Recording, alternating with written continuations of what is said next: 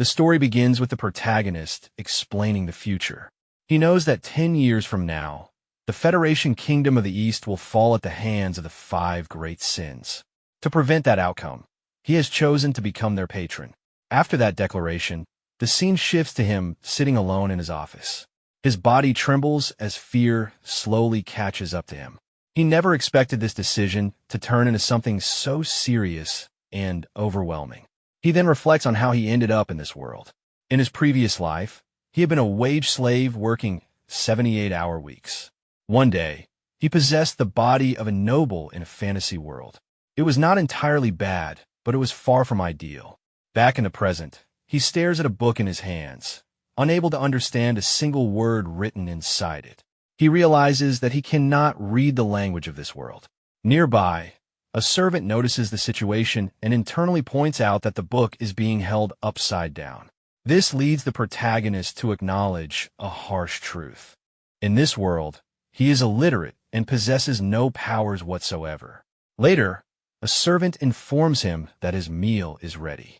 He sits at a grand dining table and begins eating. The food tastes surprisingly good, leaving him momentarily satisfied. After the meal, a maid approaches from behind and prepares to help him bathe before bed. As this happens, he recalls the awkward experience of being assisted during bathing. Despite the confusion, he reflects on the comfort of being the young master of a count's family, living a life where he can remain useless and pampered, even though he still has no idea where exactly he is. During the bath, a maid mentions that the other young masters will be returning the next day and advises him to sleep early. This leaves him confused. She then explains that she is referring to Leo and Tonio, the young masters of the household, and wonders why he seems unfamiliar with his own family. The name Palatio suddenly catches his attention. It sounds disturbingly familiar to him. Confusion overwhelms him, and he rubs his head before submerging his face into the bathwater. The maids panic as he does not immediately resurface. As his thoughts spiral, he questions whether he is trapped in a hallucination. Then, memories from his previous life surface. He remembers a game he once played called Psychedelia. He recalls that it was a turn-based RPG he used to play whenever he had free time. No matter which route the player chose, the moment the 5 great sins appeared, wrath, greed, sloth, pride, and obsession, the kingdom, its nobility, and the cities would all begin to collapse. Within that game, the Palatio house was a notorious noble family involved in prostitution and drug trafficking, operating an organization known as Avalon. They were part of a subquest that appeared before the main episode even began. The eldest son, Leo Palatio, ruled the world of prostitution, while the second son, Tonio Palatio, controlled the drug trade. When he finally realizes that he has reincarnated into the very same game, devastation hits him. He drops to the ground, fully aware that he now understands exactly where he is. He remembers how the first subquest of the game always began here, involving the investigation of the Palatio house and its illegal activities. Recalling this fills him with disbelief and frustration. The Palatios were among the first to be destroyed by the 5 great sins, even though the subquests here provided a large amount of experience. Only then does he remember the role he played in the game. He was an extra villain, the 3rd son of the Palatio house, Alan Palatio. Later, he lies on his bed, emotionally exhausted, wishing he could return to his old life as an overworked wage slave. Despite living in luxury now, he knows he will die in 10 years. To him, this fate feels worse than months of unpaid wages. He cannot understand why he possessed a fantasy character with no powers when others gained so much more. While crying, he suddenly recalls something important. The concept of powers resurfaces in his mind. As he sits up, a realization forms.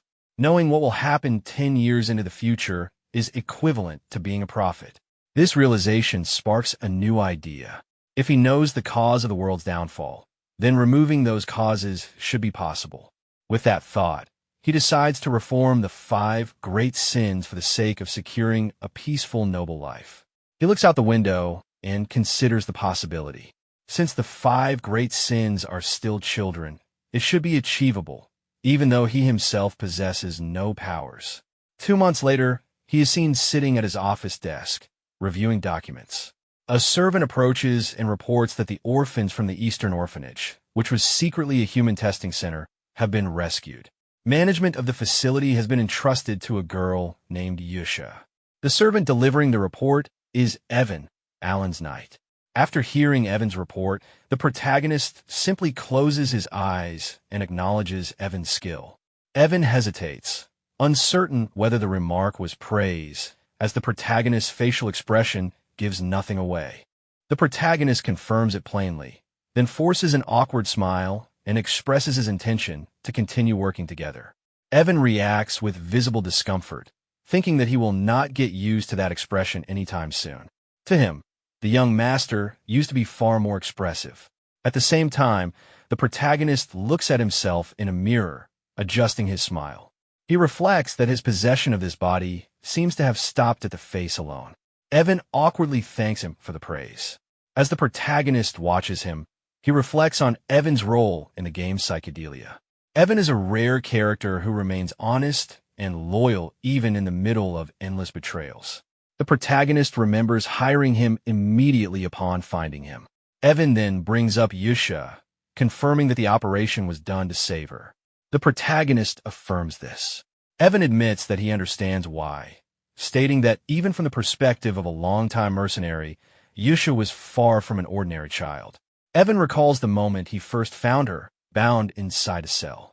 Even then, her strength was evident, to the point that he could not understand why she allowed herself to remain imprisoned.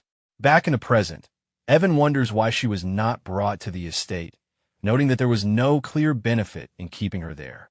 The protagonist settles more comfortably in his chair and agrees. Outwardly, it might appear that he is neglecting her rather than making use of her. However, internally, he calculates carefully.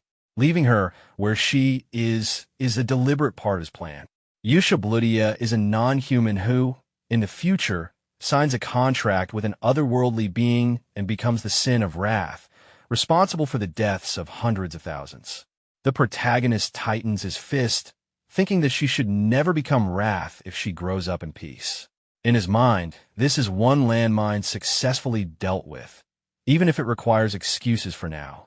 Snapping out of his thoughts, he speaks seriously to Evan and makes it clear that the timing is not right yet.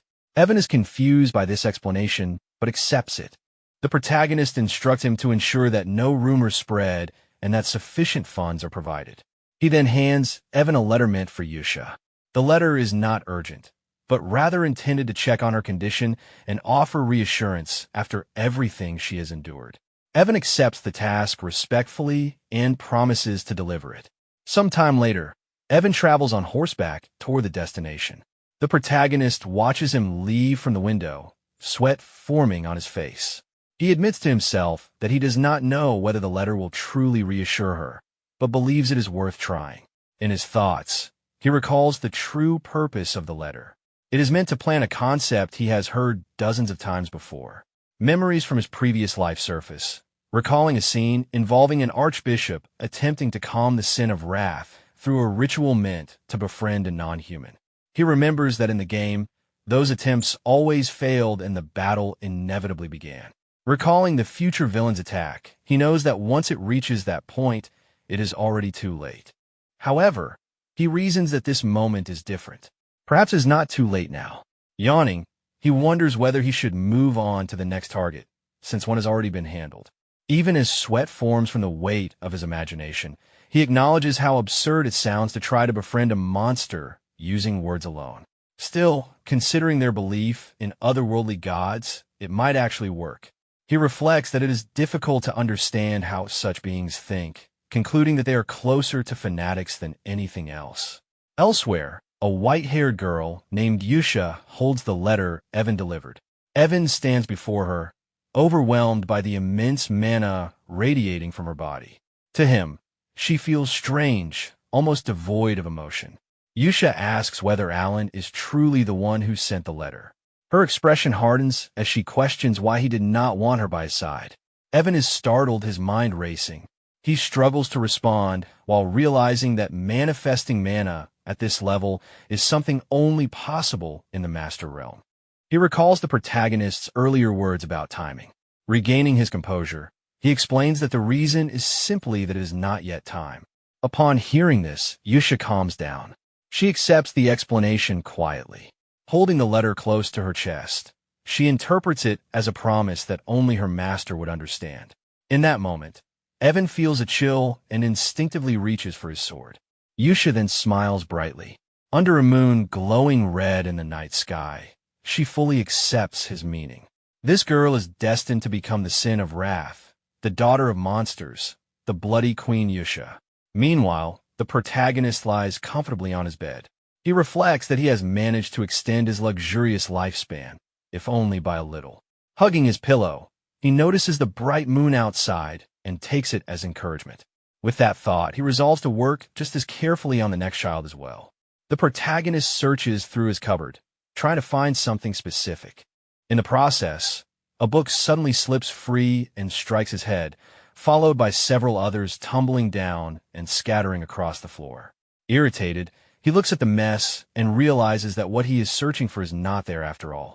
Inside his thoughts, he admits that trying to find clues about the third boss has been giving him a constant headache. At that moment, Evan enters the room and walks toward him. He reports that they have successfully rescued the second child the protagonist had mentioned. The protagonist responds calmly, confirming whether the child was treated kindly. Evan assures him that this was done properly after rescuing the child from the illegal slave market.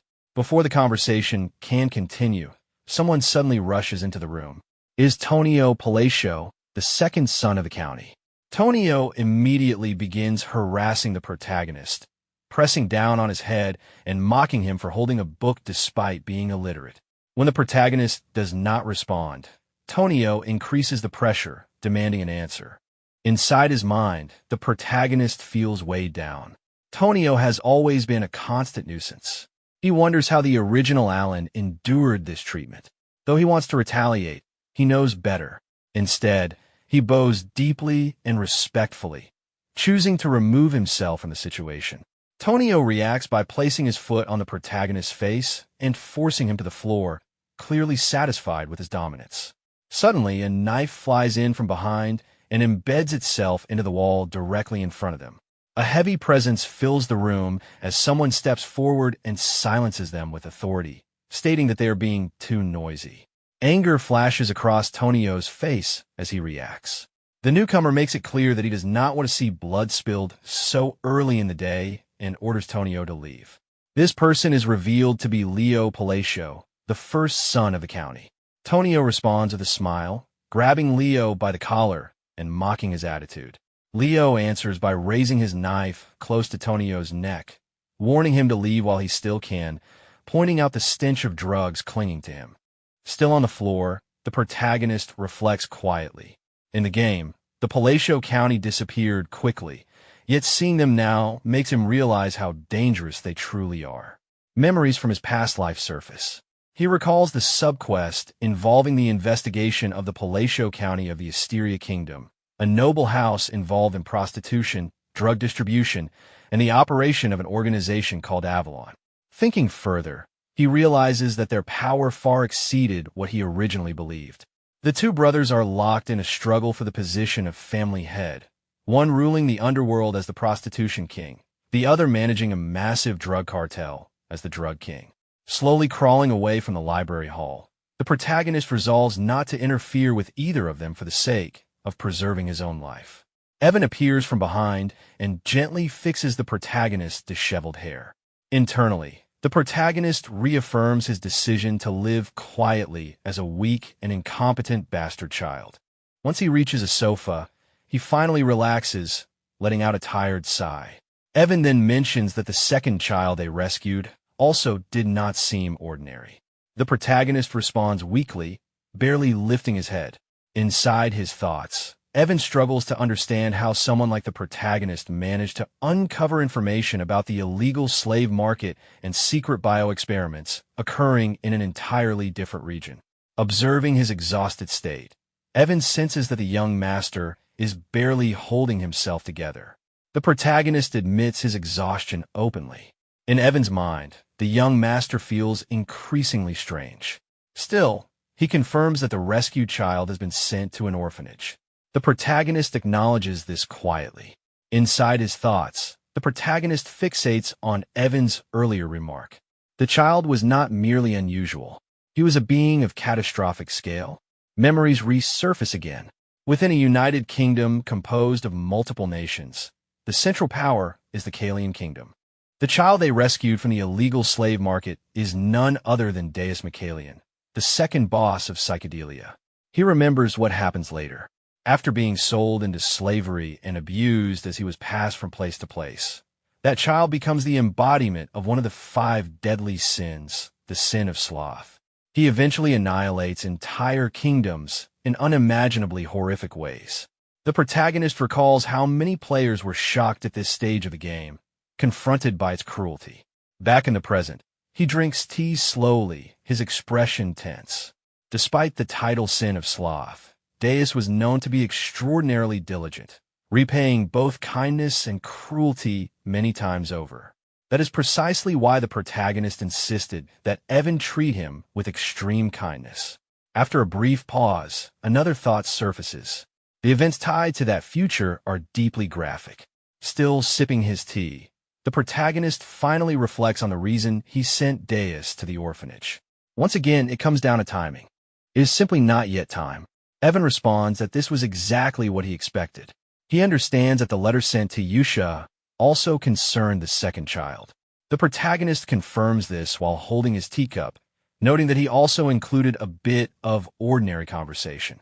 In his thoughts, he recalls telling Yusha to take care of the slightly sick child he had entrusted to her. The scene shifts to the orphanage. In an open field surrounded by trees, 2 girls and a boy are playing together. A short distance away, Machalian stands alone, separated from the others. From behind him, a voice emerges, calmly stating that he is broken. It notices the cuts on his palms and identifies them as traces left by something unnatural. After a brief pause, the voice identifies the cause as the black goat. Yusha steps out from the shadows with a faint smile. She remarks that despite everything, the great moon has still chosen him. She encourages him to feel the power he has been granted and to allow his potential to awaken. She explains that if he remains loyal and follows the will of the one above, he will be granted his revenge. Machalian remains tense as Yusha calmly mentions that it is time for her to send her first reply, beginning with a light greeting. Back at his residence, the protagonist sits on the floor, surrounded by books, searching through them with growing frustration. He cannot locate the third boss and feels increasingly irritated by the delay. Suddenly, Evan rushes into the room, visibly shaken. He announces that there is serious trouble, correcting himself as he explains that it involves the second young master. The protagonist reacts in shock, his thoughts immediately racing to the possibility that Tonio might already be dead. The scene transitions to a funeral. Tonio's father sits solemnly as 2 women lean against him, one dressed in red and the other in blue, behaving casually and without restraint. Observing this, the protagonist thinks bitterly about how drugs and women have been brought to his son's funeral. He already knew the Palacio family was deeply flawed, but the reality still leaves an impression of a dark fantasy world. His attention shifts to Tonio's body resting inside the coffin. Tonio's death being ruled as an accidental fall is different from what the protagonist remembers from the game. He recalls the original version of events. In the game, Leo eventually killed Tonio after decades of rivalry and claimed the title of Count Palacio. Leo had cried openly, declaring that he had finally eliminated his brother after all those years. Looking at Leo now, the protagonist notices the unmistakable expression of satisfaction on his face, as if he were thinking of it as a lucky break. The protagonist reflects that Leo could at least try to hide his emotions. He concludes that the culprit must be Leo or one of his followers. Regardless, his focus remains on resolving the threat of the 5 deadly sins. 1 year later, the protagonist explains the situation to Evan over tea. With the succession issue resolved and Leo absorbing the drug business, the county has become noticeably more stable. During breakfast, the protagonist reflects on his correspondence with Yusha. Over time, they have become pen pals. Holding one of her letters, he believes that maintaining contact with her will be useful in the future. As he reads, a faint smile appears on his face. Viewed this way, the children almost seem normal. The letter includes a list of sponsors for the orphanage, which has grown once again. The increasing number of sponsors for such a small orphanage strikes him as unusual but not unwelcome. Evan agrees that while it is strange, it is still a positive development. Evan then recalls something important. Regarding the item the protagonist has been searching for, the Information Guild has reported that they have found a clue.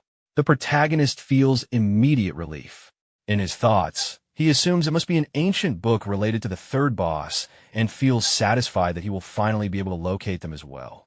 Later, he reflects quietly that everything seems to be progressing smoothly. It feels like a peaceful evening. Suddenly, a scream breaks the calm. The scene shifts to a drug distribution site in Margot. Two men walk together, one casually tossing an object into the air. The short-haired man comments on how generous the eldest son of the Palacio family is, frequently offering large rewards. His long-haired companion notes that their organization now numbers several hundred members. They soon encounter corpses scattered across the ground, soaked in blood. The long-haired man remarks that it is almost complete. More figures appear, revealing that those lying on the ground were their own companions. Panic spreads as some of them realize they can no longer control their bodies. Hands move on their own, turning weapons inward. Screams echo as they are forced to kill themselves, unable to resist. From the shadows, a motionless figure emerges, radiating an unnatural presence. From behind that figure, Yusha steps forward. She remarks that she enjoyed the puppet show and notes that there is still more to report. The shadowy figure questions the purpose of this act. Yusha asks whether pity is the reason. The figure's face is revealed to be Macallion. He explains that he does not pity them, but acknowledges that they ground people down to create drugs. He simply questions whether this truly serves his revenge. Yusha answers calmly, explaining that it does help. Creating space is necessary for his return. With a smile, she adds that the place must not be left in ruins when he arrives. Macallion accepts her explanation. The two of them slowly rise into the air, their powers lifting them effortlessly. Yusha declares that everything will proceed according to his will, and that they, the Blue Moon, shall act as his sword. The scene ends with the image of a circle carved into the city road, a crescent moon etched clearly within it. The scene begins with the protagonist reflecting on the passage of time. 2 years have passed since he began corresponding with Yusha as a pen pal. Evan searches for the protagonist, clearly exhausted. While looking for him, he stumbles and falls to the ground. Still lying there, he announces his return and realizes that the protagonist is in the backyard. Despite his fatigue, Evan raises his thumb cheerfully and reports that the 5th child has also been successfully sent to the orphanage. Covering his mouth, the protagonist reflects internally that during this period, he has managed to save the remaining 3 sins as well. He sits down on the floor and offers Evan a piece of cake. Evan crawls closer, grumbling weakly as he accepts it. The protagonist tosses a few macarons into the air for Evan to catch, thinking back on the difficulty he had locating Greed, the 3rd one. However, having Evan work alongside him while using his knowledge of the game has proven effective. The protagonist acknowledges Evan's efforts and tells him that he can finally rest. While eating the macarons, Evan asks whether that concludes all duties related to the orphanage. The protagonist confirms that it does. Hearing this, Evan feels a deep sense of relief.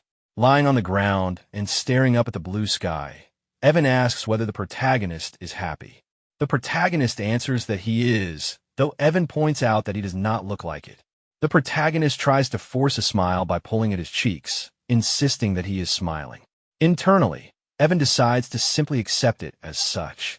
The protagonist stretches and then lies down beside him, staring upward.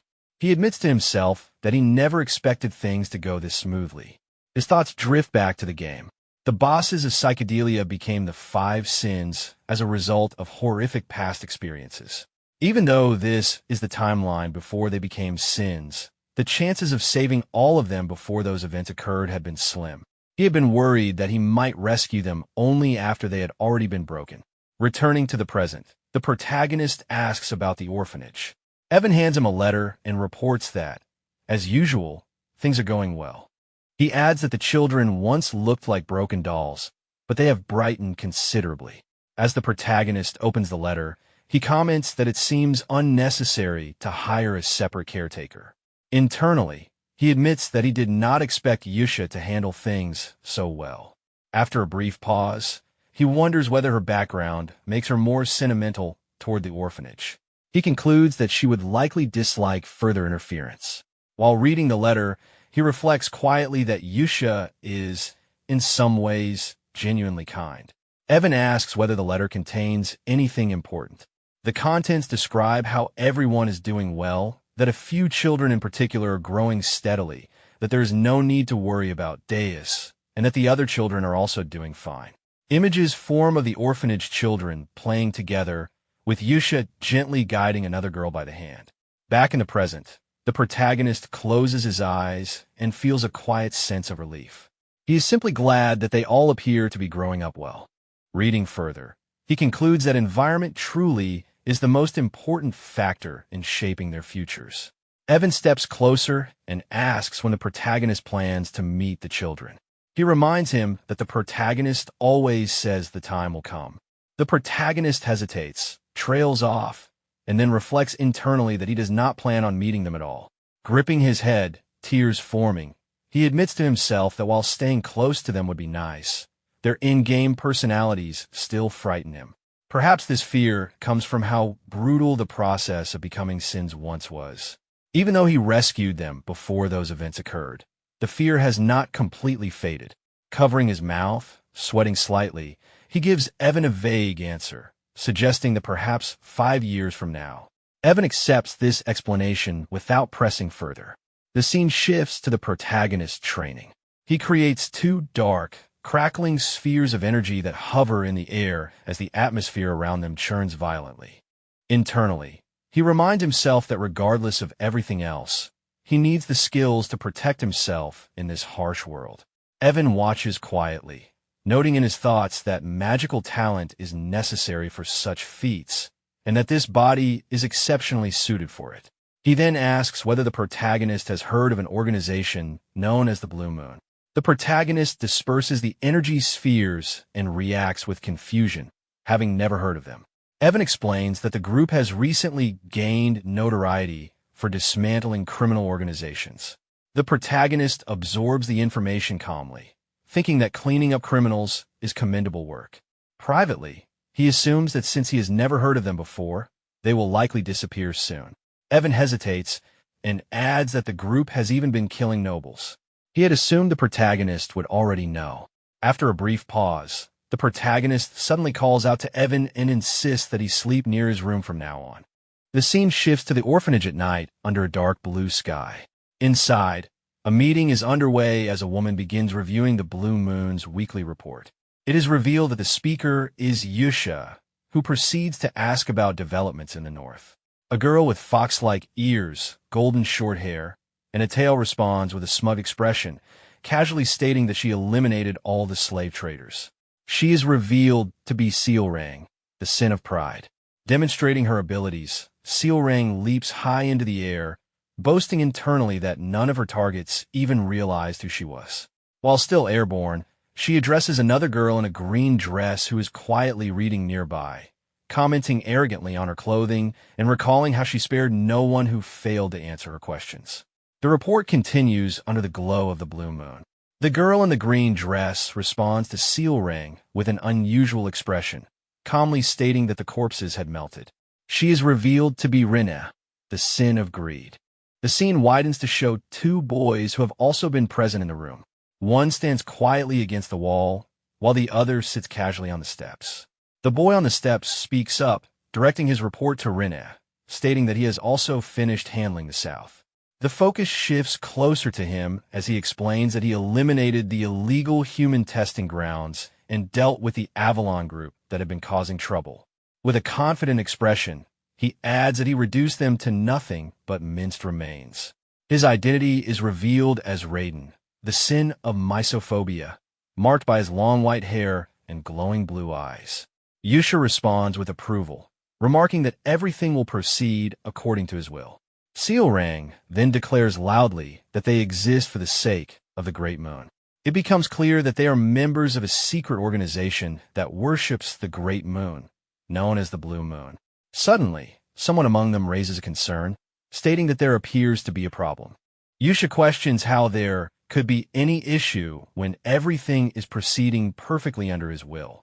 A boy with short black hair steps forward, holding a letter. He explains that the head of Avalon is the eldest son of a count family, and that while cleaning up the South, he discovered a dangerous written order. After a brief pause, he adds that the eldest son appears to be targeting their leader. Yusha reacts with shock before composing herself and acknowledging the situation. A crimson, mystical energy begins to radiate from her body, glowing like fire and illuminating the entire room. Seorang and Rinna instinctively react with fear, sweat forming on their faces as they look toward her. Yusha examines the letter more closely. It contains an order instructing that after the Count's death, poison should be administered slowly to kill him. Filled with restrained fury, Yusha crushes the paper in her hand. 2 years later, the scene shifts. The protagonist stands in his home alongside Evan and 4 servants. Before them lies the body of his father, Count Palacio, resting in a coffin. The protagonist states that his father has died. Inwardly, he reflects that while the official cause was heart failure, it was clear the death resulted from an overdose. From behind, Leo's shocked voice carries through the hall, reacting to news that the Blue Moon has struck again. Soldiers confirm that an attack occurred the previous night. Leo questions whether everyone was wiped out once more. Watching the exchange, the protagonist notes internally that people have become increasingly wary of the Blue Moon. As he leaves the funeral hall with Evan, he reflects that the Count's death ended quietly, without a single mourner. Leo watches them leave from the side, his gaze cold and sharp. The scene transitions to the protagonist's room. Evan asks what he plans to do next. The protagonist rummages through bags and trunks while Evan watches in confusion, wondering why so many bags have been prepared.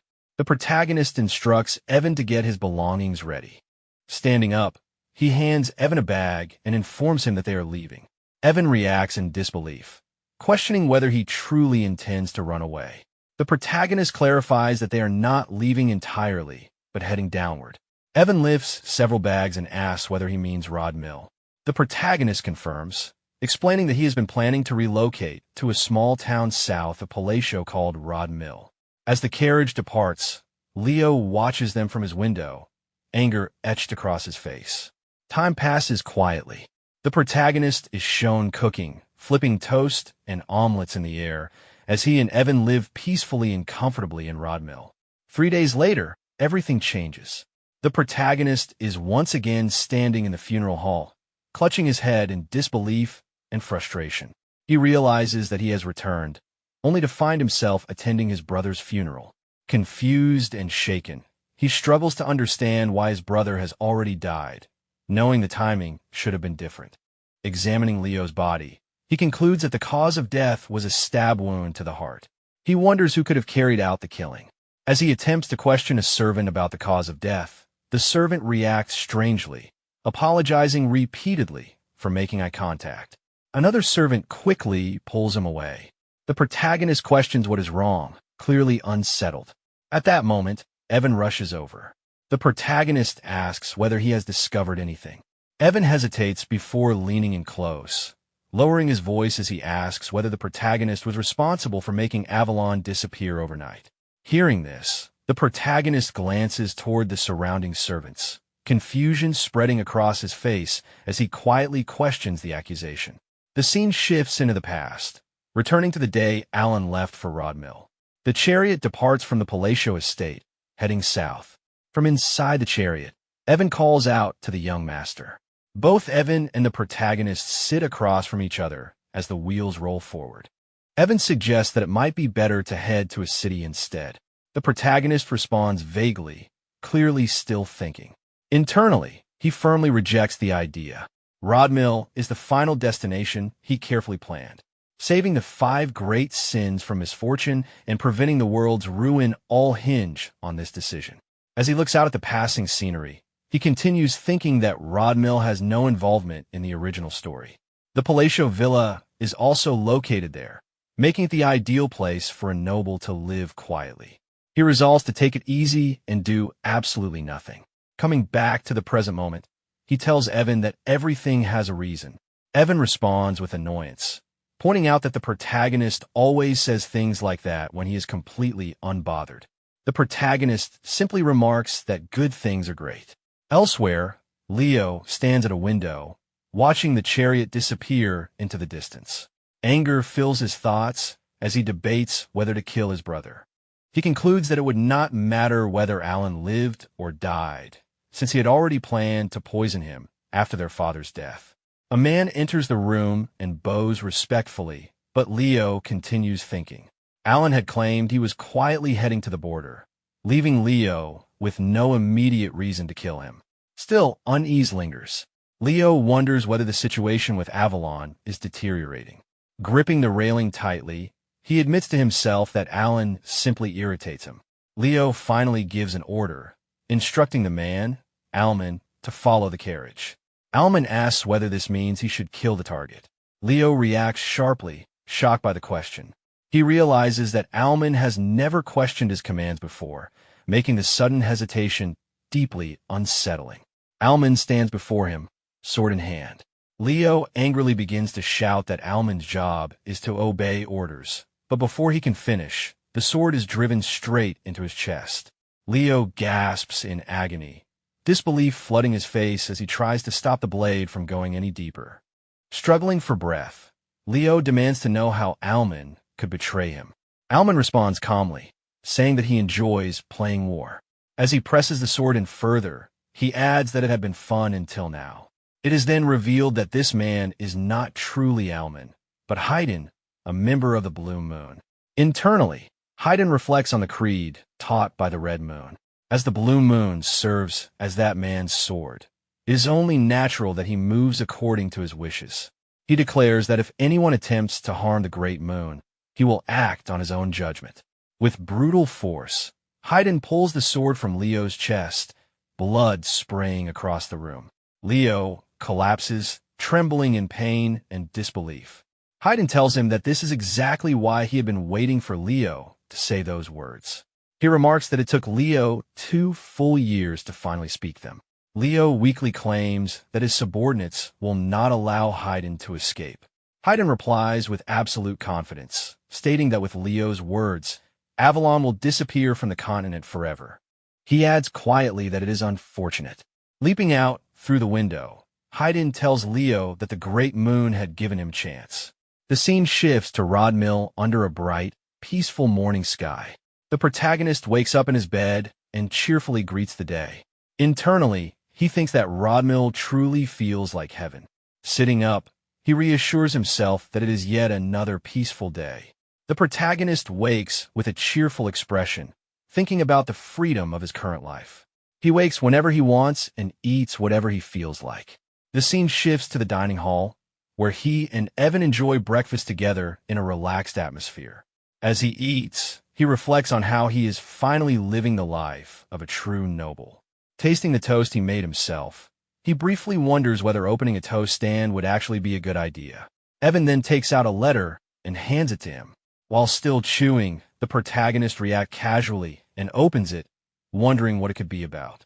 The moment he reads it, the toast slips from his hand. Fear flashes across his face as he realizes that his brief taste of freedom has come to an end after only 4 days. He explains that this is how he ended up returning to the Palatial estate. The scene shifts to the present, inside the funeral hall during Leo's funeral. Noticing the servants' strange behavior, the protagonist silently questions their reactions. Evan then asks him when he became the shadow leader, leaving him completely confused. As he processes everything, the protagonist realizes that he has somehow been placed in the center of an absurd chain of overlapping circumstances. He and Evan sit on a bench in a quiet corner of the funeral hall. With a heavy expression and tears welling in his eyes, he asks Evan to explain why he's been labeled the villain. Evan calmly explains that the protagonist is the only one who benefits from the current situation. After they left the estate, Leo, was murdered, and the protagonist now possesses the perfect alibi to inherit the title of Count. The words leave him stunned. Evan continues, explaining that Avalon has completely disappeared, and with Leo gone, nothing stands in the protagonist's way anymore. The implication settles heavily in the air. Before the protagonist can respond, a servant approaches and formally identifies him as the shadow leader who orchestrated the assassination of a swordmaster. Confused and irritated, the protagonist questions the situation, his thoughts spiraling as he wonders where he could even begin to untangle this mess. No ordinary organization should be capable of eliminating a major underworld figure so quickly. He then recalls the existence of an organization known for hunting other organizations. Evan confirms that he is referring to the Blue Moon, but quickly clarifies that the Information Guild has ruled them out. The Blue Moon is known to leave behind a mark rather than corpses, whereas Avalon's members were clearly killed by sword wounds. Evan concludes that the road to hell has already been opened. Annoyed, the protagonist realizes this is why he is now being branded as the shadow leader responsible for killing a swordmaster. Internally, he rejects the idea that the Blue Moon is involved. In the original game, they vanish before the main story even begins. That leaves one unsettling question unanswered. The scene shifts to the orphanage, where Yusha calmly asks whether any traces were left behind. Rinna confidently reports that nothing remains. At the same time, Sealrang casually spins her knife, confirming the same, adding that only corpses were found. A new presence enters the room, reporting his return. The boy states that 486 soldiers of Avalon remain, exactly as instructed. Raiden then adds that he personally cut them all in half. Yusha reacts with quiet satisfaction. In her thoughts, she considers the outcome perfect. She reflects that Avalon, once a massive organization dominating the Asteria Kingdom, was reduced to nothing in just 5 days. Raiden then points out that the cleanup was not entirely flawless. When questioned, he presents a file containing information on nobles connected to Avalon, specifically highlighting the deep ties to the Altea dukedom. After reading it, Yusha acknowledges that he already understands what must be done. Raiden agrees to handle the matter quietly.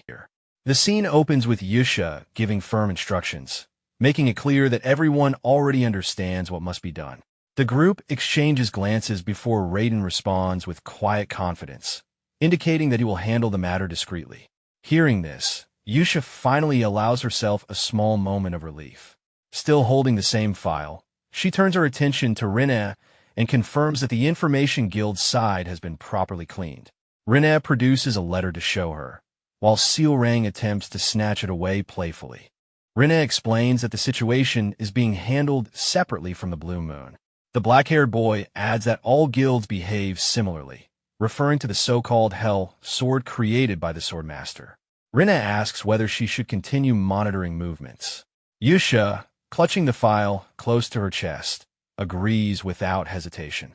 She emphasizes that this matter must never reach the ears of that person, reminding them that this warning has already been repeated many times. The black-haired boy points out that since that person's family acted first, this was not an order. With unwavering resolve, he affirms that they exist as swords. Yusha responds sharply, reinforcing that a sword must never think for itself. Pointing toward the crescent blue moon, she stresses that the blue moon moves only by command and reminds them that that person knows everything. The room falls silent as fear spreads among them, sweat forming on their faces. After a brief pause, Yusha issues one final warning, telling them never to disappoint him. The black-haired boy watches her closely, confusion stirring within him. Despite Yusha's overwhelming abilities, she seems plagued by anxiety and restlessness, all stemming from her fear of being discovered. Pushing those thoughts aside, he takes the file from her and acknowledges the order. The scene shifts to the exterior of the orphanage. From within, voices echo with devotion to the great moon. The focus then returns to the protagonist, seated in his office and surrounded by stacks of documents, books, and scattered papers. Visibly exhausted, he reaches his limit. Tears spill from his eyes as he reflects on the month of relentless duties that followed the funeral, leaving him completely overwhelmed. All he wants is to laze around and eat, wondering if that isn't what nobles are supposed to do. His thoughts drift as he recalls that even though he has made enemies, Leo's death was not supposed to happen for another 6 years. However, because the order of the brothers' deaths changed the course of the game, all the accumulated family responsibilities fell onto him as the heir. A servant's voice interrupts his thoughts, and soon 5 servants enter the office carrying books, documents, and scrolls. The sight alone drains him further. As he watches them, he wonders why everyone is suddenly working so hard. When the Count was alive, they were known for slacking off and skipping duties. The servants, noticing the protagonist's unusual behavior, grow visibly nervous. One worries that he might be angry. Another resolves to work even harder. A third, overwhelmed by fear, simply hopes to survive. The protagonist, puzzled by their reactions, wonders if the rumors of him being a secret mastermind have made the staff overly strict and cautious. He questions why they hesitate to approach him when called, reflecting on how he is still, at heart, just a former slave who wants to do his job quietly. He wishes the staff would handle matters on their own without forcing him to intervene. The scene changes to an outdoor setting where meat and potatoes roast over an open fire. Evan approaches and addresses the protagonist. He remarks on how astonishing it is that the protagonist has reached the 2nd tier after only 2 years of self-study in poisoncraft. Such progress usually requires 4 years of formal instruction, and magic itself often demands innate talent. The protagonist eats a roasted potato from a skewer while simultaneously practicing magic, forming faintly sparking electrical spheres. He casually acknowledges that his talent is fairly decent. Internally, he reflects that his intense training was driven by unease and a need for self-defense. Evan, observing closely, considers how controlling mana is essential for such progress. Meanwhile, the protagonist grows frustrated, realizing that half-baked ability offers little reassurance.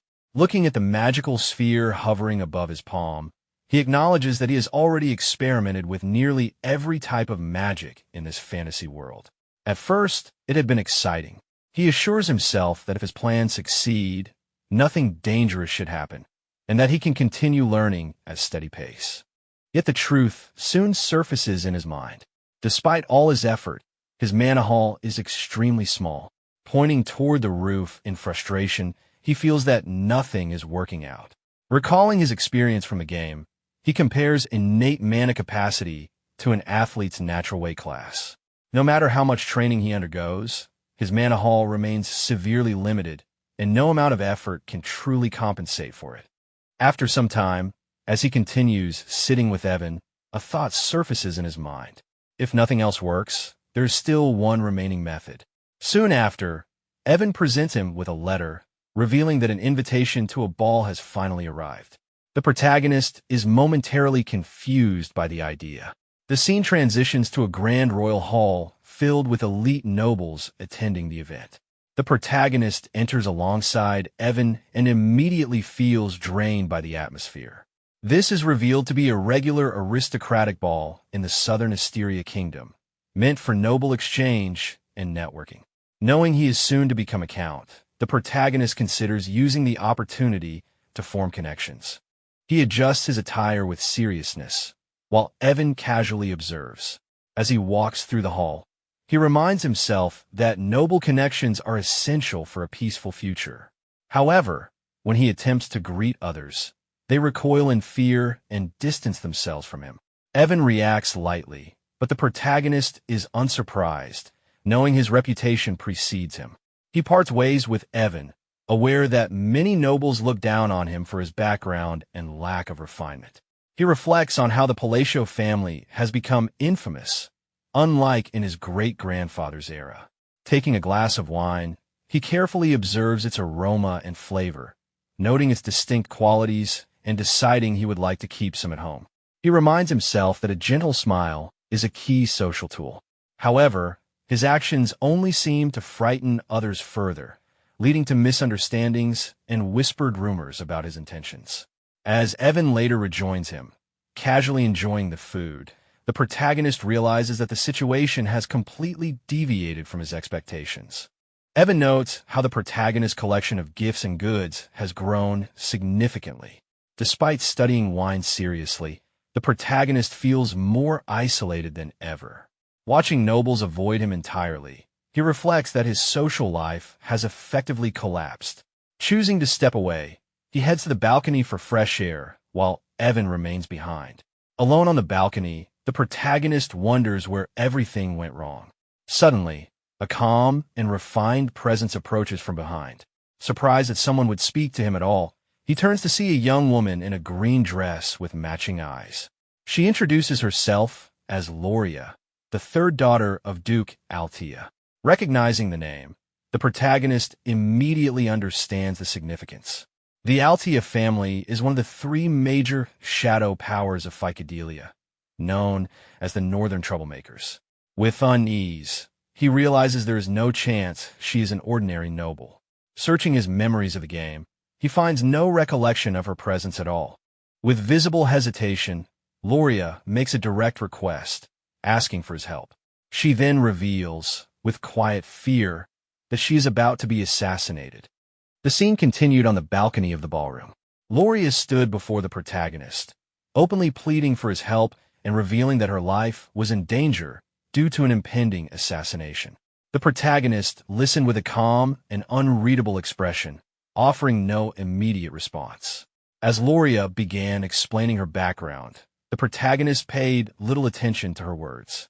Instead, he analyzed the situation internally, recognizing that she had been protected only because of her status as the Duke's illegitimate daughter. With Duke Altea's condition deteriorating, that protection was clearly fading. When Loria expressed fear that her older sisters would soon kill her, the conclusion became obvious to him. This was a mutual downfall scenario. He reflected on his past experiences with the game and realized why her existence felt unfamiliar. She must have already been dead before the relevant events ever unfolded, which explained her absence from his memories. When she tried to appeal to his strength and reputation, he calmly declined. Loria then attempted to negotiate, offering half of the Altea family's fortune in exchange for her survival. Despite sympathizing with her situation, the protagonist chose to leave. As he walked away, sweat forming on his face, he admitted to himself that he was in no position to help anyone. The rumors surrounding him exaggerated his influence, and giving her false hope would only make things worse. Before fully exiting, he paused briefly, offering her silent goodwill and hoping she would find a more reliable ally. Unbeknownst to him, two shadowy figures observed the exchange from above. They discussed how Altea had already made contact with the so-called Great Moon and noted that Loria was the only member of the Altea family not tied to Avelion. This distinction removed her from Raiden's list of targets. With that clarification, they decided to proceed according to the Red Moon's command, focusing on eliminating the remaining Alteas and suppressing information so the Avalon matter would never reach the protagonist. Back inside the hall, the protagonist noticed the area around him had grown strangely empty. He wondered if something about him instinctively drove people away. At that moment, a woman in a red dress approached and greeted him. For a brief second, he believed this might finally be a normal social interaction. However, the moment he recognized her face, his expectations vanished. She was another shadow player, someone he clearly remembered from the game. The realization was immediate. No one approached him without a reason, and trouble always followed. He acknowledged her politely, addressing her by name, which visibly surprised her. Her reputation was well known across the kingdom.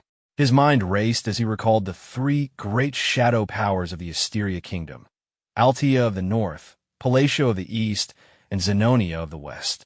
While Palatio operated like a violent gang, Zenonia was closer to a refined and highly organized criminal syndicate. Understanding exactly who stood before him filled him with unease. All he wanted was stability, a peaceful, noble life built on useful and safe connections. Even though his situation was already unraveling, getting involved with her would only accelerate the collapse. He maintained courtesy, complimenting her appearance with a slight bow. She responded warmly and expressed interest in continuing their conversation. Despite her invitation, the protagonist declined, remaining aware of the many eyes watching them from the hall. The protagonist felt a quiet sense of fear toward the woman in red. Internally, he wished only to be left alone and for the situation to pass without further complications. The woman, wearing a gentle smile, seemed amused by his reaction. She made a brief remark that aligned him with the rumors surrounding his name, then calmly expressed that she looked forward to meeting him again before walking away. Left behind, the protagonist remained confused, unable to grasp the meaning behind her words. Elsewhere, Rinne and Haydn remained positioned in the attic of the hall. Rinne confirmed that information regarding the Avalon case was being successfully contained. Haydn, however, raised a new concern. Someone else was still keeping watch over the protagonist. At that moment, a strange individual could be seen observing him from afar, perched silently on a tree branch outside a window. Back in the hall, the protagonist drank his wine with a troubled expression. The surrounding nobles continued to distance themselves from him, their fear evident.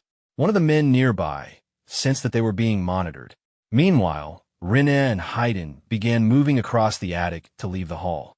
With no new orders issued, they resolved to continue surveillance before eliminating the observers. The scene later shifted to a canyon.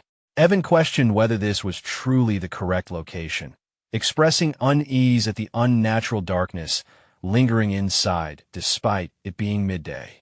The protagonist studied the terrain closely, tightening his fist as recognition set in. This was his true objective. The terrain matched perfectly, leaving no doubt. Evan nervously hoped their search would not be in vain again. The protagonist reassured him calmly, already recalling past experiences. In the game, this place had been easy to locate. His journey south under the pretense of attending the ball had always been about this location.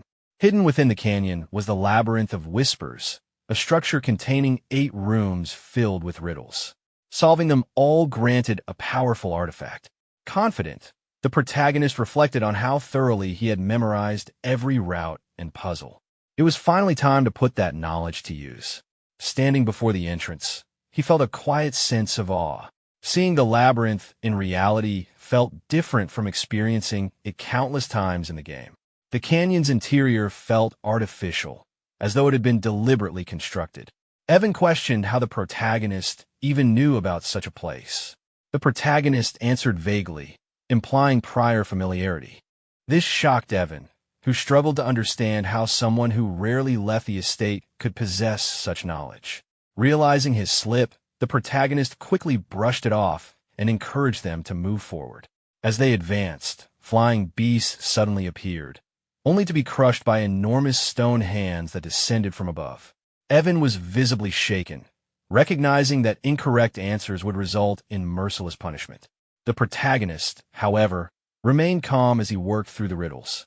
Evan watched in confusion, unable to comprehend how the young master could remain so composed. Despite working together for 4 years, he still could not discern any pattern in the protagonist's actions. His missions had always seemed random, eliminating criminal groups, repaying debts, saving orphans, aiding slaves, and delivering messages with no apparent meaning. Yet every action somehow led to a positive result. As the massive stone hands loomed nearby, Evan continued to wonder how the protagonist knew so much about this place despite rarely venturing beyond the estate. Soon after, the mechanism responded correctly, and the gate began to open once the process completed. Watching the entrance slowly open, Evan felt a growing sense of unease. He could not help but wonder what the protagonist was truly planning this time. As the beasts were crushed under the descending stone hands, blood and torn flesh splattered across the chamber. The protagonist forced himself not to look, feeling nauseated as the sight overwhelmed him. Relief only came when the door finally opened, confirming that the ordeal was over. Evan, watching the destruction come to an end, quietly relaxed as well, convinced that the danger had passed. Beyond the open door lay a vast chamber overflowing with treasure. Gold and valuables filled the space, and at the far end stood a small stone hand placed upon a table. Multiple rings adorned its fingers. The protagonist focused immediately on a single black ring, deciding that it was the only item worth taking. As he picked up the ring, Evan gathered a handful of gold bars, clearly puzzled by the choice. The protagonist dismissed the rest of the treasure, judging that taking anything else would only invite unnecessary trouble. Holding the black ring, the protagonist recognized it as the Oath of Restraint, the artifact he had been seeking. Confident that no danger awaited them on the way back, he proceeded toward the exit. Evan followed, still uncertain. As they left the treasure room, the protagonist reflected that navigating the labyrinth had been easy thanks to his knowledge of the game's route. Evan, however, sensed that something was wrong and suspected the protagonist had anticipated more than he let on. That suspicion proved correct. The rock piles scattered throughout the canyon began to shift, revealing themselves as golems. One after another, they rose from the stone, gripping sharp spears. Evan immediately assessed the situation as a worst-case scenario, preparing himself to fight while prioritizing the protagonist's safety. The protagonist stopped him and took responsibility for the threat himself. Evan was shocked, unable to understand why escape was not the first priority. Before further action could be taken, the protagonist struck the golems directly, making it clear that ordinary magic would not be enough. Turning his attention to the ring, the protagonist activated the artifact. As he raised his hand, a void opened in the sky. From within it came a presence that addressed him directly, recognizing him as one who carried a fragment of a greater will. The voice demanded 2 self-imposed restrictions in exchange for power. The protagonist recalled how this moment appeared in the game as a choice window, yet hearing a voice made the experience feel disturbingly real. Within the void, a faint human-like visage emerged, revealing the true nature of the Oath of Restraint. It was an absorption-type artifact that allowed its user to gain power by limiting themselves. Acknowledging this, the protagonist declared his first restriction. He would always perform the hand signs of Babylonia when casting magic. When asked what he desired in return, he requested greater authority to bend the laws of the world. The restriction was accepted. He then declared the second restriction, vowing to strictly chant the words of Babylonia whenever using magic. In return, he demanded even greater power to defy the world's laws. When no immediate response followed, doubt crept in. He reviewed every detail, confident that combining both restrictions granted the highest possible magical output. He had memorized every configuration through repeated gameplay. It had to work. At last, the voice confirmed the second grant. It acknowledged him as one who remembered the forgotten gestures and mysteries of a lost god and expressed gratitude toward him as an inheritor of that will. The meaning of those words confused the protagonist, but his attention shifted as the black ring on his thumb began to dissolve into his body. The absorption confirmed that the restriction had been successfully applied. The voice declared that it would continue to watch him before fading away. Time resumed. The golems were once again mid-motion, about to strike. Evan instinctively moved to shield the protagonist, convinced that second-tier magic would not be sufficient. Returning fully to the present, the protagonist summoned a sphere of lightning in his hand. Despite pouring all of his mana into it, the spell appeared weak and unimpressive. He acknowledged the truth calmly. No matter how much he trained, this had always been his limit. That realization was precisely why he had chosen to test the restriction and the price he had paid for it. As the protagonist prepared to attack, he formed a magical electric sphere between his hands. While doing so, he focused inward, deciding that this was the moment to test the restriction and the price he had paid for it.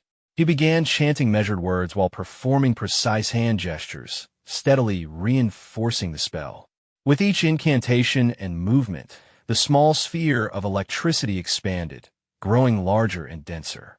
The magic intensified until the sphere became massive, surging forward and engulfing the golems in its path. The destructive force pulverized the stone constructs completely. Columns shattered into fragments, and the remains were reduced to dust that scattered across the cavern. Evan watched in stunned silence, unable to process what he had just witnessed. As they moved through the debris of broken stone and collapsed golems, Evan could not hide his disbelief. He wondered whether the protagonist had been concealing his true strength all along. The protagonist denied it calmly, stating that what had just occurred was not something he himself had anticipated. Evan, still shaken, reflected on his 15 years as a mercenary, and acknowledged that he had never seen anything like it before. He questioned whether such power could truly be attributed to second circle magic. The protagonist confirmed that it was. Privately, the protagonist revisited his past experiences with the game. What had happened differed greatly from how things worked there. In the turn-based battle system of Dealer, magic could be enhanced incrementally each turn through hand signs or incantations, each providing a modest increase in power. This time, however, he had reinforced the chain lightning spell through multiple layers of incantations and gestures, effectively stacking enhancements over several cycles. What he had executed was equivalent to configuring a large-scale lightning spell rather than a basic one. Beyond that, his newly imposed restrictions required him to always use both hand signs and incantations when casting magic. Combined, those limitations appeared to amplify the spell repeatedly, far beyond what he had expected. As they exited the cave, the protagonist reflected soberly on the outcome. Even second circle magic had proven excessive under these conditions. The result had surpassed his expectations and genuinely caught him off guard. Evan, equally drained, felt a sense of relief as they finally emerged from the canyon. Exhaustion caught up to him, and he sat down on a nearby rock, finding the experience more tiring than the battle itself. He wondered who could have created such an unpleasant place. The protagonist paused, considering something he had not thought about before. The Maze of Whispers had another name. The dungeon's layout and strategies had once circulated on community forums, where players frequently referred to it by a different title. Pauleon. According to developer commentary, the maze belonged to someone by that name. Because the dungeon allowed infinite retries without penalty, it eventually became known as the Maze of Pauleon. He muttered this realization aloud without much thought. Evan reacted with confusion, prompting the protagonist to change the subject. He pulled Evan up by the arms and urged him forward, directing their focus toward returning east. He acknowledged Evan's efforts over the past 3 weeks and mentioned that there was something he intended to do once they returned. With that, the two of them continued onward, leaving the labyrinth behind. As they continued walking, Ivan reflected inwardly, realizing that the young master was far more diligent than his appearance suggested. While supporting Ivan as they moved, the protagonist recalled his past experiences in detail. In the game's mechanics, choosing a hand sign that matched a spell's attribute increased its power, while selecting the correct incantation enhanced the spell's properties. That was how it had always worked. In the game, however, the visuals never changed, and only numerical values increased. This time was different. With each incantation, the spell itself had visibly altered in shape. The protagonist considered this carefully. Even though his mana pool was undeniably small, it was possible that his precise control over mana allowed him to perceive and induce these transformations more clearly than others. When they reached their horses, he decided that further testing would be necessary once his mana had fully recovered. For now, it was enough that everything had ended safely. From a distance, a figure concealed in darkness observed them. The watcher was Rina. She leapt toward the cave wall and examined the ancient calligraphy carved into it. The glyphs belonged to the era of the forgotten outer gods, written in the language of the Alanef Empire. The inscription spoke of a friend left behind by the coward Pauleon. As Rina studied the text, fragments of ancient history surfaced in her mind. The figure praised in the inscription was the brilliant emperor known as Pauleon the Great, the one who had halted the invasion of the Black Entities and stood victorious against Alakalaka, the devourer of citizens' hearts. Rina possessed this knowledge because she had been born with the ancient library, a gift granted alongside her great mission. She quietly connected the realization. The one who had created the maze was indeed Pauleon. Her thoughts returned to the protagonist. She had suspected his uniqueness ever since the Bloody Queen began following him, something found only in historical records. Still, she had not expected the Great Moon to be connected to Pauleon himself. Even more unsettling was the phrase he had whispered earlier, one that did not exist anywhere in the ancient library. She questioned what he truly was. Exiting the cave, Rina clasped her hands near her chest, feeling a mixture of humility and embarrassment. The Red Moon had been right, and she realized she had been following orders too blindly. Her attention shifted as Haydn appeared beside her. He confirmed that he had come for information, but reported instead that the Dark One was dead. The death had been abrupt, with the head twisting unnaturally in midair. Rina acknowledged that the incident would need to be formally reported for further processing. Soon after, the two vanished into the air, leaving the area behind. The scene shifted to Zenonia County. Lady Zenonia sat on an ornate couch, quietly drinking tea. She reflected that the rumors had not been exaggerated. The protagonist's demeanor had been chillingly emotionless, his gaze resembling an abyss. She found it strange that he had referred to her as famous, despite her complete absence from social activities. She approached her father, who was seated at a desk, and shared her thoughts. Her father dismissed the matter, reminding her that she was the count. Internally, she smiled, knowing that he had long since become her puppet and that she was the true head of the household. What unsettled her was how the protagonist had seen through this arrangement so easily. She recalled their earlier exchange and realized that he had noticed the observers she had assigned to watch him. A servant suddenly rushed into the hall and urgently summoned her. When she followed him to her room, they discovered the corpse of the Dark One. His neck had been twisted, blood staining the floor. The servant noted that the seal had not activated, meaning no secrets had been revealed. Lady Zenonia understood immediately that the body had been placed there deliberately. She smiled faintly, wondering how the perpetrator had uncovered the truth so precisely. She recognized that the protagonist had identified one of her greatest weaknesses the moment they met. The scene shifted once more. The protagonist and Ivan, exhausted from their recent ordeal, sat quietly in their chariot as they made their way back, the aftermath of the labyrinth still lingering in their thoughts. The Altea ducal estate as Loria's chariot approaches the palace gates. Seated inside, she reflects on the events of the past. She acknowledges that the man she met was not someone to underestimate, a distinguished figure of the underworld with cold eyes reminiscent of her father's. He was the kind of person she could never afford to make an enemy of. He had been her final lifeline, yet she understood why he would not accept a deal that guaranteed significant losses. Her thoughts turned to her situation. Her siblings, Tamalian, Marianne, Pyrin, and Keeg, had stripped her of all assets and authority. She had nothing left. Until now, she had survived only because of her father's affection and protection, but she no longer knew how to proceed. As she steps down from the chariot and walks toward the palace entrance, servants rush toward her in visible panic. She learns that Pyrin and Keeg are dead, reported as having taken their own lives. The news leaves her stunned. The idea that those who would readily betray their own family had chosen death makes no sense to her. Her thoughts immediately shift to Tamalian and Marianne. Moments later, the servants reveal the horrifying sight. The two eldest siblings standing before one another, swords driven through each other's chests. Loria freezes, unable to comprehend what she is seeing. High above the estate, a shadowy figure moves silently across the rooftops. The figure is Deus, observing the estate from a distance. With the task complete, he departs.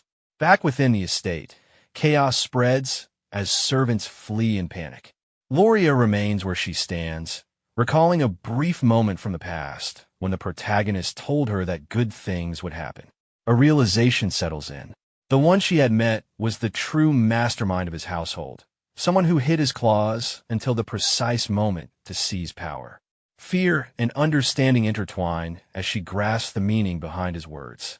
Overnight, she has become the sole successor of the ducal family. The weight of it terrifies her. She questions what kind of being she has aligned herself with, yet accepts that there is no path backward. Too many examples already exist of what happens to those who betray him.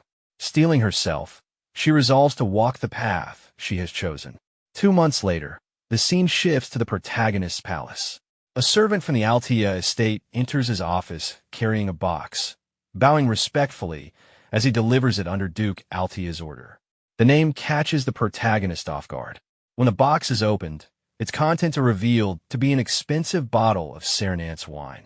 Evan reacts with surprise at the rarity and value of the gift.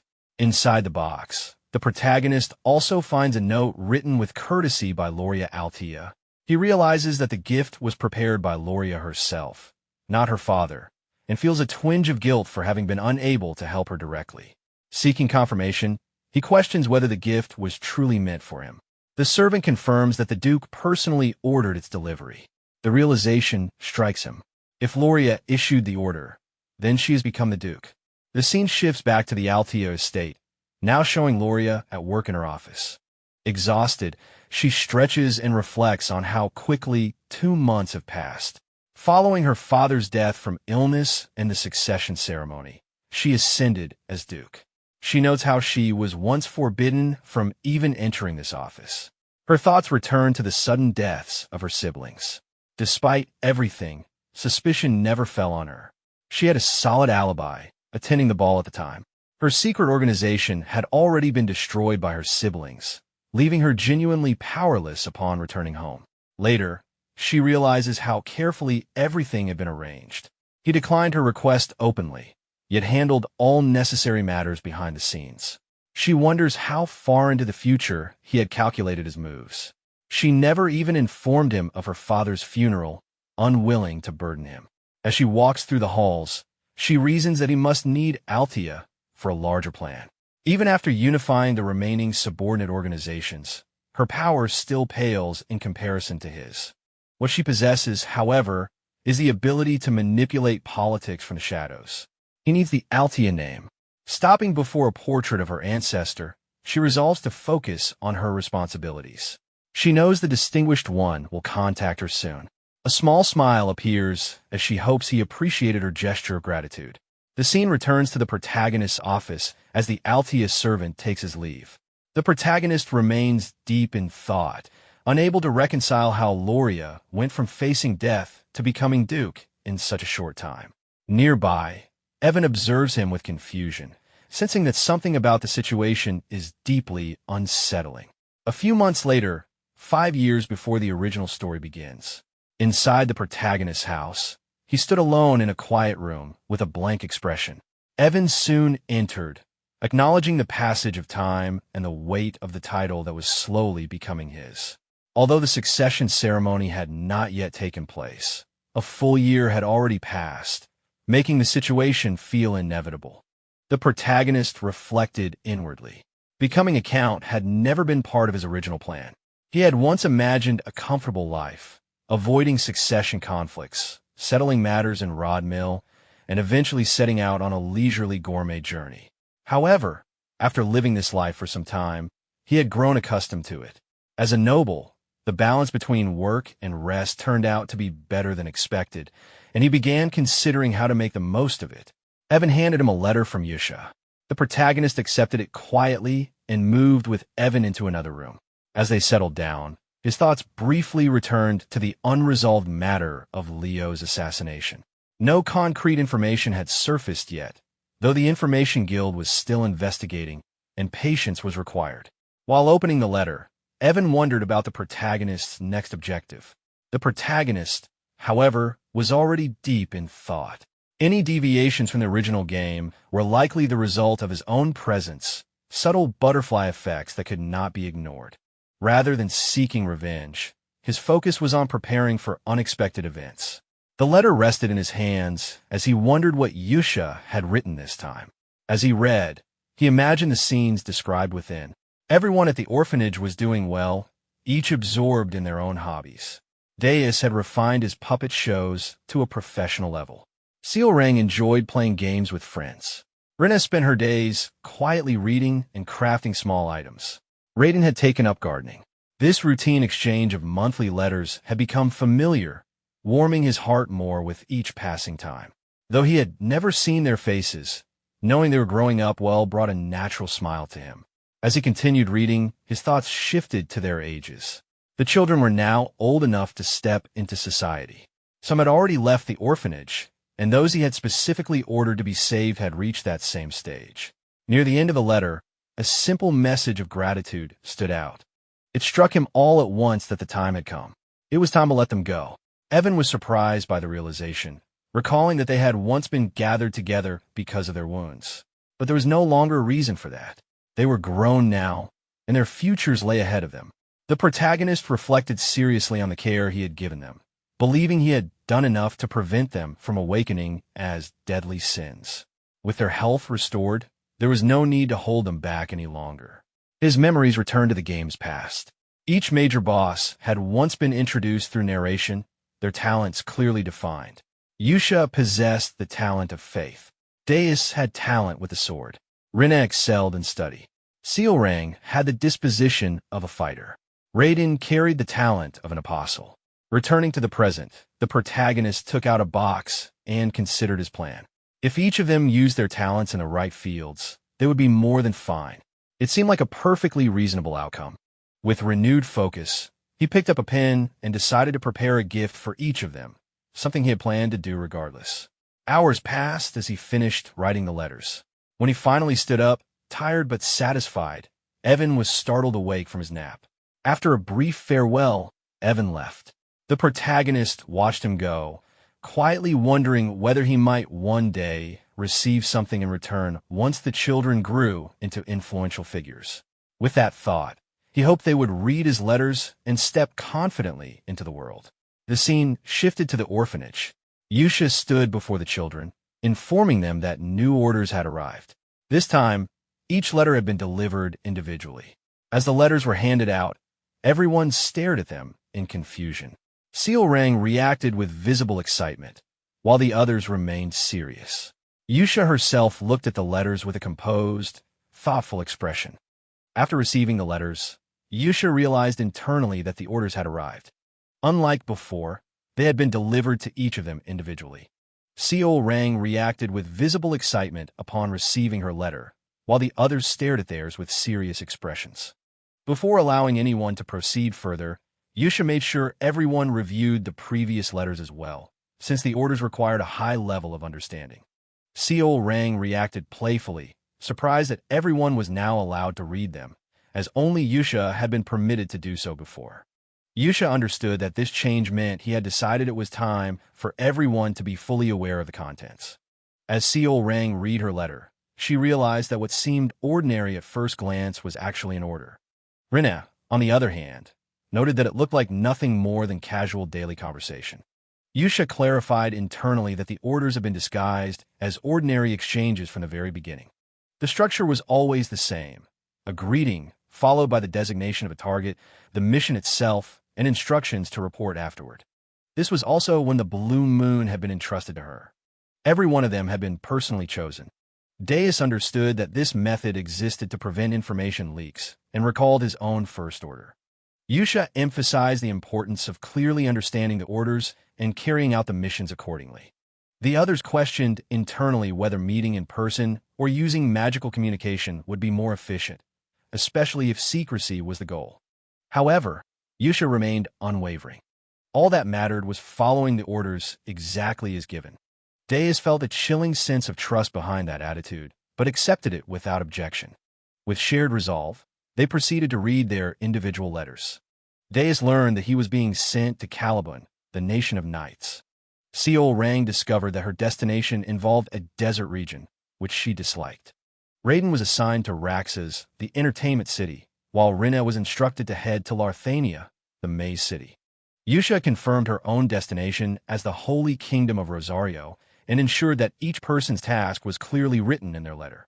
Deus noted that he had been ordered to become a knight, though the reason was unclear. Sealrang realized that continued patronage had been guaranteed. Rina discovered that the letters also revealed the locations of their gifts.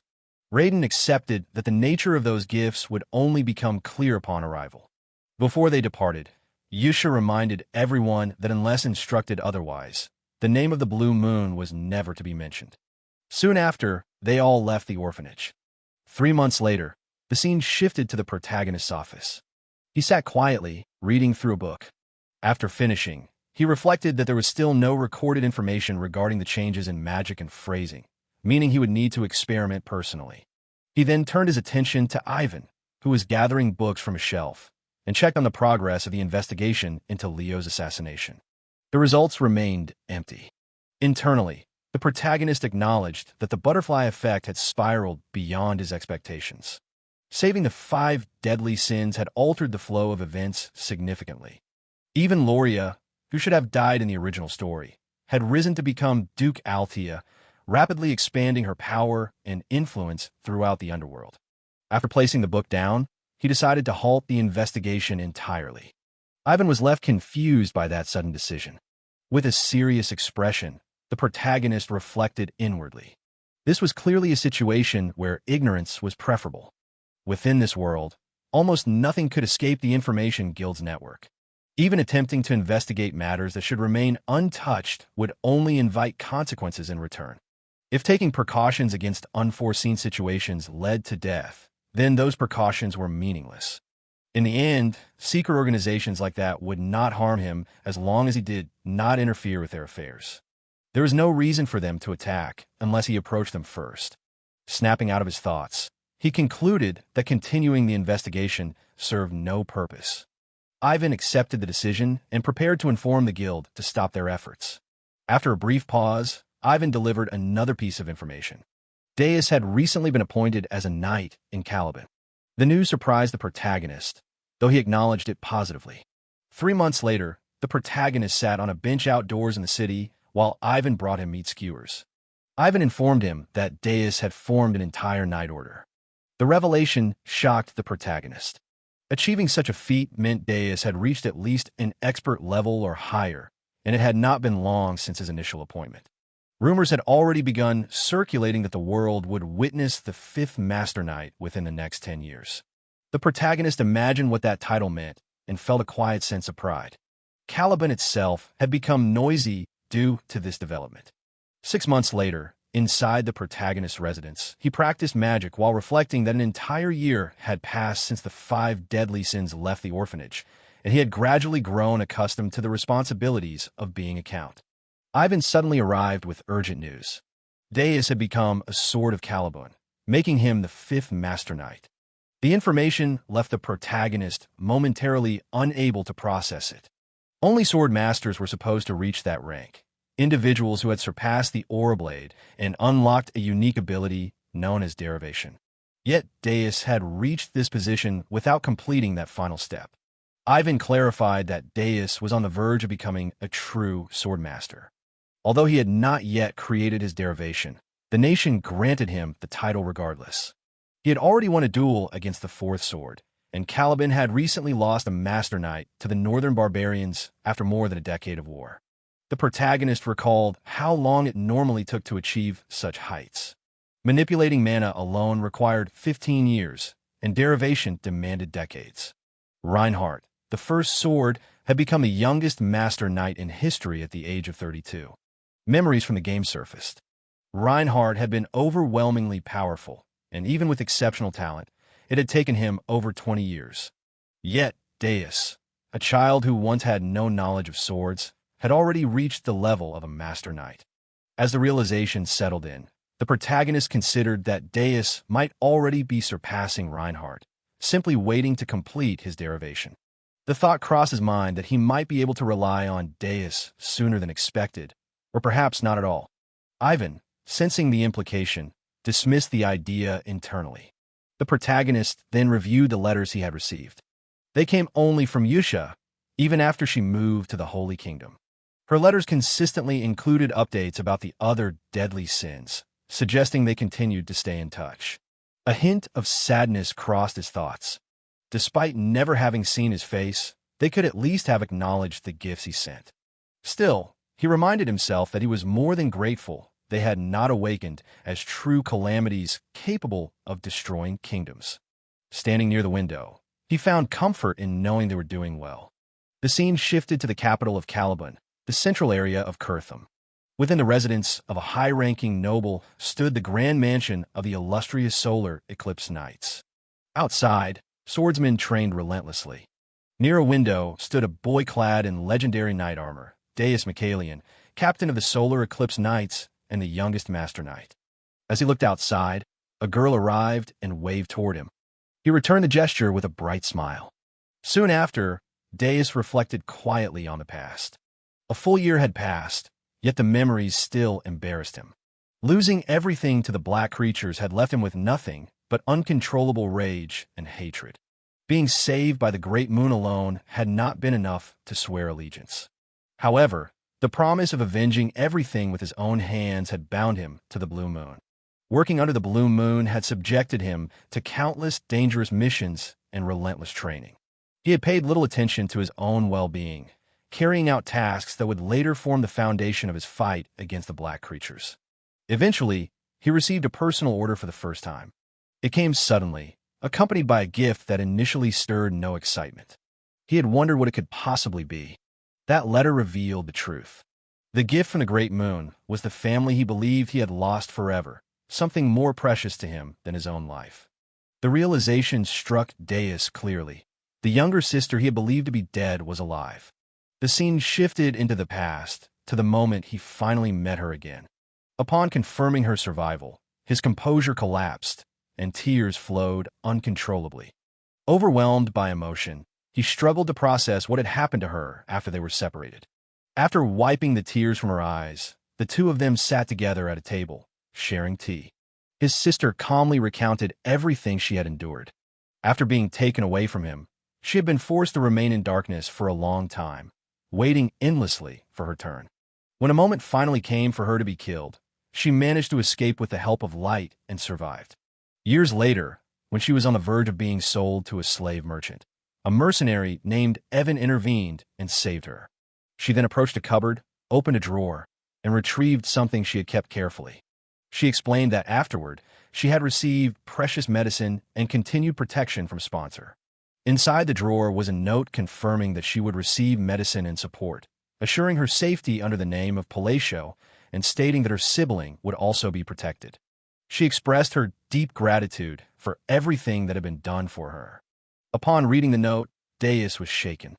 The realization that someone had protected his sister using their own name left him stunned. As memories resurfaced, Deus reflected inwardly. He had never told anyone about his family. Even Yusha had only noticed that the black creatures had taken him, nothing more. Yet everything now aligned perfectly. The lingering questions he had carried for so long suddenly fit together and vanished. He finally understood the anxiety Yusha had once shown. He realized how foolish he had been to believe that a sword could not think for itself. The words spoken to him in the past resurfaced with new meaning. They had not been empty encouragement. Everything had already been known, and those words had been a quiet hint left for the child who would survive alone. Despite acting independently, the one behind it all had chosen generosity and mercy instead of punishment. While Deus had been consumed by hatred and thoughts of revenge against the black creatures, the survival of his family had been a gift beyond measure. He now understood why Yusha followed that man so unwaveringly. It was not blind faith nor fanaticism. There was reason behind it. A debt had been incurred, and it had to be repaid. His mission became clear. He would rise to the pinnacle of Caliban as a master knight and form a personal knight order filled with the finest swordsmen. The scene returned to the present. Deus stood near a window when a soldier arrived and respectfully notified him that the time had come. Deus moved through the hallway alongside the soldier, where a group of knights awaited his command. Drawing his sword, he steeled himself. This expedition would serve as the first stepping stone for the solar eclipse. No hardship ahead mattered to him. He awaited the day he could offer his gratitude, along with recompense worthy of what he had received. Soon after, the solar eclipse knights departed on an expedition to battle against the barbarians. The scene shifted to the protagonist's house. He sat on the floor, reading through stacks of books. Leaning against a pillar with his eyes closed, a sense of quiet settled over him. The atmosphere felt peaceful, likely because the children he had raised were no longer under his roof. They had all grown up and flown away on their own paths. As his thoughts drifted, his attention returned to his notes, where the cursive handwriting bothered him more than expected. He made a mental note to write more clearly in the future. After returning from the labyrinth, he had devoted himself entirely to researching magic phrases. His reports were finally complete. His notes detailed the behavior of each phrase. Refraction reinforced imperfections within a completed spell, causing its range to spread. Retraction crushed form and altered the nature of a projectile. Repulsion destroyed structure and affected the transition of the released mana. Blue light reinforced parallel magic, particularly electrical magic. Line of diffraction granted penetration, resulting in a critical effect. There were strict rules. Phrases could not be mismatched or repeated, and no more than 4 could be used at once. With his limited mana pool, he could only cast a single spell per day, which made the research slow and demanding. In this world, the hand signs and phrases of Babylonia had long been forgotten, leaving no written records behind. With no references available, he had been forced to uncover everything on his own. Despite learning magic purely for self-defense, he found unexpected enjoyment in the process. After preparing himself, he began practicing the magic he had developed over the past 2 months. As he worked, his thoughts focused on the structure of mana. By eliminating the focal point of the mana sphere and inducing imbalance, lightning could be sparked. What initially appeared to be weak and worthless magic began to change as phrases were applied. Fixation and compression altered its stability, while breakdown caused the spell to fester toward a clear purpose, eventually blooming into something fleeting but powerful. A large sphere of energy formed before him. Observing it closely, he realized that the order of phrases mattered. When breakdown had been applied first in earlier attempts, the spell had failed entirely. In the midst of his practice, a sudden presence appeared behind him, startling the observers who had just arrived. The protagonist turned instantly. Kalia had entered the area with an elderly companion. Both were visibly shaken by what they were witnessing. The old man, in particular, reacted with fear upon seeing the magic being used, recognizing it as something far beyond ordinary spellcasting. The explanation he overheard only deepened the protagonist's confusion. The term origin magic echoed in his thoughts, along with the implication that such power belonged to a mage of an entirely different caliber. The realization left him unsettled as he questioned the meaning of what he had just demonstrated. The scene shifted to Count Palacio's mansion reception room. Inside the room, Kalia and her companion sat quietly on a sofa. Kalia maintained a serious expression as her thoughts organized themselves clearly. She had come for 2 reasons. The first was to confirm Count Palacio's intentions, as he possessed a wild card capable of inflicting significant damage on Zenonia. The second was to gauge the level of the organization protecting him, which had enabled him to gain control over Palacio. However, what she had learned far exceeded those expectations. Her gaze shifted to her companion, who was trembling uncontrollably. The sight unsettled her. Vinecoal, a 6-circle mage expelled from the Magic Tower for inhumane experiments, was someone capable of annihilating an entire division of soldiers on his own. Despite his long-standing arrogance, even toward her as a sponsor, fear was now unmistakable in his demeanor. She had never seen him like this before. The thought that what she had witnessed might truly have been origin magic refused to leave her mind. Soon after, the protagonist entered the room. He clarified the misunderstanding without hesitation. What he had used was not origin magic. If his abilities were to be categorized, he belonged only to the 2nd circle. The magic he demonstrated lacked both offensive and defensive applicability, something any competent mage should have noticed. Internally, he acknowledged the limitation of that spell, recognizing its impracticality in real combat situations. Both Kalia and her companion struggled to process what that explanation implied. Kalia immediately decided that what they had witnessed must remain unspoken. Her companion followed suit, retracting his earlier reaction and presenting himself with forced composure. Kalia observed this change closely. Seeing Vinecoal behave with restraint and deference was deeply unnatural. The protagonist felt relieved as the misunderstanding appeared to settle. With the issue addressed, attention shifted to the purpose of Kalia's visit. She revealed that she had come only after finishing her affairs nearby, without a specific reason tied directly to him. The protagonist accepted this explanation, but made it clear that he could not spare much time, as work awaited him. Kalia stood and prepared to depart, expressing formal gratitude for the meeting. Before they left, the protagonist suggested that if she ever needed someone to speak with, she should visit Duchess Altia instead. He believed the two would get along well. Kalia accepted the suggestion politely, her expression calm as she departed with her companion. Near the mansion's entrance, the protagonist and Ivan watched as Kalia's chariot disappeared into the distance. Ivan questioned why a fallen Western family like Zenonia would involve itself here. The protagonist admitted he could not understand it either. Privately, concern crept in. If rumors spread that he had used origin magic, challengers seeking powerful opponents would inevitably begin to target him. In a world like this, such misunderstandings could easily spiral into disaster. As he walked away from the gate, he hoped his intentions had been understood. There was no reason for Zenonia to involve itself with Altea, a rival rising rapidly within the underworld. Above all, he wished to avoid becoming a focal point. Inside the moving chariot, Kalia revisited the question in her mind, turning to her companion for confirmation. Viankel denied that what they had seen was origin magic. Origin magic was the power to impose one's own laws upon absolute, immutable principles, a privilege reserved for the very pinnacle of mages. What the protagonist had used was fundamentally different. Using his observing eye, Viankel had seen something far more disturbing. The protagonist had not drawn upon the canvas of magic, he had torn it apart. He had twisted absolute laws, fixated lightning itself, collapsed its governing principles, and yet the spell still manifested. It was not a rewriting of laws, but the violation of them. What had occurred was an impossible miracle. The old companion showed clear fear as fragments of forgotten memory surfaced. Whatever he had sensed went far beyond ordinary ancient magic.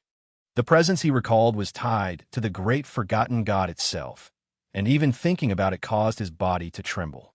Realizing the danger, he forced himself to stop, knowing that dwelling on it any further could harm him.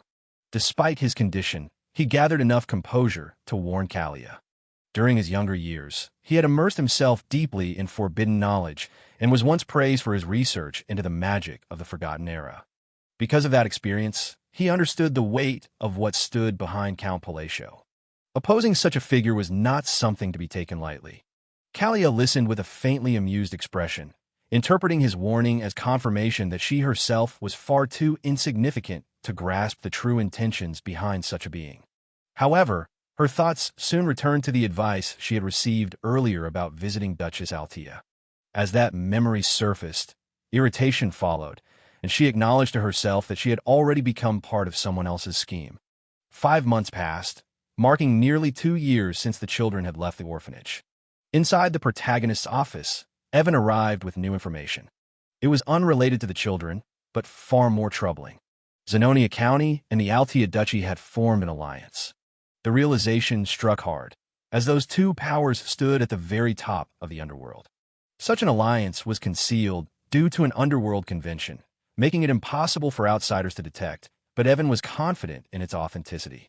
The protagonist felt a growing sense of unease.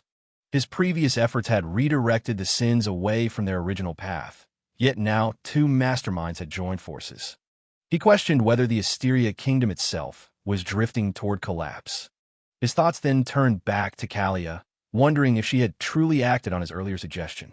After brief consideration, he dismissed it as likely temporary, believing that someone as cold and arrogant as Kalia would never fully cooperate. Still, preparation was necessary. He took out a sheet of paper and began writing a letter, choosing his words carefully. He acknowledged that his previous behavior may have appeared blunt and distant, attributing it to his own difficulty with expressing himself.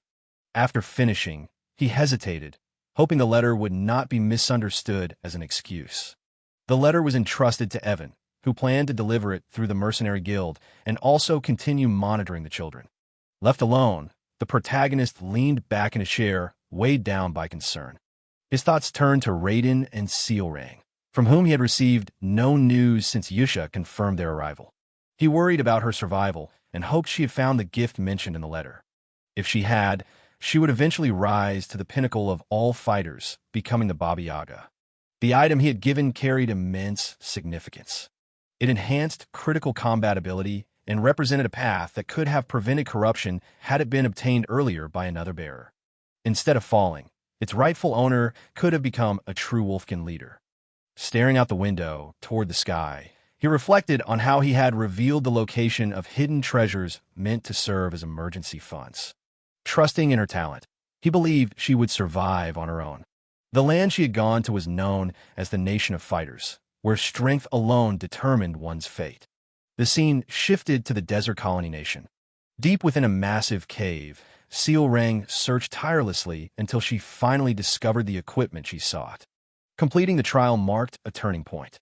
As she examined the item, gratitude filled her, realizing that what she once believed to be a legend was real.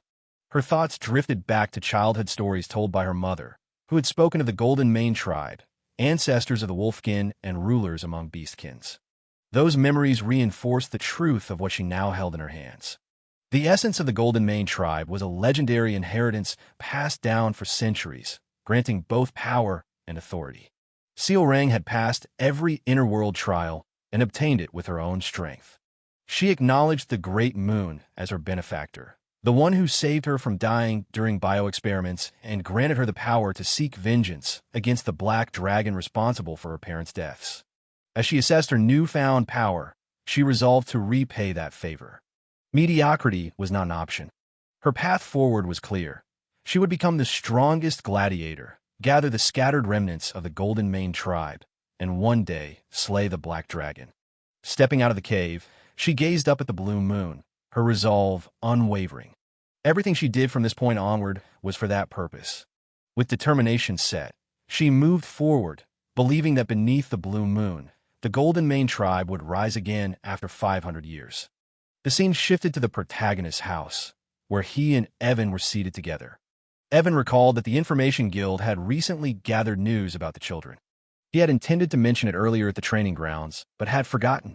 The protagonist focused on the update, prompting Evan to continue.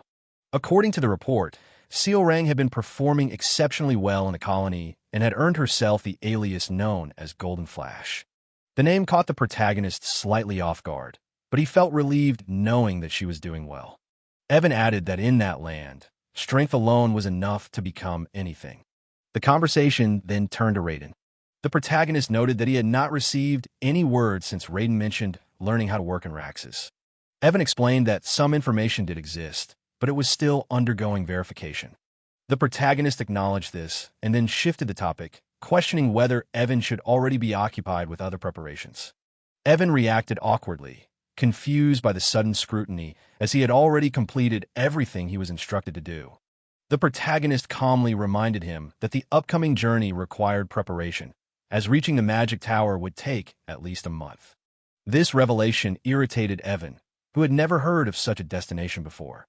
The protagonist casually realized that he may not have mentioned it earlier. Evan, already accustomed to such situations, remarked that a trip to the Green Magic Tower would normally take only a week. The protagonist clarified that their destination was instead the Blue Magic Tower. Evan immediately understood the implication, recognizing its proximity to Labyrinth City and the distance involved. With that, he began preparations right away and exited the room. Left alone, the protagonist laid down on the sofa, feeling drained at the thought of spending an entire month traveling by carriage. Despite the exhaustion it brought just thinking about it, he accepted that there was no alternative. The item he needed to support his limited mana capacity was located there. The mention of Labyrinth City stirred old memories. Supporting his head with one hand, he recalled his experiences from the game. He had spent an immense amount of time grinding in that area. The labyrinth, situated at the heart of the city, was the primary level grinding zone in Psychedelia. The deeper one descended, the higher the quality of items that could be obtained. Despite countless players attempting it, no one had ever reached the end. Even after using a cheat to reach the 150th floor, he remembered discovering that there were still more floors below. He questioned the developer's intentions, wondering why such unreachable depths even existed. Those depths were known to consistently yield relics and artifacts, which explained why the profession of official magic appraiser had become so popular, virtually guaranteeing wealth. His thoughts shifted to Rinna, who had mentioned that she would soon take the appraiser exam. Given her talent, he believed she would pass without difficulty. As he rested on the sofa, another thought surfaced. Compared to the gifts given to the others, he felt that Rinna's might have been insufficient. Its function was limited to appraising equipment items. If it turned out to be inadequate, he resolved to send her additional support. The scene then shifted to Labyrinth City, Larthania. The city was ruled by no one. It existed as a gathering place for explorers and mercenaries alike. Passing through countless shops in the southern district eventually led to a discreet appraisal shop known as Murd. Despite its hidden location, the shop had quietly gained fame for its unique services and primarily catered to nobles and A-rank explorers. Inside the shop, among the gathered crowd, stood the Lord of Larthania. Rinna completed the appraisal and presented the results. She explained the artifact's properties, noting that it ignited flames using mana and possessed an imprinting function. She further clarified that even a small amount of mana could sustain the flame for an extended period. Impressed by its improved efficiency, the Lord accepted the artifact and departed with his companion. Once the shop cleared, Rinna removed her mask and let out a quiet breath of relief. As she turned around, her attention was drawn to another artifact. Examining it, she realized that it too could be imprinted. The reason the shop had become famous, despite being tucked away in a corner, was because this imprinting ability was a gift from the Great Moon. She then moved into another room, stopping before a massive, eye-shaped magical structure. Reflecting inwardly, she recalled how she had not understood the reason behind being told to become an appraiser. She knew that the one guiding her was connected to Palin from the era of the forgotten Outer Gods. Although she understood that everything so far had been done to eliminate the Black Things, she struggled to see how this role aligned with that goal. Her thoughts drifted back to when she had first arrived in the city. At the time, she questioned what becoming an appraiser had to do with fighting the Black Things. That confusion vanished the moment she witnessed the gift she had been given. The Eye of the Stalker was capable of rapidly identifying items below a certain mana threshold, assisting with appraisal. However, it differed from anything recorded in existing libraries. After its seals were broken, its imprint awakened. She came to understand that to gain the strength needed to fight the Black Things, this item had to be awakened fully. It was both a power and a means through which sacrifices could be offered. The narration returned to the present moment as Rinna placed the artifact before the Eye of the Stalker. A focused beam emerged from the structure, enveloping the artifact as the imprinting process began. Once the magical phenomenon concluded, she examined the artifact in her hand and quietly assessed the remaining sacrifices required for its full awakening. She reflected on the mechanism behind the process. In exchange for enhancing the relic's attributes, the eye absorbed a corresponding essence from the item itself, gradually altering its own nature. The reaction was limited to specific high-tier relics, and sacrificing an incompatible item would erase the accumulated progress entirely. The task required precise appraisal and the careful selection of suitable sacrifices marked by imprints. Holding the eye with confidence, she acknowledged that this responsibility was hers alone. Born with the Library of Eternity, her purpose remained unchanged. Everything she did was directed toward killing the Black Wolf, all proceeding according to the will of the Great Moon. 3 weeks later, the scene shifted to the Blue Magic Tower. The protagonist arrived at the tower and entered its interior, where he encountered the Vice Tower Master, a six-circle mage. She was already engaged in her duties and showed little interest in his presence. He remained silent as he observed her, recognizing her from the main storyline he remembered. At this point in time, she still held the position of Vice Tower Master, as the central events had yet to begin. His thoughts returned to his past experiences in the game. She had once been a prodigy who reached the 8th circle at an unusually young age and eventually became the Tower Master herself. The Magic Tower not only possessed immense power, but also controlled the production of essential resources, granting it influence comparable to that of noble houses. Despite the authority expected of someone who had surpassed human limits, her current attitude felt excessive. When he finally stated his identity and purpose, he explained his intent to address the issue of the Time Gate and asserted that he could eliminate it. Inwardly, he recalled the nature of the Time Gate.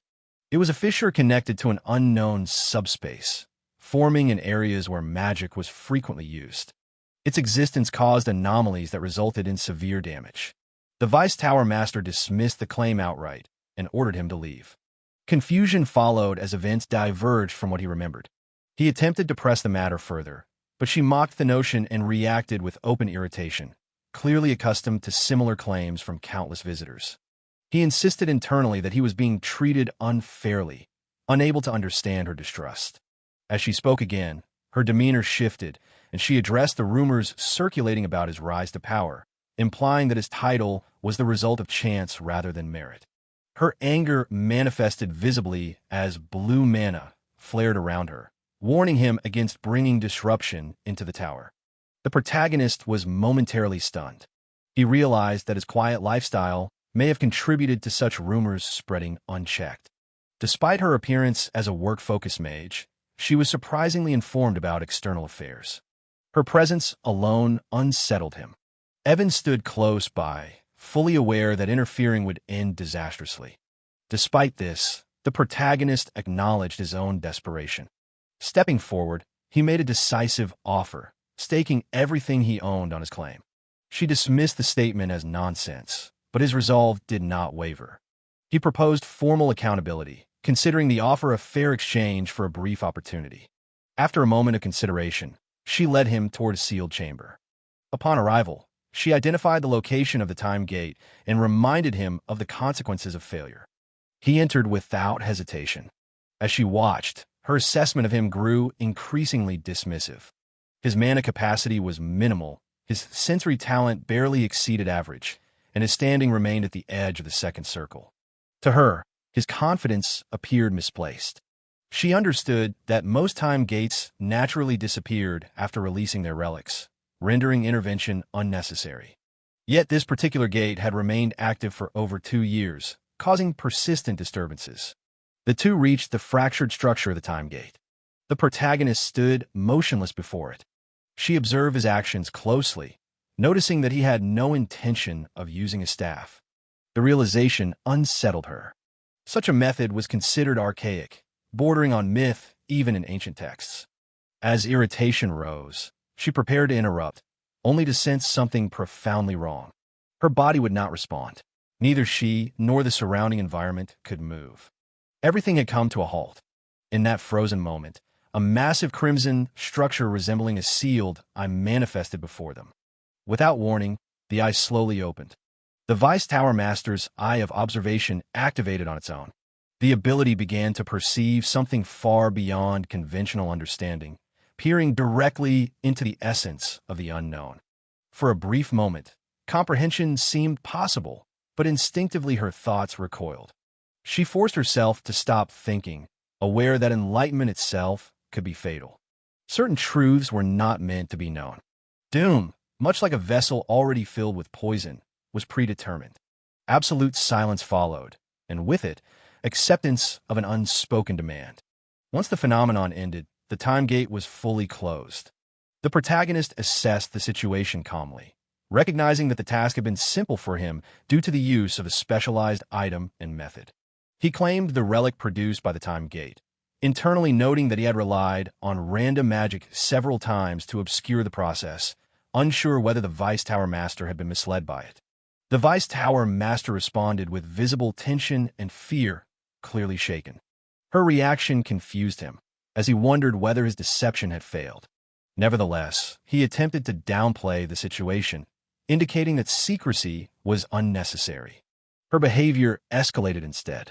She became overly insistent, promising absolute silence and demonstrating an intense desire to prove her trustworthiness. The sudden shift left the protagonist perplexed, unable to understand the source of her distress. After leaving the sealed chamber and returning to the main hall of the Magic Tower, the protagonist prepared to depart. As he did, the Vice Tower Master hurried after him, carrying a box of mana potions. She offered them with visible excitement and sincerity. Upon examining them, the protagonist realized they were of exceptionally high quality, far beyond what was normally available. Even a pair of such potions held value comparable to an entire mansion. The generosity felt excessive, and he questioned whether closing the time gate alone justified such a reaction. She continued to reaffirm her silence, and then escalated matters further by proposing a mana oath. This only deepened his confusion. Before he could process the situation, she invoked the oath herself, manifesting chains of power that bound him temporarily, demonstrating her commitment to keeping her promise. The protagonist accepted the outcome with resignation, acknowledging internally that the misunderstanding could no longer be resolved. As a result of the encounter, he had obtained the relic he sought, several high-grade potions, and a binding oath for reasons he still did not fully grasp. As they departed the Magic Tower, The scene shifted to the chariot. Evan examined the bracelet obtained from the time gate, noting its unremarkable appearance despite the difficulty involved in acquiring it. The protagonist confirmed that its true value lay not in appearance, but in function. Internally, he reflected on the bracelet's ability to absorb and store ambient mana through its embedded gems. Although its storage capacity was limited, it exceeded his own mana reserves, making it an ideal support item. While the realization was mildly embarrassing, he accepted it pragmatically, affirming that the item was intended for investigation and survival rather than combat. His thoughts then returned to the Vice Tower Master's strange behavior. Her sudden politeness remained unexplained. After exiting the chariot, the Vice Tower Master appeared once more to see him off. The protagonist reiterated his actual standing as a second circle mage. She acknowledged it without hesitation, reinforcing the impression that she truly believed it. As he departed, the protagonist remained uncertain whether her response was sincere or subtly mocking, leaving the encounter unresolved in his mind. After entering the chariot, the protagonist reflected on the situation in silence. The Vice Tower Master's reaction reminded him of Kalia's behavior during their last encounter.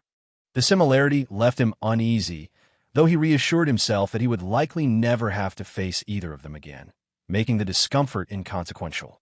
As the chariot moved forward, his thoughts settled, and he casually remarked on the pleasant weather. Evan acknowledged the calm atmosphere, noting the peaceful surroundings. The scene then shifted to the Altea ducal house. Inside the residence, Kalia and Lori sat together, sharing tea in a relaxed setting. Lori welcomed Kalia warmly and expressed hope that her stay would be comfortable. Kalia responded in kind, pleased to see that Lori remained unchanged and genuinely happy to meet her again. Lori observed that being together felt natural, as there was no need to consider rank or power between them. Kalia agreed, inwardly reflecting on how Count Palacio's foresight continued to impress her. By following his suggestion and visiting Altea, she had quickly understood his intention.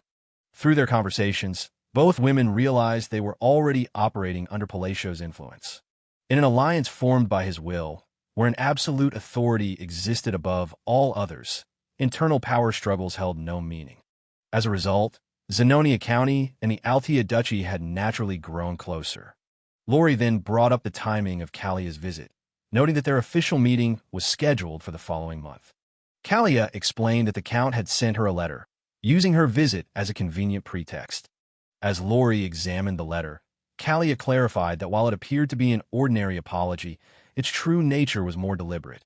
Lori quickly grasped its implication, recognizing it as an indirect order rather than a personal message. Kalia confirmed this interpretation and explained that she had brought the letter specifically to discuss its meaning together. She summarized its contents, outlining the noble factions the Count had interacted with and noting their affiliations within the aristocratic and royalist camps. After hearing the explanation, Lori considered the implications. The message suggested that the Count held no allegiance to either faction. After a brief pause, she dismissed extreme interpretations and instead concluded that the Count intended to dismantle the existing noble power structure and replace it with a new regime. Kalia agreed with the assessment. Lori then reasoned that this was why she had been elevated to Duchess, as the prestige of Altea was necessary for the plan. With the hegemon of the West supporting her position, the groundwork for restructuring power would already be in place. Kalia acknowledged this conclusion, and Lori suggested that they begin discussing concrete plans.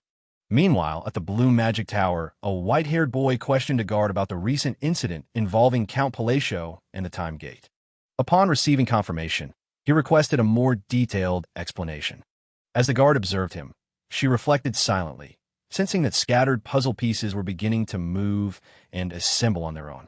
The scene then shifted back to the protagonist, who was struggling slightly while eating. Evan noticed and checked on him. The protagonist clarified that he had nearly choked on a piece of sweet potato, though he admitted it tasted good. Evan offered him water, which he accepted. With a tired expression, the protagonist expressed a simple desire to return home. Afterward, his thoughts turned inward once more, noting that it was likely time for Yusha to have received his letter. When the scene shifted back to the Blue Magic Tower, the Tower Master had already returned. The Tower Master of the Blue Magic Tower, Sele Micardo, an 8th Circle mage, noticed something unusual the moment he arrived. The presence of the time gate, which had lingered for years, could no longer be sensed. Inside the tower, the Vice Tower Master, Penia Crazine, sat silently at a table. Her posture was subdued, her usual sharp demeanor absent. She confirmed that the task entrusted to her had been completed. This reaction immediately unsettled the Tower Master. Penia had risen to the position of Vice Tower Master at an exceptionally young age due to her extraordinary talent. Her arrogance and flippancy had always been unmistakable, yet her sincerity toward magic had led him to tolerate her personality. He had believed that once she reached the seventh circle, she would naturally gain humility upon realizing the limits of her achievements. However, the current situation was different. Penia was neither dismissive nor irritated. She appeared restrained, almost fearful. As she explained the events surrounding Count Palacio's visit, the Tower Master learned that the time gate had been closed, though Penia was unable to explain the method in detail due to an oath she had made. She stated that there was little more she could say beyond that fact. While offering casual reassurance, the Tower Master reflected inwardly. What had humbled Penia was not discipline or failure, but something far more unsettling, an incomprehensible form of magic. Whether it could truly be called origin magic remained uncertain, but the fear it inspired was undeniable. The fact that Penia no longer reacted defensively even to his gestures confirmed how deeply shaken she was. Count Palacio of the Asteria Kingdom left a strong impression. The Tower Master found the situation genuinely intriguing. 1 month after returning from the Blue Magic Tower, the protagonist continued his research in earnest. After obtaining the Mark of the Corrupted, his ability to use magic multiple times per day had increased, allowing him to conduct experiments more freely. While practicing, he focused on internal composure and methodical observation rather than force. As he recorded notes in his notebook, he reflected on a newly discovered rule regarding phrase usage. The effect appeared to be influenced not only by the phrases themselves, but also by how and where they were applied. However, the exact mechanism remained unclear. During this time, Evan arrived and observed the aftermath of the protagonist's training. Each instance of witnessing his magic left Evan increasingly uncertain of its classification. Despite technically remaining second circle magic, its output had grown noticeably stronger compared to months prior. The protagonist acknowledged the observation, noting that even a standard gravity spell should not be capable of producing such a crater. Internally, he reviewed the fundamentals. Gravity was a second circle spell, and even at maximum output, it lacked the power to crush targets outright. Yet the results before him contradicted that limitation. This led him to question whether his growth was genuine or merely perceived. Evan, standing behind him, silently regarded the magic with interest. The protagonist continued analyzing the phenomenon. The increase in power could not be attributed to proficiency or phrase enhancement alone. Greater proficiency only improved precision and realization, while phrases functioned more like attribute modifiers. Knowledge alone should not have caused such a sudden surge. He recalled spending months refining the phrase array for gravity and repeatedly alternating nearly identical phrase combinations. The conclusion he had previously reached was that power increased only gradually through fine-tuning optimal arrangements. There was no clear reason for the sudden jump in firepower. He considered the possibility that his physical condition had simply improved. Shortly afterward, Evan handed him a newly arrived letter from Yusha. The protagonist accepted it and decided to return to his room to read it privately. As they moved back inside, Evan noted that the protagonist was heading in already. The protagonist acknowledged this, explaining that he had already exhausted the maximum number of times he could use magic for the day. The scene settled quietly, with unanswered questions lingering beneath the surface. While moving forward, the protagonist reflects inwardly on the sudden increase in his magic. He considers whether it could be a form of compensation, possibly linked to a curse. A curse, as he understands it, is an oriental ritual in which the caster sacrifices themselves to place an affliction on another or even on themselves. Once inflicted, the target suffers a loss but receives a compensatory reward in return. However, since there is no one from the east around him, he dismisses that possibility. His thoughts then shift to the idea of faith. He recalls his position as the count of a small kingdom that the underworld has largely ignored, yet even that explanation feels illogical to him. Unable to reach a clear conclusion, he lets the matter go, deciding that sometimes it is better to move forward without overthinking. Still, a quiet doubt lingers as he wonders whether anything bad could come from it. The scene then shifts to the Holy Kingdom of Rosario in its capital city, Rhinal. The pure white city stands as a place where people worship the goddess of the moon and peace, Chironia. Near the East Prayer House, a young girl named Yusha is playing in front of a statue when a white-haired knight approaches her. The knight, Lok, observes her closely. Despite her being a nun of lower rank than a paladin and not wearing the sash of holy grace, he recognizes that she deserves respect. He bows before her sincerely. Maintaining his posture, he reflects on the recent mission in which 8 children and 25 lives were saved from a small village located between the eastern and western regions, attributing the success to her influence. Yusha, however, credits him instead, acknowledging that he was the one who carried out those deeds. Lok's thoughts drift back to his past. For 20 years, he lived in despair, unable to feel divine power and standing on the verge of giving up entirely. It was during that time that Yusha appeared in his life and guided him toward faith in the moon. Confused at first, he questioned the meaning of such belief, but her calm confidence stayed with him. Driven by desperation, he followed her advice and prayed to the moon for several days. Unexpectedly, he learned how to wield divine power. The joy he felt was overwhelming, yet was soon followed by fear. He realized that his faith had been placed in the moon itself rather than directly in the goddess Chironia, leading him to worry that he had stepped onto the path of heresy. However, over time, he came to understand that all power borrowed from the gods was fundamentally the same. Even the artifacts bestowed in the name of the goddess responded to him, shining brightly in his hands and confirming the legitimacy of his divine power. Yusha later explained that faith originates from belief in the unseen and often takes a long time to manifest. It is easier, she implied, for people to place their trust in something that visibly exists. The moon, ever present in the sky, would always remain with him. Through this understanding, Lok realized that the goddess herself was the moon, and that this method allowed doubtful humans to believe with certainty. Back in the present, Lok expresses his gratitude through reverence rather than words. Yusha invites him to join in prayer, noting that many have already gathered. Together, they enter the prayer hall, where Yusha moves toward the center. Standing before the people, she leads the congregation in prayer to the great moon. As the crowd watches her gentle expression, some recognize her identity.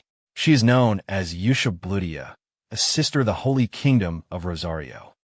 The scene then shifts to the protagonist's house.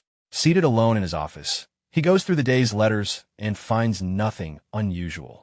Most of them contain ordinary updates about everyday life, which reassures him that everyone is living well. He acknowledges that this is a good thing, yet a quiet sadness settles in as he realizes that no one sends him letters anymore except Yusha, despite everyone doing well. As the thought lingers, he comes to a realization. From her perspective, it is only natural. To them, he is merely a stranger they have never truly met, someone distant rather than familiar. At best, he is likely remembered as nothing more than a kind and helpful figure. Resting his head on the table, he reminds himself that he has already accomplished his goal. He guided them onto the right path, so they would not destroy the world. With that in mind, he tells himself there is no reason to feel sad, repeating it internally until he forces a sense of calm. A slow breath follows, and for a moment, he convinces himself that he has found inner peace. Afterward, he raises his head again, thinking about Yusha. Despite being busy, she continues to write to him regularly. The realization stirs his emotions, and, as he holds his head, his composure weakens slightly. He reflects on how he raised 5 children, yet only the eldest truly acknowledges his efforts. Even so, he reassures himself that he is fine. Ivan, who is also present in the room, interrupts the quiet moment. The sudden presence startles the protagonist, and he quickly regains his composure upon realizing Ivan is still there. Ivan, maintaining a serious demeanor, explains that he has received new information from the Information Guild regarding the children and has come to report it. The report begins with Rutten, whom the protagonist had asked about previously. According to the gathered information, Rutten has become a pirate. The unexpected update captures the protagonist's attention, prompting Ivan to continue with further details. Ivan explains that among the children, the most rumors currently surround Sealrang and Deus. Seal Rang has achieved a 32-win streak out of the 100 victories required for her to earn the title of Baba Yaga. The number surprises the protagonist, especially when compared to the longest-known streak held by the Lion King, which stands at 41 consecutive wins. As he processes this, the protagonist reflects inwardly on the Lion King, a character known for overwhelming strength who once briefly joined the player's party. He recalls how the colony depends on powerful individuals to project its military strength, and realizes that Seal Rang is steadily approaching the very peak of that hierarchy. Ivan then turns to Deus. His order has successfully executed one of the 8 barbarian chiefs, Kurga the Snowfield, who led a group capable of transforming into monsters through rituals. The mention immediately triggers the protagonist's memories. He recalls battling those same barbarians in the game and eliminating their god, Ultulris. He notes with relief that Ultulris only appears when the 5 deadly sins gather, making it unlikely for him to face that threat again. Pulling himself out of those memories, the protagonist concludes that there is no longer any need to worry about Deus. Ivan adds that, with this achievement, Deus is now regarded as being on the same level as Reinhardt, the First Sword.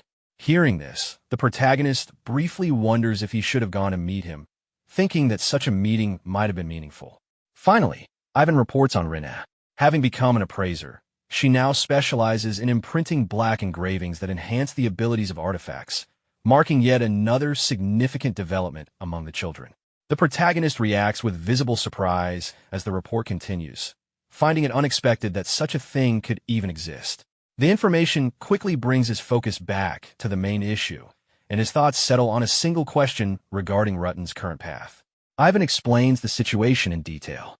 Beyond the coast of Raxus lies the region known as the 7 Archipelagos, a place where the greatest pirates of the seas reside. Among them, Rutten has risen to become the captain of the first archipelago, the largest and most influential of them all. The revelation leaves the protagonist unsettled. He holds his head, struggling to accept it. Internally, he reflects on the years of support he had quietly provided, donating regularly so that Rutten could live a proud yet ordinary life. Instead, Rutten has become a pirate. A quiet sadness follows. The protagonist recalls sending Rutten to Raxus with a clear intention. Rutten possessed an exceptional ability to locate enemies, and as a rare sea gookin, he could move freely through the water. Combined with the abundance of valuable relics scattered across the oceans of Raxus, the path of a treasure hunter seemed ideal and full of promise. Becoming a pirate was never part of that plan. Ivan, however, frames the situation differently. Becoming the captain of a great pirate crew effectively makes one the ruler of an island. Rutten has not only survived, but has risen to a position of immense influence, now standing as an important figure within a region. The protagonist acknowledges this reluctantly, though his expression remains subdued. His thoughts drift toward the unanswered question of how Rutten managed to defeat the former captain of the first archipelago. The captains are known as superhuman figures, individuals who never lose naval battles. One possible explanation comes to mind. Rutten may have salvaged only the most valuable relics from the old era and used them to equip himself properly. The protagonist recalls how much time and effort such relic hunting required, remembering the countless hours once spent pursuing similar goals. The realization settles heavily.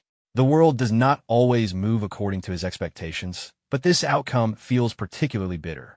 He remains lying motionless on the sofa as the weight of it sinks in, prompting Ivan to check on him. The scene then shifts. At the heart of the Principality of Korkia lies the massive maritime city of Raxus.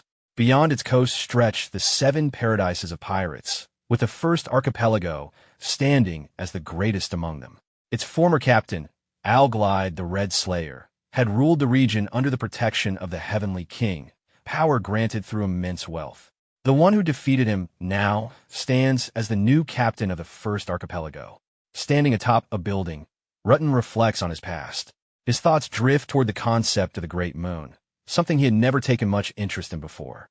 At first, it was merely a distant presence, someone he felt gratitude toward rather than devotion.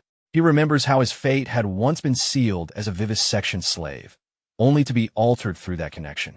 Meeting Yusha and awakening his ability followed soon after, and much of his early work felt more like carrying out her will while acting as the Blue Moon. when he later received a direct order tied to the Great Moon. Confusion took hold. The instruction to become a treasure hunter stirred discomfort rather than clarity. His true goal had always been revenge. The black-clad figures who massacred a peaceful clan on a forgotten island, the hunters who murdered his exhausted parents after they barely escaped to the continent, and the ones who sold him into slavery had never left his mind. To him, the idea that becoming a treasure hunter and the so-called gift were connected to his promised revenge made little sense. In the end, he resolves to at least make it appear as though he is following the order. His attention shifts as noise carries from nearby. He notices the wanted notices and the proclamations surrounding the chosen great pirates. The Heavenly King claims that only the selected captains of the 7 archipelagos can receive protection through wealth, a declaration spread deliberately. Rudin recognizes the truth beneath the lie. True power is granted only through a sacred ritual involving the bodies of sea godkin, the means by which the sea god Clyad bestows strength. Every captain of the 7 archipelagos wields that stolen power. The realization sharpens into hatred. The same hunters responsible for his parents' deaths now stand empowered, their crimes woven into the very foundation of the pirate hierarchy. Radin reflects while staring at the ship before him, troubled by how the Great Moon seemed to understand his past despite never being told. It feels as though an opportunity for revenge had been deliberately arranged to fulfill an unspoken promise. However, revenge cannot be carried out immediately, as his enemies wield the power of the sea god and stand far beyond ordinary strength. If everything was intentional, then the gift he received must also have meaning. His thoughts turn to the spectacles of Amrita, the gift bestowed upon him. They allow him to identify and locate relics deep beneath the sea, compensating for his lack of raw force. Diving from the mountain into the ocean, he descends to the seabed and discovers a chest filled with jewels, along with a pair of golden anklets. After equipping them, he emerges from the water, realizing that simple gratitude had been foolish. Gazing at the moon, he understands that the Great Moon not only brought the target of his revenge directly before him, but also ensured every condition was carefully arranged. The order written in the letter becomes clear. He is meant to carry out his revenge and seize control of the 7 archipelagos. A memory of Yusha's words resurfaces, and what once meant nothing slowly becomes engraved in his heart as unwavering trust. His resolve settles firmly beneath the moonlight. 3 months later, as the oppressive heat fades, autumn arrives along with the biennial grand social gathering of Asteria. The protagonist is compelled to attend. Mandatory participation every 4 years remains deeply unpleasant. Traveling by chariot, he notes the allied carriages moving together to avoid bandit attacks, finding the custom irritating and strange. Later, inside a bar, he realizes that nobles pose a greater nuisance than bandits ever could. Their disdain is clear, fueled by rumors that his title was earned through coincidence and that his finances were unstable. Such assumptions stem from the infamous authority of Palatio, once built upon dominance over the eastern underworld and wealth gathered from it. Yet that influence was abandoned willingly. Satisfied with his current life and earning more than enough through legitimate means, he chose to sever ties with the underworld altogether. As a result, the eastern underworld has become a battleground for insignificant figures scrambling to fill the void, while the belief that his rise was merely luck has quietly solidified as accepted truth. The protagonist reflects with quiet sadness, already aware that his reputation has fallen from being regarded as the mastermind of the county to being dismissed as nothing more than a fortunate and immature noble. The open mockery directed at him confirms this shift, as the nobles no longer bother hiding their contempt. Their behavior crosses from casual ridicule into deliberate insult. As he observes them, realization dawns.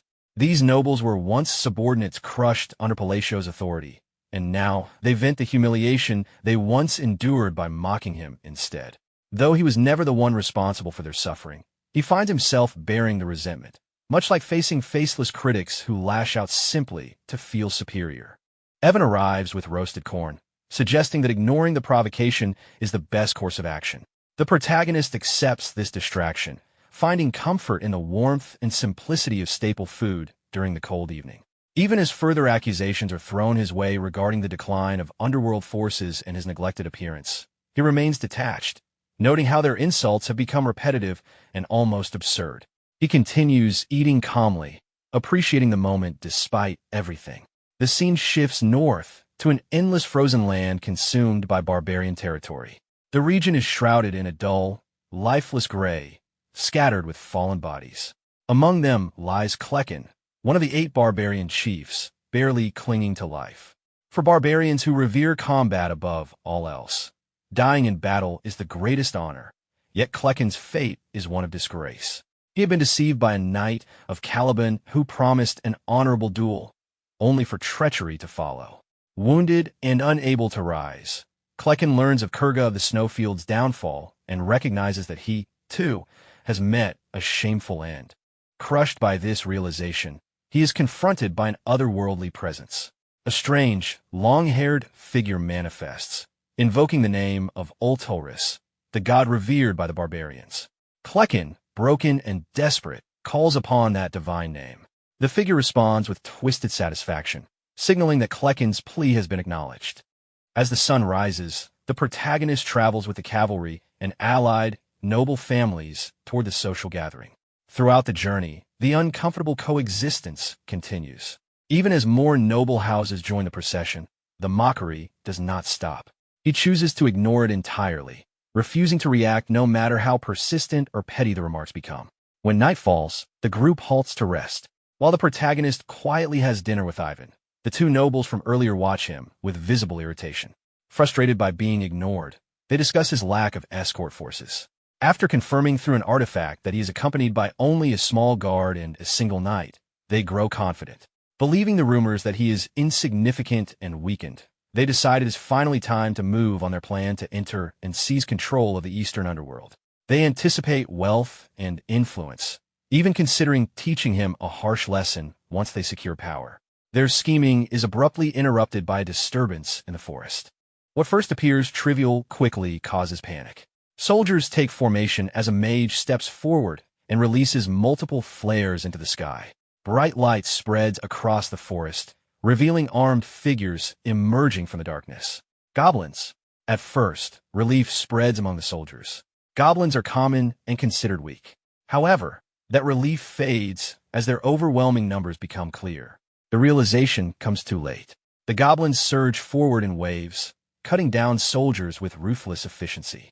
Those stationed on external watch are already dead.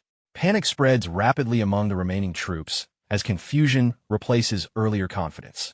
Something that seemed minor has turned into a full-scale disaster. As the soldiers observe the goblins more closely, they realize these creatures are unlike any they have seen before. Their physiques are different, their bodies infused with mana, and their physical abilities far beyond ordinary goblins. The goblins leap into the air and charge, but before they can reach the soldiers, a massive stone wall erupts from the ground. The incoming monsters crash against it and fall. An immense presence lingers in the air. The mage is shocked, recognizing the use of advanced tier magic and realizing another powerful caster is present. At that moment, the protagonist steps forward. Under the soldier's confused stares, he begins casting. A magical sphere forms, trapping several goblins inside before rising into the air. With a simple gesture, he crushes it. The resulting explosion wipes out numerous goblins below. He remains calm as the aftermath settles, while the 2 nobles and the soldiers watch in disbelief. The remaining goblins rush again. The protagonist orders the soldiers to prepare, breaking their days. They advance and begin cutting down the attackers. Spikes erupt from the ground at his command, impaling multiple enemies, while Evan moves efficiently through the battlefield, eliminating others with precise swordsmanship. Together, they eradicate the entire horde. When it is finally over, exhaustion spreads through the ranks. The soldiers, still catching their breath, look at the protagonist with confusion, questioning who he truly is. Inwardly, however, he feels the strain. He had nearly exhausted himself. Despite a slight increase in the number of spells he can cast daily, his mana pool remains limited, leaving him vulnerable once depleted. Even with Evan nearby, losing the ability to protect himself had been unsettling. His thoughts shift to a greater concern, divine descent. The phenomenon occurs when an outer god attempts to manifest, causing affected monsters to grow ferocious and physically enhanced. Such beings should not appear yet. Fringe outer gods are meant to descend only after the 5 great sins awaken and the laws of the world collapse. The children have not awakened, so this development makes no sense. It suggests something is accelerating beyond expectation. He resolves to gather information as soon as they arrive. If events continue unfolding at this pace, consequences will follow. The next day, they reach the Roteger ducal house. Stepping down from the chariot, the protagonist notes their arrival. Hardship has merely led to further hardship as the Grand Cathedral's gathering begins. They enter the Grand Cathedral of the Roteger ducal house. The interior is lavish, nearly everything adorned in gold, clearly designed to display overwhelming wealth. Evan quietly notes the extravagance, remarking that it exists purely for show, though the overall taste feels excessive. Duke Roteger makes his appearance, exchanging pleasantries with other nobles as laughter fills the hall. Observing from a distance, the protagonist decides to avoid unnecessary interaction. He has no desire to involve himself in shallow noble exchanges and prefers to keep to himself. Suddenly, the two nobles from earlier approach him, this time with exaggerated politeness. They offer high-quality goods from their territory and propose support, behaving in complete contrast to their previous arrogance. The abrupt shift leaves the protagonist confused, while the two men inwardly panic at his unreadable expression. The scene shifts back to the previous day after the goblin battle. Still shaken by what they witnessed, the two nobles recall the protagonist's magic. Unable to reconcile it with the rumors of incompetence, they drag along a third-circle mage hired by Baron Ullman to confirm their suspicions. Upon questioning her, they learn that the magic displayed far exceeded her own capabilities, clearly beyond the third circle. This realization shatters their assumption that he rose by luck alone. Instead, they conclude he had been concealing overwhelming strength and intentionally traveling without escorts. Fearing retaliation for their earlier disrespect and abandoning thoughts of seizing the underworld, they decide survival now depends on apology and submission. Back in the present, they bow deeply and beg for forgiveness, trembling in fear. Evan approaches, confused by the sudden scene. The protagonist cannot understand how they reached such extreme conclusions, but chooses not to escalate matters. Causing a disturbance would only bring more attention. Though he lacks the power they now imagine, he allows their fear to persist and decides to handle it personally. After sending Evan to the Information Guild, he turns his focus to gathering intelligence within the hall. Noticing two nobles speaking quietly in a corner, he enhances his hearing with mana and listens in. They discuss rumors of Duke Altea and Count Zenonia forming an alliance and attempting to establish a faction. Initially, he dismisses it as insignificant, believing the two mastermind families are incompatible and unlikely to sustain cooperation. While casually enjoying dessert, he continues listening. Then he hears something unexpected. The head of the newly forming faction is not either of those two nobles. It is Count Palacio. After overhearing that he is supposedly the head of a new faction, the protagonist freezes in shock, the food slipping from his hand. Sweating, he tries to make sense of the absurd rumor. He has barely interacted with Duke Altea and has never even met the current Count Zenonia. Yet somehow, gossip has elevated him to the center of a political alliance. He concludes it must be baseless talk, though the unease lingers. Someone calls his name from behind. Irritated by the constant attention, he turns to find Carmine, the third son of Duke Camelin from the Ashudalan Kingdom. Remembering that foreign nobles also attend the gathering, he offers a polite introduction. Carmine remarks that he heard the Count rose by luck and claims curiosity as his reason for approaching. Before the exchange can continue, a brown-haired noble from Asteria intervenes sharply, interpreting Carmine's words as mockery. Carmine immediately falters. The scene shifts to Carmine's recent past. Confident in his charm and status, he had arrived intending to marry Roteger's youngest daughter. However, his tactless comments and arrogance quickly soured the interaction, leading to the cancellation of the marriage. Frustrated and humiliated, he searched for someone easier to belittle and targeted Count Palacio, believing him to be an isolated and immature noble. Back in the present, Carmine's attempt backfires. Major figures, including Duke Roteger, Marquis Mardanio, and Count Palin, publicly rebuke him, framing his behavior as an insult not just to Palacio but to the kingdom itself. Overwhelmed, Carmine apologizes repeatedly before fleeing the scene in embarrassment. The three nobles then approach the protagonist with concern. Inwardly, he finds the situation surreal. Despite having little political involvement, influential figures are now openly defending him.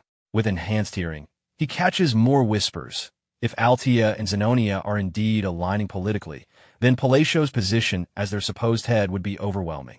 The rumor is already shaping perceptions.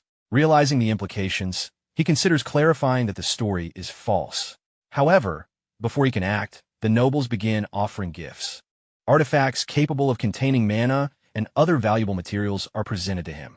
Though such gifts between nobles often signify respect, high-grade artifacts carry deeper political meaning, especially when offered to the presumed head of a faction. Tempted, he chooses silence and accepts them, acquiring 2 magical artifacts and 5 mana potions. At dawn, in Duke Rotegares' annex, Marquis Mardanio meets privately with Duchess Altea. He confirms that his gift was accepted. While simple gifts symbolize courtesy, significant artifacts represent intent to join and support a faction. With this acceptance, he believes his alignment has been secured. Duchess Altea welcomes him formally, stating that they now share the same purpose. Loria expresses satisfaction that their objectives now align and asks about the others. Marquis Mardanio reports that the selected nobles all accepted the gifts without hesitation. Inwardly, he reflects on the significance of Duchess Altea's rare personal involvement. Only carefully chosen individuals were approached, and the valuable artifacts served as more than courtesy. They functioned as a rite of passage. Though rumors are spreading rapidly, he recognizes this as the natural flow of politics and resolves to seize the opportunity. With preparations complete, Loria states that they can now proceed in earnest. On the 4th day of the banquet, the protagonist notices that more benefits and favors are quietly accumulating around him. He understands that the false rumor linking him to Altea and Zenonia is the reason for this preferential treatment. Choosing pragmatism over correction, he accepts the advantages for now, reasoning that no one is likely to retract them later. Evan returns with urgent news. In the north, an outer god has descended, throwing Caliborn into chaos.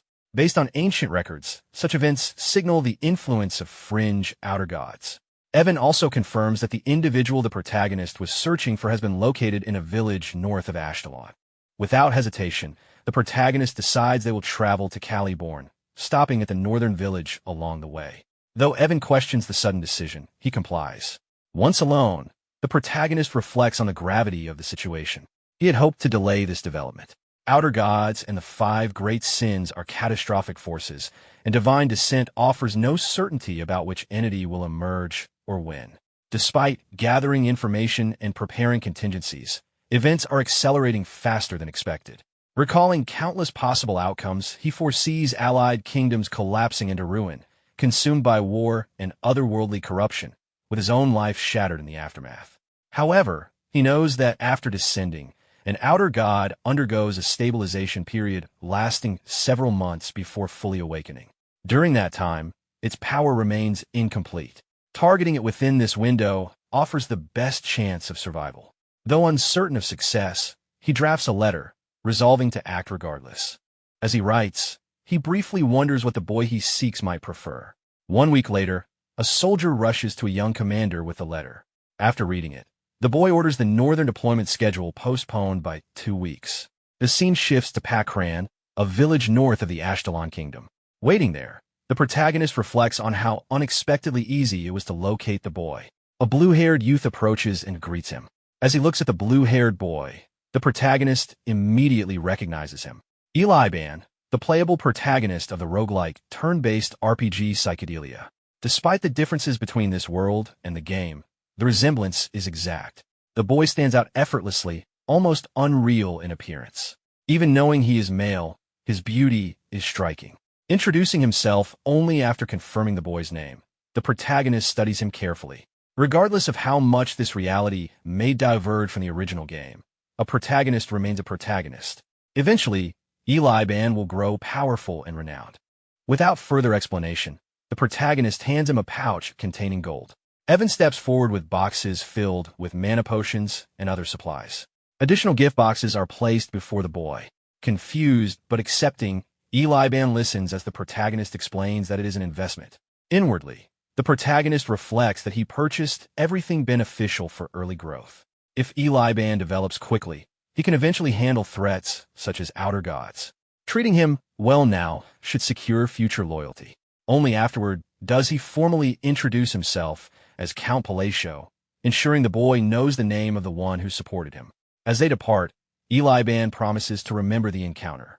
Watching him, the protagonist wonders whether his personality was always that bright.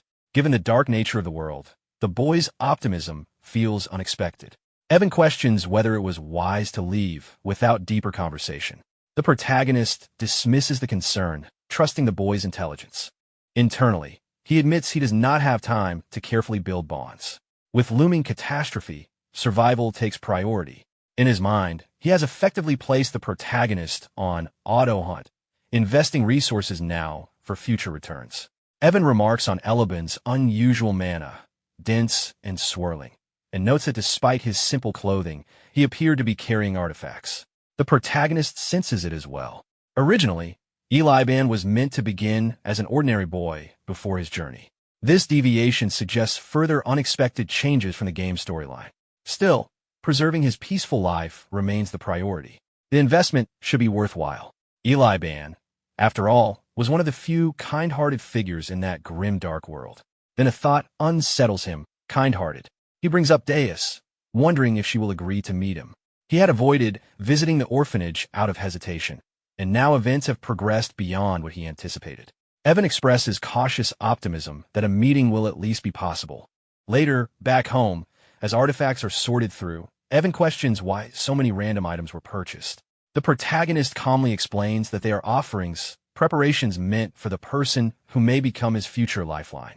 10 days later, they arrive at the capital of Caliborn, Kurdum, stopping before the northern gate. The long journey has clearly taken its toll, especially after navigating a strange labyrinth near the end of their route. Though exhausting, the detour had been unavoidable. As they wait for inspection, the protagonist reflects on their preparations. They travel from place to place, gathering resources for the coming war against the outer gods. He fingers the necklace among the gifts he acquired, wondering whether Deus will be pleased. Beneath his composure lingers a restrained, almost paternal anticipation. Evan steps out to handle the entry process, noting that capital inspections typically require nothing more than identity verification. Things appear to move efficiently. However, he soon returns with news of a complication. Although the protagonist's identity has been confirmed, they have been asked to step aside. The protagonist exits the chariot and approaches the soldiers. A knight named Viren introduces himself as the direct disciple of Master Knight Fiola, known as the Fourth Sword. The name means nothing to the protagonist. Viren explains that a friend from the Asteria Kingdom claims to have been deeply humiliated by the Count. At first confused, the protagonist quickly realizes the reference must be Carmine. Viren recalls receiving a request from that same friend, urging him to cripple the Count under the pretense of repaying a debt and gaining experience against powerful foes. Viren states that he intends to repay his friend by staging an appropriate response. At that signal, armed soldiers move in and surround the protagonist from all sides. Evan quietly takes a fighting stance as the soldiers tighten their circle. Surrounded, the protagonist reflects on the absurdity of the situation. Carmine had picked a fight and fled, yet the consequences had followed him here. Viren demands that every valuable inside the carriage be handed over, presenting it as the favor requested of him. Confident in his position, Viren believes there is no real risk. Count Palacio is merely a minor noble from the Asteria Kingdom with no meaningful ties to Caliban. Even if matters escalate, his master would settle them. The protagonist can only think that like attracts like. Viren advances with a decisive strike, convinced the outcome is secure. Before the blow can land, a figure intervenes and seizes him by the throat. Deus has arrived. Lifting Viren effortlessly, Deus demands to know what he thinks he is doing, furious that anyone would dare touch his benefactor. Only then does the protagonist reflect on the truth Viren failed to uncover. Count Palacio had once defeated Kurga of the Snowfields and earned the epithet Swordless. More importantly, he was known as the benefactor of Master Knight Deus Macallion. Deus slams Viren into the ground and drives a heavy kick into his face. He lifts him again by the head despite his pain protests and warns the surrounding soldiers that if even one of them moves, the consequences will be theirs to bear. Another brutal kick sends Viren crashing into a tree. Deus does not stop. Blow after blow lands with measured force. Evan casually remarks on the precision of the strikes. Through it all, Deus repeatedly declares that no one may lay a hand upon his benefactor. Watching, the protagonist is struck by unexpected emotion. He had assumed that any childhood gratitude Deus once held would have faded with time. There had been no letters, no replies. Yet here stands the grown Deus, acting without hesitation. It feels strangely similar to witnessing a son stand up for his father. As Deus continues, the protagonist reflects on how well he has matured, upright, decisive, formidable. Pride quietly fills him. Evan dryly notes that this son is beating someone senseless, but the protagonist ignores the comment. To step forward so boldly in a foreign land over a slight against his benefactor, there is something unbearably sincere about it. Though he cannot help but wonder if the response is somewhat excessive, he is reminded once more that Deus is counted among the 5 great sins. At last, Deus stops. He approaches, bows respectfully before the protagonist, and states that he will escort him personally. Nearby soldiers watch the scene in stunned silence. The scene shifts to the snowy fields during the war between the barbarians and the Knights of Caliban. After the battle, Delman, the third sword of Caliban and captain of the Crimson Flame Knight Order, declares that one of the 8 chiefs, Culkin the Great, and his clan have been annihilated. The knights erupt in celebration. With the objective seemingly achieved, he orders a return to the forward base for maintenance. Inwardly, however, Delman's expression is strained. He believes this victory will secure achievements grand enough to rival the newly appointed Master Knight. The truth remains hidden. Caliban and the barbarians traditionally wage war with mutual honor, but Delman betrayed that code. He deceived Culkin, lured him out under the pretense of a duel, and struck alongside an infiltration force. With that advantage, he wiped out the clan. He reassures himself that Culkin should have died from poison, even if he somehow survived. Once he reports this triumph, everything will be settled. But as Delman and his forces approach the forward base, they find it completely destroyed. From the shadows, a lone figure emerges. It is Culkin. Delman is overwhelmed by the aura before him. Culkin was supposed to be dead, yet he stands there, demanding to know why a sacred duel of honor was defiled. The pressure he exerts is suffocating, like a terror capable of devouring even a warrior who could sever hundreds of lives with a single strike. Shaken, Delman denies the identity before him. Culkin advances. Delman unleashes a powerful strike with his flame blade, justifying deception as part of the battlefield. Culkin evades effortlessly and acknowledges Delman's strength, offering him one final chance to face a true duel. Instead, Delman orders all knights to prepare for battle. As the soldiers charge, Culkin raises his hand in fury and begins an incantation. He declares that a mortal without honor will not be granted an honorable death. The fallen soldiers of the base begin to rise. Their bodies move unnaturally, voices filled with agony, pleading for release as pain overwhelms them. The battlefield becomes a grotesque echo of suffering. Culkin advances and strikes Delman with overwhelming force. A brutal cut tears across Delman's neck with barehanded precision. With a single punch to the ground, Culkin shatters the earth, launching knights into the air. While Delman is airborne, Culkin drives a crushing kick into him, then follows with a final, devastating blow that pierces through his chest. As life leaves him, Delman can only stare in disbelief at the being before him. Culkin withdraws his hand from Delman's chest. Delman collapses onto the shattered ground, writhing in agony as the life drains from him. Looking at the blood on his hand, Culkin declares that those who defiled honor will now face a true reckoning. The fallen, denied proper deaths, rise to form a grotesque arena. He invokes Ultoris, father of duels and god of all barbarians, proclaiming that an honorable death will be granted only through combat. Those who call other savages must now prove themselves through a duel. The scene shifts back to the present. Before the protagonist, Deus stands with composed respect and offers to personally guide him. Nearby soldiers are left in disbelief. In Caliban, Deus Macallion, the swordless, holds towering prestige. He once beat the second prince without consequence after the prince harassed his sister. He bows to no one but the king. Yet here he lowers his head before a foreign count. The question spreads silently among the onlookers. Who truly is Count Palacio?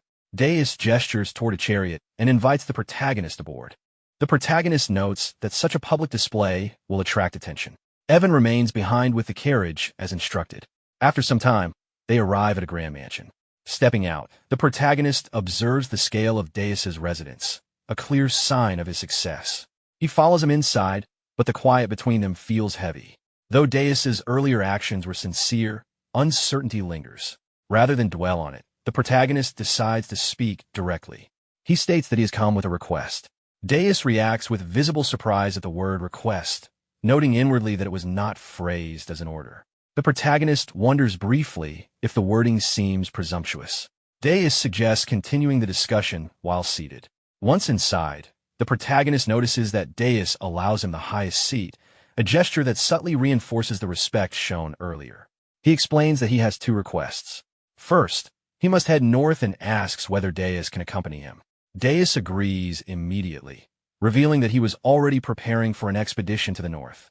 Encouraged, the protagonist moves to the more delicate matter. He asks whether it would be possible to borrow the ring of the Mad One from Caliban's treasury. As Deus begins to respond, the scene briefly shifts elsewhere. A soldier reports to the vice commander after completing a mission.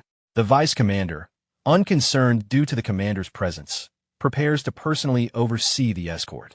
A young woman, Silly Eye, approaches with curiosity upon hearing that an important guest has arrived for her brother.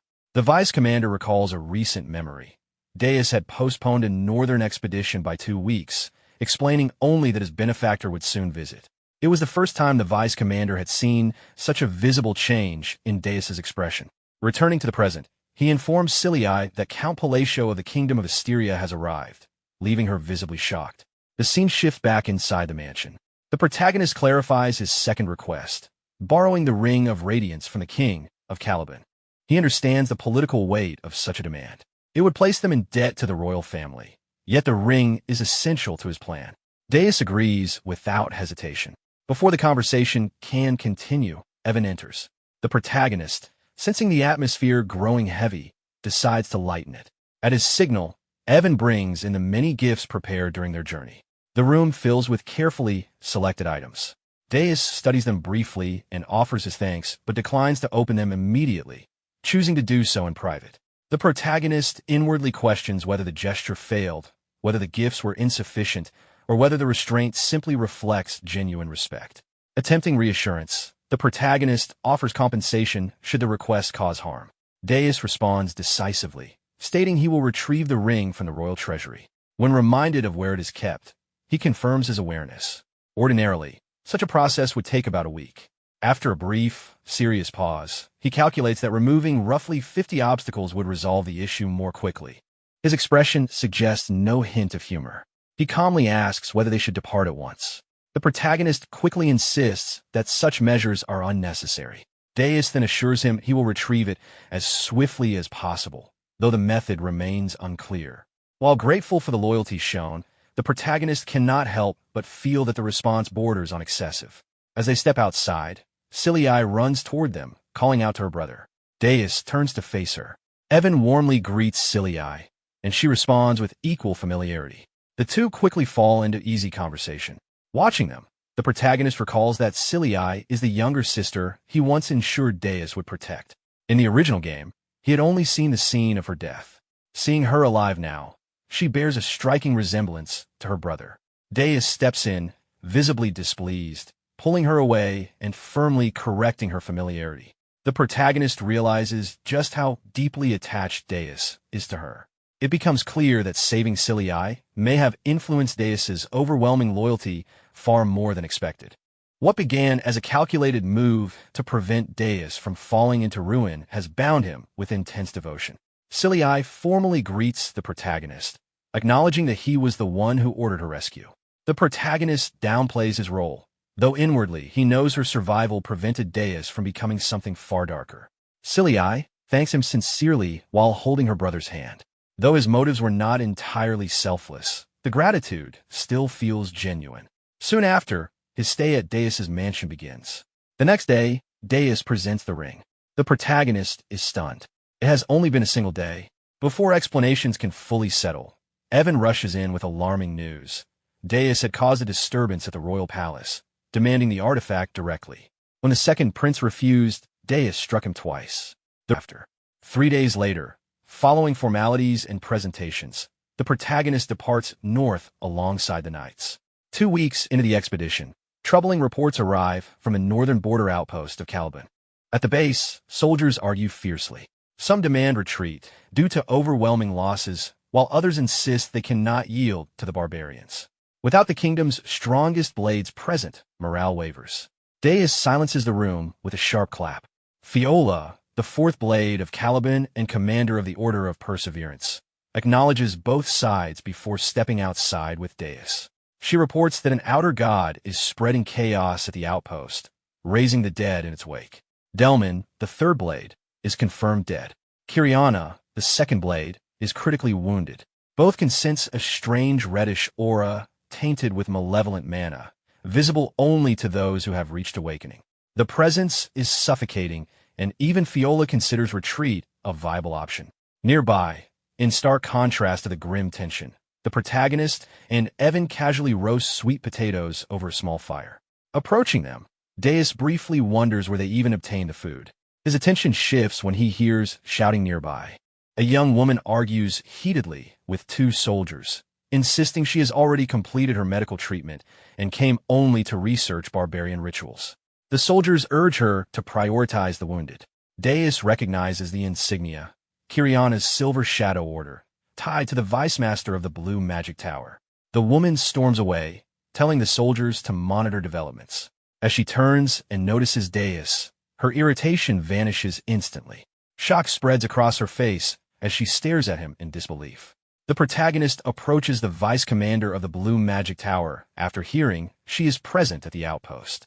He calls her over casually and hands her a roasted sweet potato. Shivering slightly, she awkwardly explains that the special medicine he previously requested is currently unavailable and difficult to prepare, especially given her busy circumstances. He accepts the explanation calmly, admitting inwardly that perhaps he asked for too much. Suddenly flustered, she corrects herself and insists she can prepare it after all. Caught off guard, the protagonist mentions that his finances are tight and payment may be delayed. She hurriedly assures him that a single gold coin will suffice. He accepts the generous offer without protest. Her two subordinates from the magic tower stare in disbelief. The usually stern vice commander is smiling, agreeing to minimal payment for something previously worth hundreds of gold coins. To them, it appears as though she has completely lost her composure. Flustered but determined, she rushes off to prepare the concoction immediately. The subordinates remain behind, gazing at the protagonist with open admiration. Inside the command structure, Fiola suddenly senses a surge of energy. Deus confirms it instantly. They are under attack. An army of undead soldiers advances toward the outpost. The knights charge forward to meet them, and battle erupts as steel clashes against reanimated flesh. The vice commander reappears on the battlefield and casts a spell.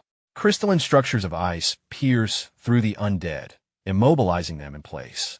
With precise follow-up magic, she freezes their cores, shattering them instantly. Deus enters the fray, cutting through the dead with relentless efficiency. Then he looks toward the sky. A presence looms above, a despair born from overwhelming force. A brilliant light crashes down onto the battlefield. When it fades, Erthultis stands revealed, condemning the living as savages unworthy of honor. Fiola charges without hesitation, driving her blade toward Erthultis's chest. The strike fails to leave even a scratch. Shock flashes across her mind. With a simple motion of his bare hand, Erthultis retaliates. The blow is absolute. He declares that those who renounce the nobility of their souls will not receive an honorable death. Fiola's head separates cleanly from her body. She collapses. A nearby soldier freezes in horror at the sight. At that moment, the protagonist steps forward. Addressing Erthultis formally as the great god of duels, he invokes the Oath of Calginia. Declaring his name, Alan Palatio, he presents himself to uphold the sacred promise and requests a duel of Babylon. The battlefield falls into stunned silence. Erthultis begins to laugh, recognizing the ancient oath invoked before him. Someone who remembers the pact of that era is rare, and he finds it unexpectedly pleasing. With a simple gesture, the remaining undead dissolve into blood. The crimson mass rises and forms a circular barrier around him and the protagonist, sealing the battlefield into a confined arena. He names it his Bloody Colosseum, a space where no one may interfere. Formally, under the Grand Pact, Erthultis accepts the sacred duel of Babylon. Facing him, the protagonist feels the crushing weight of his presence. He realizes he underestimated the situation. The outer god is far closer to full manifestation than expected. The nearer an outer god comes to incarnation, the more its power rivals that of the 5 mortal sins. Without the potion of excellence taken moments earlier, he would have already collapsed. This duel is his final opportunity before manifestation completes. He signals the beginning. The Duel of Babylon proceeds under strict, ancient rules. First, the challenged holds initiative. Ertholtis advances, condensing ruinous force into a devastating strike. Outside the barrier, soldiers retreat in panic.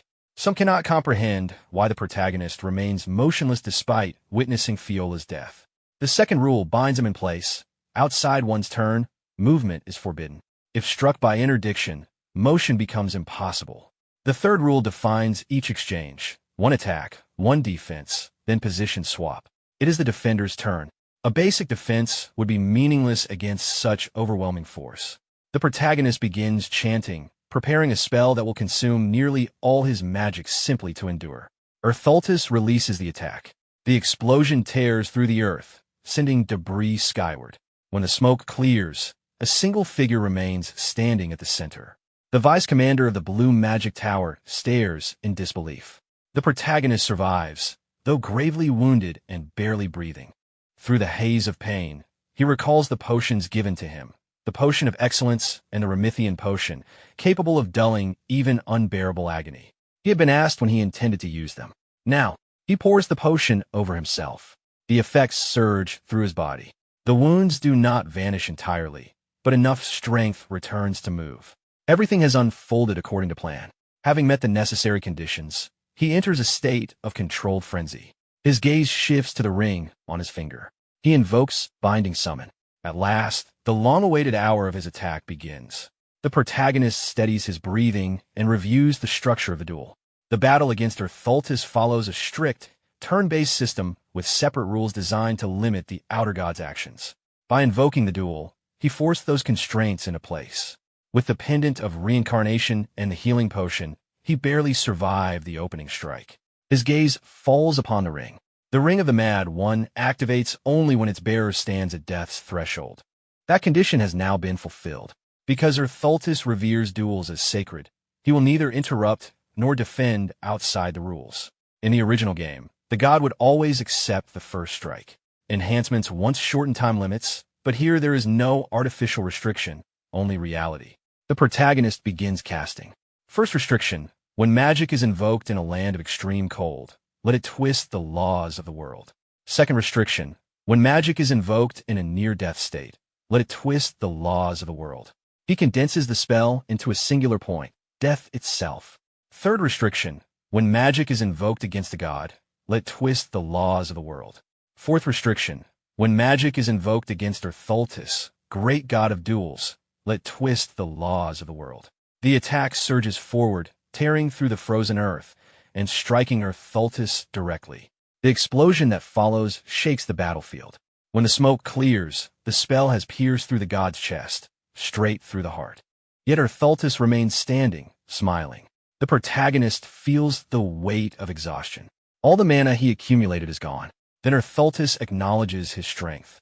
He recognizes the will being carried forward and notes that the protagonist already possesses a class. Dark fire flickers faintly as the god lowers himself.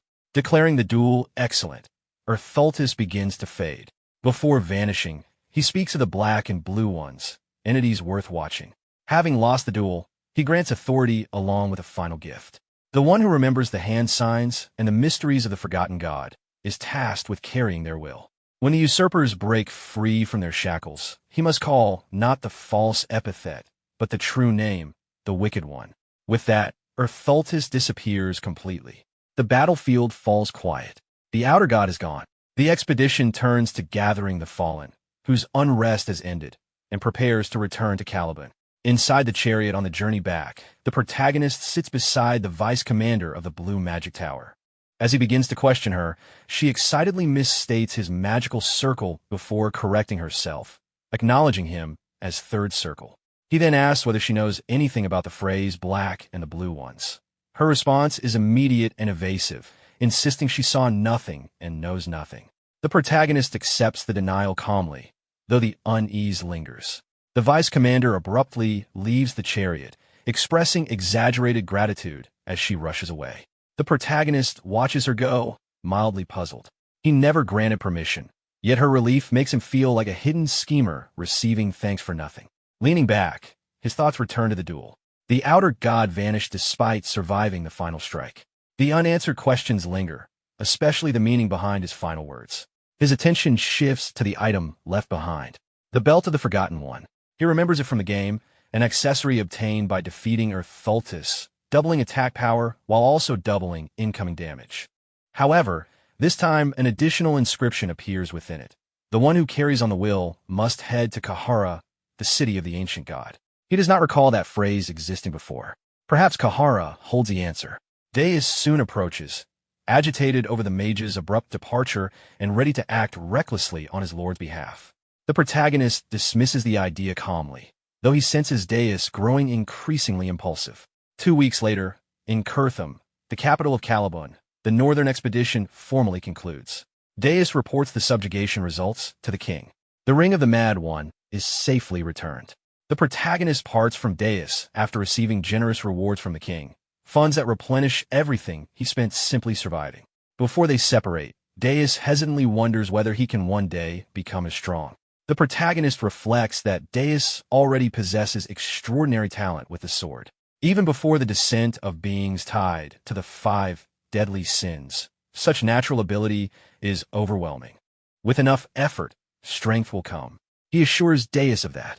As they prepare to leave, Deus questions why he is asked for favors instead of being ordered. The protagonist answers simply, family is not commanded. Deus remains standing, silent and confused, as the chariot departs. Soldiers salute in respect. Inside, the protagonist reflects. Until now, Deus may have believed there was some ulterior motive behind the sponsorship. Originally, he did intend to prevent the awakening of the 5 deadly sins, but the support he gave was genuine. He now understands why people call parenting a thankless role. The scene shifts to Deus's mansion. Alone in his room, Deus reflects that he followed to repay kindness, yet only received more in return. He attempts to replicate the hand signs and magic from the duel, but nothing manifests. The failure leaves him discouraged. Then he recalls being called family. The word alone is enough to make him smile. As the chariot arrived at his estate, the protagonist stepped down and looked at his mansion, feeling a quiet sense of relief at finally being home after 3 months. Without wasting time, he headed inside and made his way toward his room, opening the door with his eyes still closed as he thought about resting. However, the moment he looked inside, he found a study filled with piles of documents scattered across the floor and covering the tables. Irritated, he immediately shut the door and moved away, realizing he had entered the wrong room. Letting out a breath, he quickly headed toward his actual room, thinking it would be better to leave before getting caught up in work again. As he walked, he recalled how things had been not long ago. After working continuously for many days, he had once resolved that once he cleared his backlog, he would take a break no matter what. He had accepted that the burden of responsibility was his to carry, yet still questioned when he would ever be able to live a peaceful, noble life. In the end, he did take a week off as a reward for himself. During that time, he stayed in complete isolation with Ivan, spending his days simply cooking, eating, and resting without disturbance. Back in the present, he lay on a sofa in his room while practicing ice magic. Even so, he could already feel the return of stress after just a week of rest, a habit he recognized as part of being overworked. His thoughts shifted to the matters left unresolved. He began considering the questions Thultis had left behind, particularly the mention of the ritual gestures and mysteries of a great forgotten god. Although he had heard of them before, his knowledge did not go beyond that. What troubled him more was the reference to the god of chaos, and how Thultis possessed a forgotten name similar to those of the Eastern gods. He also noted that it was the first time he had witnessed someone vanish in such a manner. As the thought deepened, he sat up, realizing a more immediate concern. If an outer god had appeared here once, it meant others might be able to do the same. That possibility posed a problem, even if it was still less concerning than the threat of the 5 sins, since gods at least gave warnings beforehand. He then took out his notepad and turned his attention to Kahala. Although he wanted to visit the city, he knew it was not yet discovered by explorers. Acting on that knowledge prematurely would only create complications, so he set the idea aside for now. At that moment, Ivan entered the room and called out to him. As he stepped inside, he noticed the unusual coldness and questioned whether it was caused by the magic. The protagonist acknowledged it briefly and observed that his control over the magic was improving, noting that the research he had conducted during his vacation was beginning to show results. After a short pause, Ivan informed him that a hidden city had been discovered in Colony. Hearing this, the protagonist was taken aback. Elsewhere, the scene shifted to Yusha, who stood before a magical crystal ball and concluded her task for the day. The five great sins were holding their semi-annual blue moon meeting through a crystal ball. These meetings usually ended within 10 minutes. During the meeting, Solrang mentioned that she had heard the great moon had visited Caliban and asked Deus what it was like to see him in person. Normally, Deus remained silent during such gatherings, so no one expected a response. This time, however, Deus spoke, saying he had actually wanted to talk about that matter.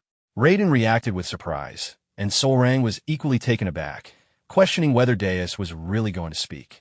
Without further delay, Deus began recounting the story. Time passed, and what was usually a brief meeting extended far beyond its norm. Nearly 50 minutes later, Deus was still speaking. He described how, when everyone had been overwhelmed with fear, the great moon stepped forward alone and challenged the opponent to a duel. Looking back, Deus believed the great moon had anticipated the incident and prepared for it in advance. He continued, wondering how the great moon had known about the duel, concluding that he must have known everything. As the explanation went on, Raiden and Rinna gradually became bored and irritated. Solrang also grew exhausted, trying to interrupt, but unable to keep up with the length of the explanation. Unbothered, Deus continued in a serious tone, emphasizing what he considered the most important part. He explained that no one could have predicted the final blow except the great moon, and described in detail how the attack had been prepared. By this point, Raiden and Rinna were completely disengaged. Solrang, unable to endure it any longer, inwardly called for help from Yusha. Yusha, maintaining a bright expression, simply remarked that the great moon was truly remarkable. Hearing this, Solrang became even more irritated, realizing there was no way to stop the situation. The meeting continued. 2 hours later, Raiden, Rinna, and Solrang were entirely worn out from listening. Only then did Deus conclude, noting that he had spoken too much and that they would meet again in 6 months. Yusha responded with a smile, saying the discussion had been enjoyable. In total, the meeting lasted over 3 hours, setting an absolute record. The scene then shifted to the protagonist's mansion. Inside one of the rooms, the protagonist came across a space filled with gifts and paused in confusion at the sight. Ivan picked up one of the items and identified it as an artifact from the deep floors of the Aberranth, noting that it alone could be worth as much as a mansion. After checking the accompanying letters, the protagonist realized he did not recognize any of the nobles who had sent them. The letters themselves were well written, and he understood that rumors about him must have spread, leading to this unexpected influx of gifts through a single connection. From experience, he knew that when something was offered, it was better to accept it. With that in mind, he decided to store everything in a secret chest. 1 week later, Ivan entered again with another gift, pointing out that the deliveries had not stopped for an entire week. The protagonist acknowledged it calmly, reflecting on how much influence could come from knowing a single Master Knight. He also noted, with some acceptance, that Deus had not contacted him even once. Another month passed. Ivan returned once more, this time carrying multiple gifts, remarking that the flow showed no signs of ending. The protagonist looked at him silently, now more confused than before. After a moment, he considered that it might be better to send back the more excessive gifts, as the situation was starting to become uncomfortable for him. At the beginning of summer, as the stream of gifts gradually slowed, the scene shifted to Tyria, the capital of the Asteria Kingdom, where the Grand Assembly was about to begin. The protagonist arrived in his chariot and hurried toward the assembly hall, concerned that he might be late to his first session. He wanted to avoid drawing attention for arriving late, moving faster than usual. From behind, Ivan noticed this and realized he must be in a genuine hurry. As Ivan glanced back, he was surprised to see several people following the protagonist, as if naturally trailing behind him. The protagonist opened the doors and entered the hall, only to find that most of it was still empty. Relieved, he realized he was not late after all. Recalling what he had learned beforehand, he noted that the royalists sat on the left and the aristocrats on the right, which meant the center should be neutral. Deciding it would be safest, he chose a seat at the back. However, as he turned, he noticed that many people were staring at him. Confused, he wondered how they had already gathered behind him when they had just been outside moments ago. Thinking that sitting at the back might be the reason for their attention, he moved toward the middle row, but the stares continued. Growing slightly irritated, he finally moved to the front row and sat down. At that point, he began to suspect that perhaps no one else wanted to sit in the front, and that they had been waiting for him to take that seat instead. Even so, he found little value in sitting so close to the faction leaders. Soon after, the Speaker of the Assembly began the session and announced that a new faction named Culpa had been granted voting rights. The protagonist, uninterested in the matter, simply hoped the meeting would conclude quickly. Then the Speaker called out to Count Palacio, identifying him as the president of Culpa. Caught off guard, the protagonist responded instinctively, confused by what he had just heard. He did not even know what Culpa was and wondered if he was the only one unaware of it. Turning back, he saw Lady Kalia and Lady Loria sitting together, both looking at him with calm smiles. This only added to his confusion. He began to piece things together, realizing that the alliance between Zenonia and Altea must have formed a faction, though he had not expected it to last. The name Culpa and his involvement in it made the situation even more puzzling. The Speaker then asked if he had anything to say as the president of Culpa. At that moment, the protagonist fully realized what was being implied, that he had been made the president of this newly formed faction without his knowledge, and was left in complete confusion. Meanwhile, the scene shifted to the snowy mountains where the protagonist had defeated the god Erthultus. A mysterious hooded man inspected the area, walking toward the site that had been heavily damaged by the protagonist's strike. Stopping near the center of destruction, he observed the surroundings with interest and considered watching how far the protagonist would go. The scene then returned to the Grand Assembly Hall. The Speaker once again addressed the protagonist, asking if he had anything to say as the representative. Hearing this, the protagonist struggled to process the situation. He found it difficult to accept that he had suddenly become the leader of a faction without any prior knowledge, and the entire situation felt unreal to him. He remained silent. Seeing no response, the Speaker cleared his throat and decided to proceed with the assembly. Soon after, the atmosphere shifted as people began congratulating the protagonist on the establishment of the Cal faction. One by one, they approached him, shaking his hand and expressing their enthusiasm about being part of this new development. After some time, a group performed a dance in front of him as part of the celebration. Watching this, the protagonist began to suspect that he might only be a figurehead in all of this. At that moment, a voice from behind asked if he was enjoying the banquet. Turning around, he saw Lady Loria and Lady Kalia standing there with relaxed smiles. Kalia commented that everything had been arranged as close to perfect as possible, while Loria added that the outcome matched what he had intended. Hearing this, the protagonist felt increasingly overwhelmed. He recalled that one of them was the Duchess of Altea and the other the newly succeeded Countess of Zenonia, and that he had only spoken to them a few times years ago. Unable to reconcile their words with his own memories, he briefly wondered if there was some part of him acting without his awareness. Loria then expressed her gratitude, saying she was glad to repay him for saving her life. This only deepened his confusion, as he could not understand what she was referring to.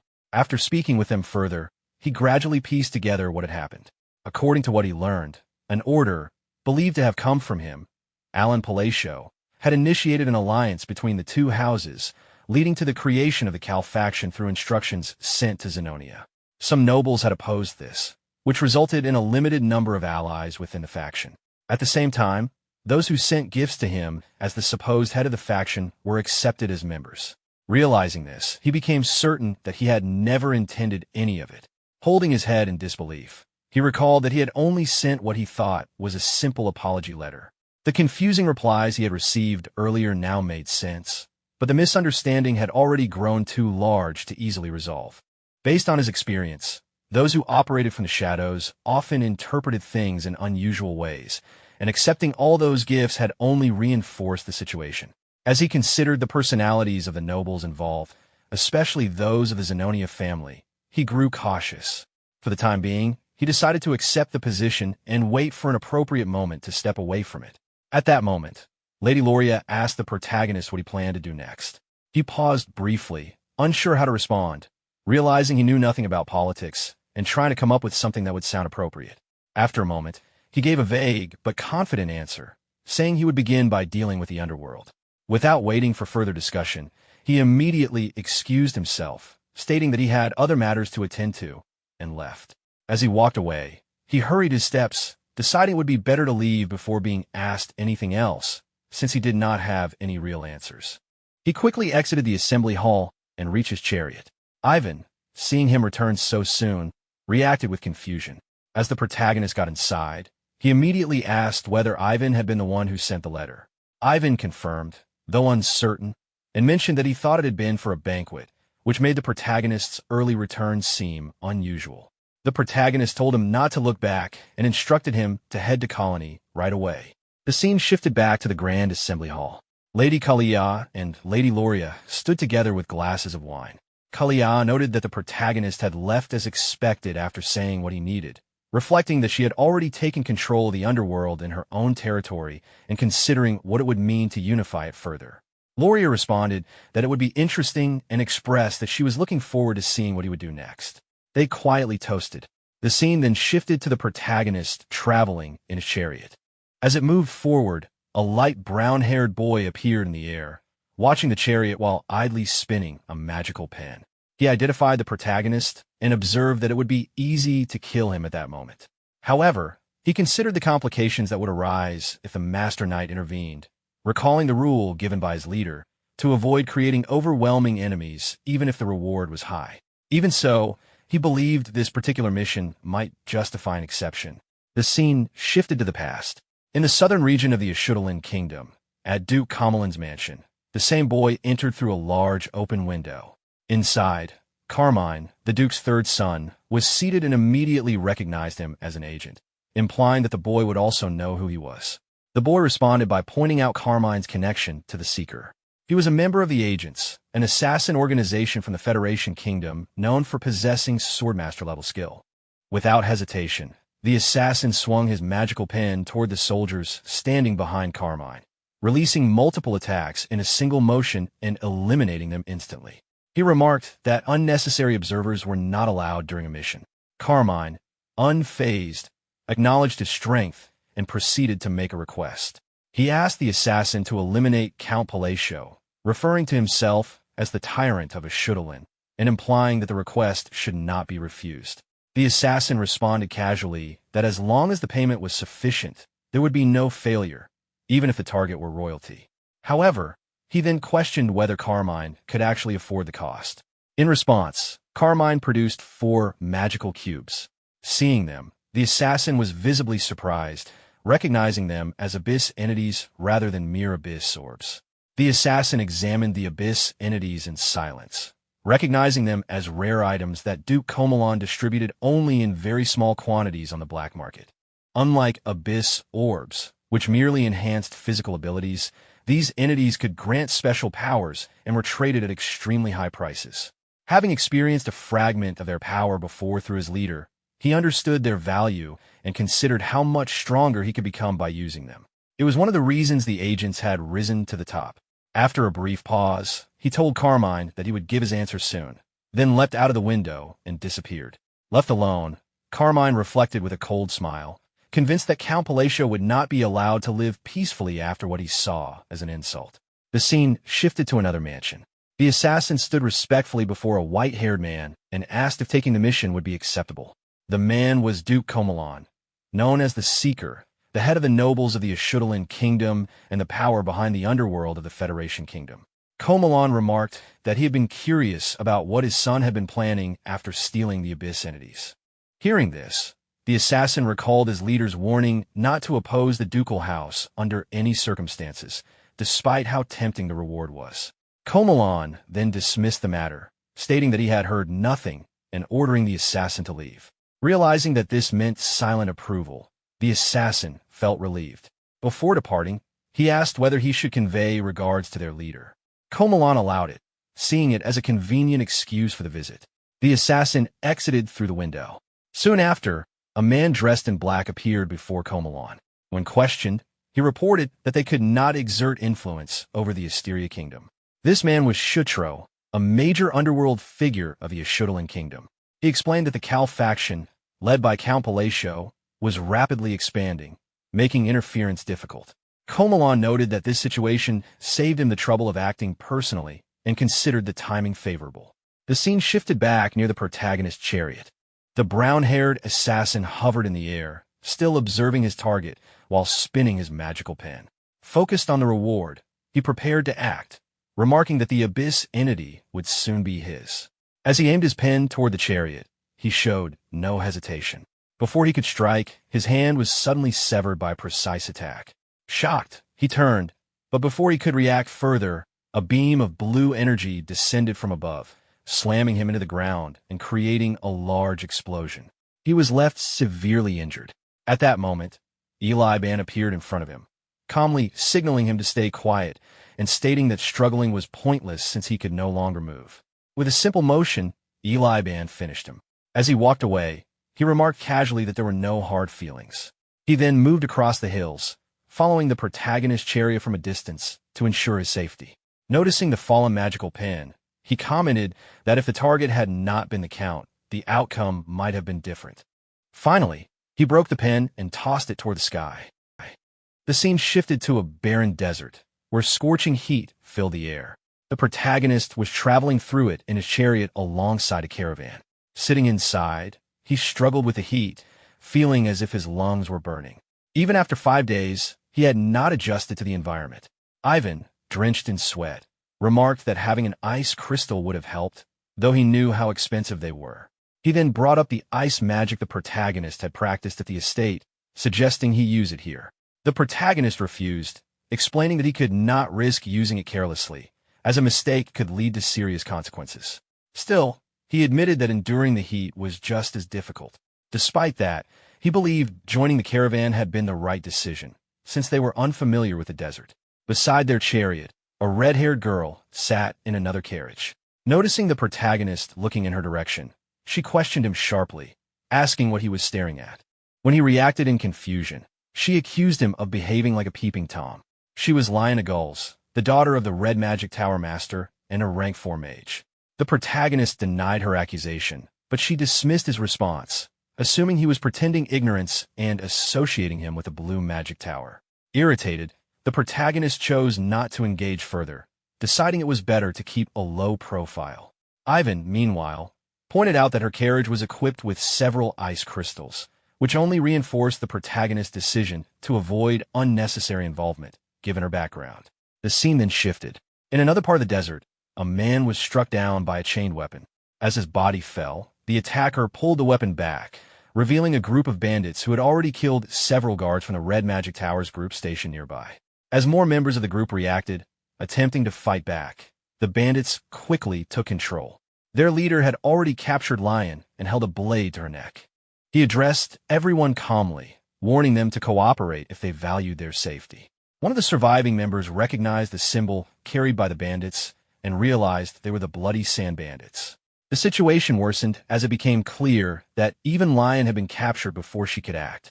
The bandit leader, pleased with the outcome, remarked that capturing the daughter of the Tower Master was an unexpected gain. He tightened his hold on her and taunted her while maintaining control of the situation. Lion struggled to breathe, her body reacting to fear. She tried to speak but could barely manage it. Internally, she realized that her past trauma was affecting her again, leaving her unable to steady herself in a moment. Suddenly, a cold breeze spread across the desert, lowering the temperature of the entire area. The bandit leader was caught off guard, while Lion noticed that, for the first time since being captured, she could breathe more steadily. At that moment, the protagonist appeared. Seeing him, Lion was surprised. She recalled her earlier impression of him, how she had judged him as someone with barely enough mana to qualify as a second circle mage, and assumed he had only benefited from circumstances during the battle against the Outer God. From the beginning, she had viewed him with distrust. But now, as she sensed the energy around him, her perception began to shift. The protagonist activated his spell, turning the surroundings into a freezing zone. A surge of cold and dense energy spread outward, lifting and scattering the nearby bandits into the air. The technique he used combined multiple forms of magic, something that required precise control and a high level of mastery. Lion immediately recognized what he had done. Combination casting required linking multiple spells with different structures, and its difficulty increased with each added layer. Normally, such control was only possible for a mage of at least the 5th circle. Yet what she was witnessing contradicted that expectation. Before she could process it further, the bandit leader threw her aside and rushed toward the protagonist, attacking with both blades. In response, the protagonist calmly combined 2 spells. With a simple motion, he froze the bandit midair, stopping him completely. Without hesitation, he followed with another spell, shattering the frozen body into fragments that fell to the ground. Observing the outcome, he understood that bandit groups like this typically scattered once their leader was eliminated. Addressing the remaining members, he gave them a clear warning. Unable to withstand the pressure, they panicked and fled the area immediately. Lion remained where she was, still trying to process what had just happened. The rumors she had dismissed earlier now seemed far more credible. The scene shifted. Later, 2 surviving members of the Red Magic Tower, who had been saved, approached the protagonist with wine and food as a gesture of gratitude.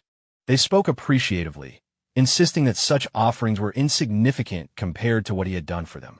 After thanking him again, they bowed and took their leave.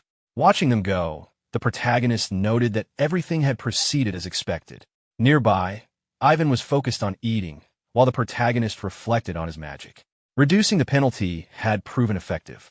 The spell he had developed during his vacation, Snowy Lands, combined space magic, frost magic, and maintenance magic simultaneously. Although its effect was limited to transforming the surroundings into a cold zone, it had proven useful in this situation. The protagonist reflected on his recent use of magic, organizing the conditions in his mind. Casting in extreme cold, near-death situations, and during battles against higher beings had all reduced the penalties he usually faced. Even so, combining 3 spells into one for an effect that lasted barely a minute was still inefficient.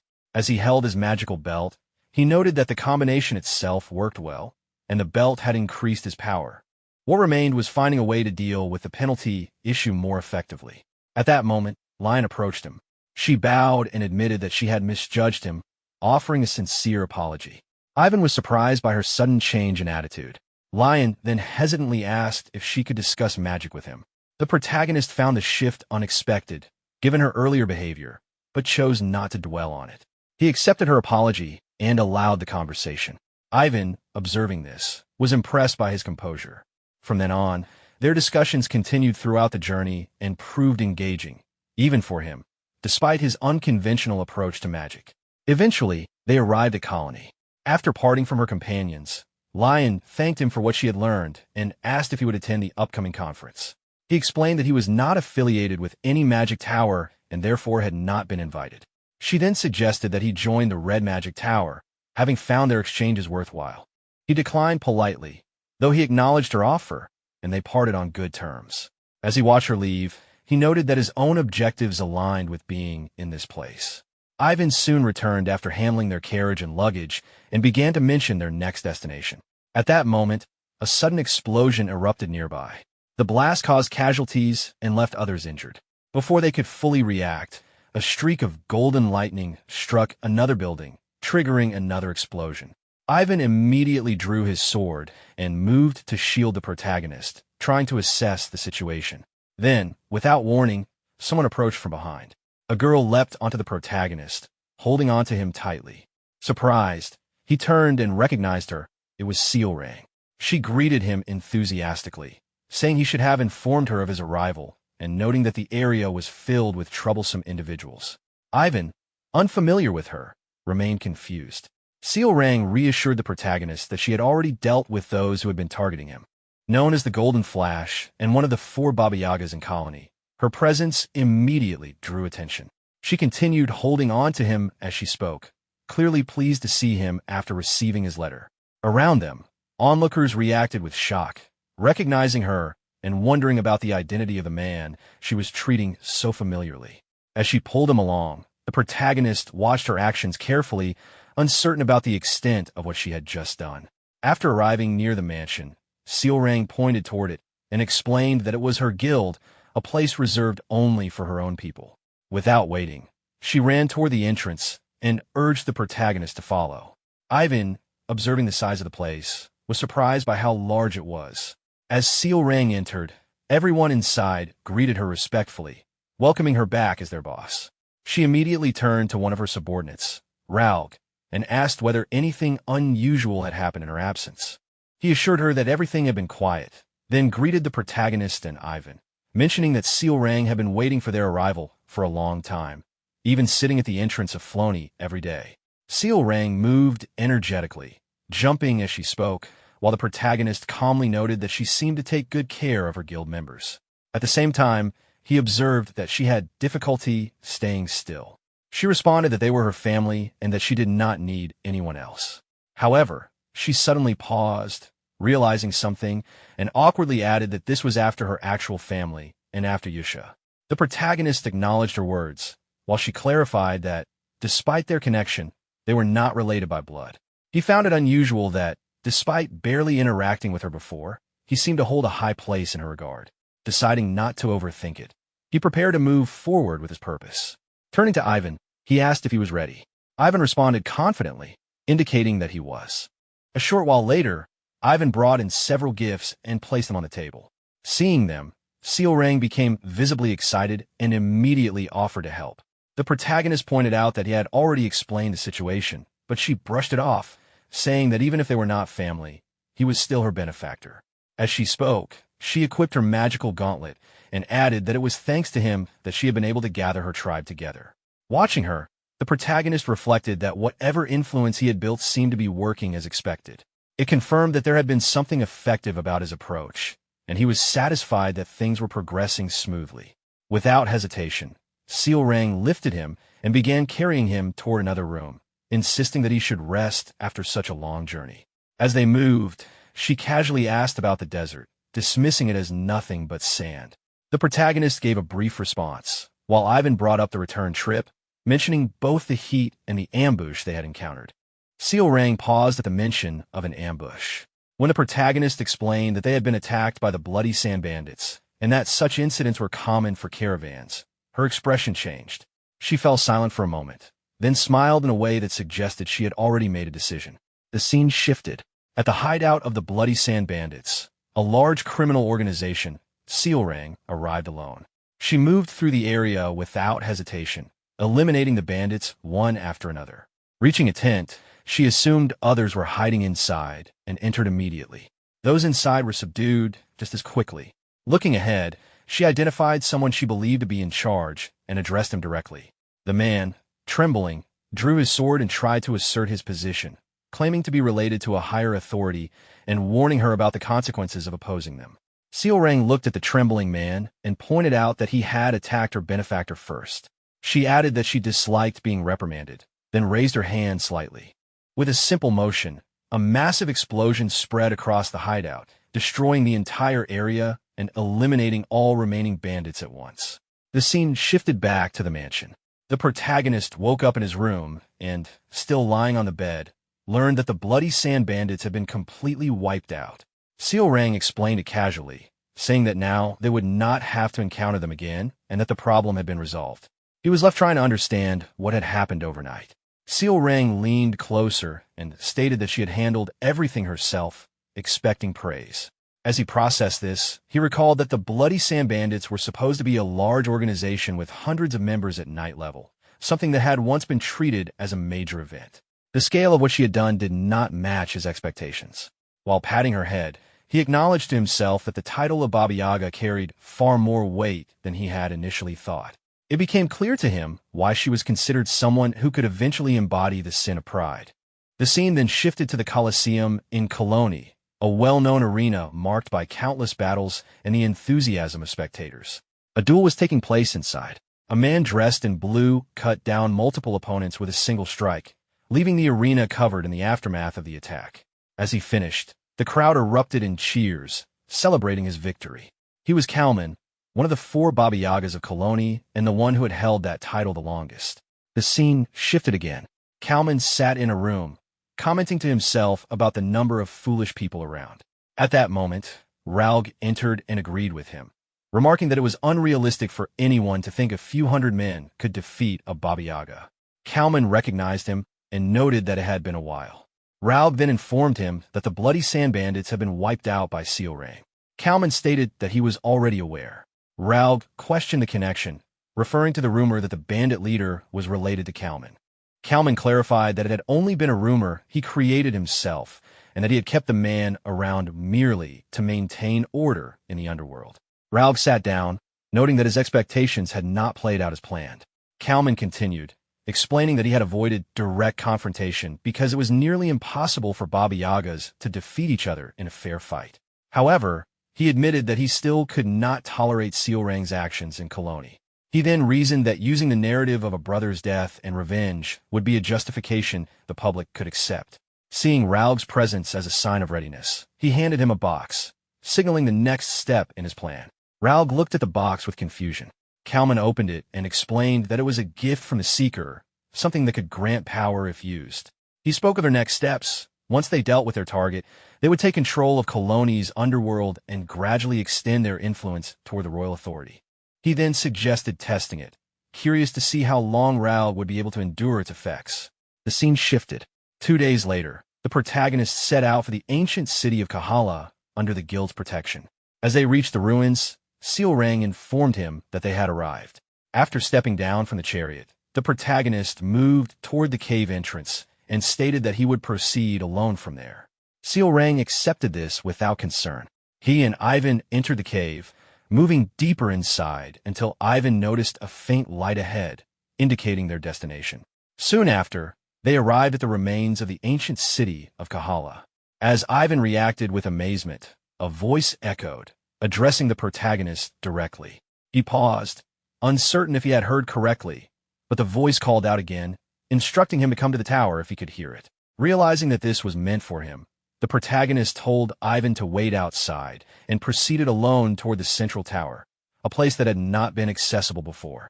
Inside, a black, energy-like entity appeared and welcomed him, noting that the ability to hear its voice meant he possessed at least a minimal level of divinity. The protagonist responded by referencing what he had learned from the god of monstrous strength, connecting it to the situation.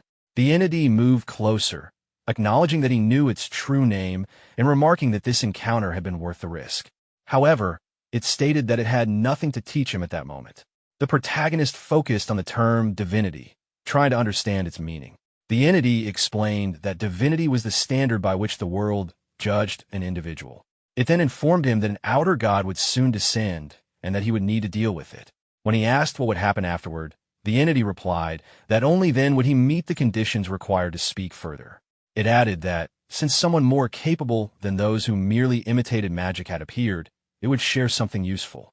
It explained that magic was not just casting, but a structured system made up of incantation, logic, and manifestation. Through incantation, something was invoked.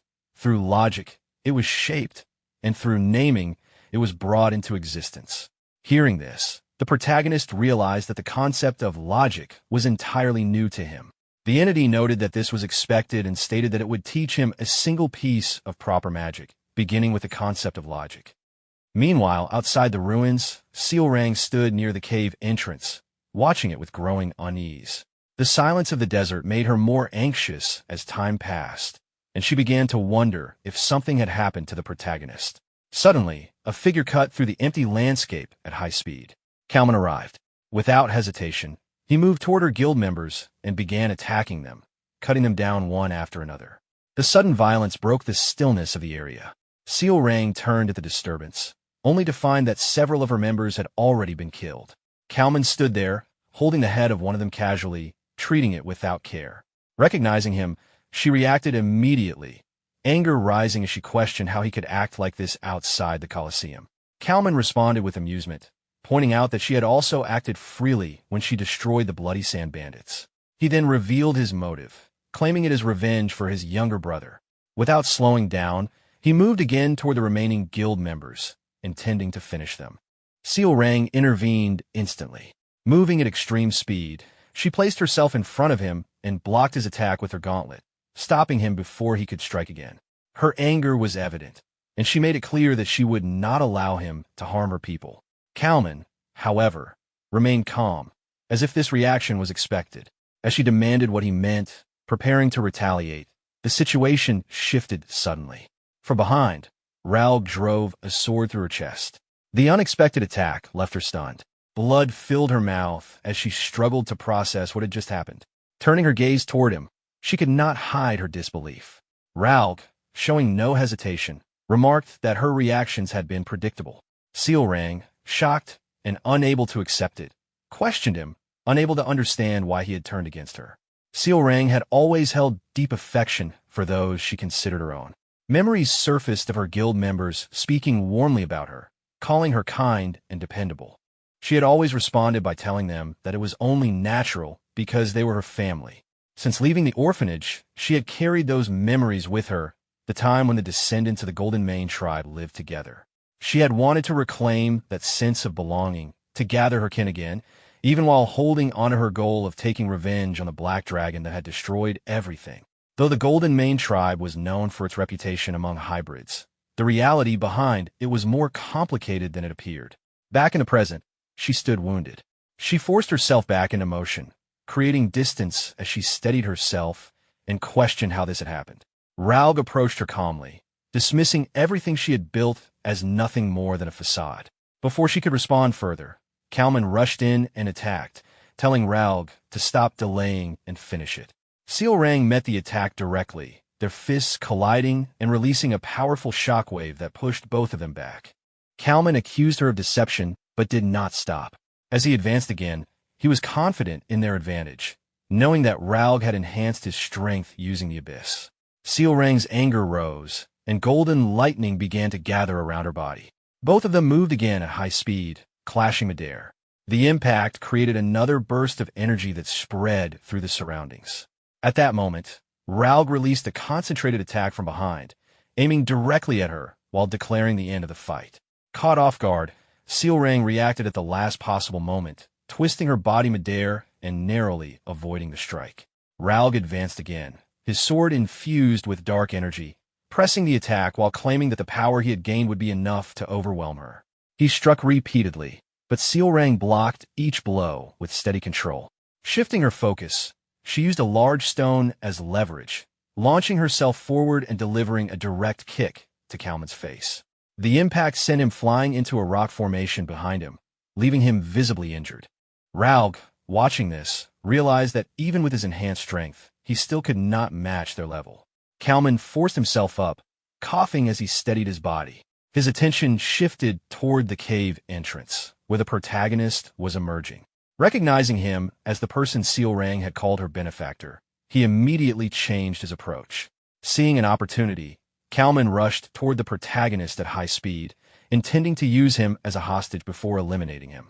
At the same time, Sealrang moved to intercept Raoul, but her body suddenly stopped responding mid-motion.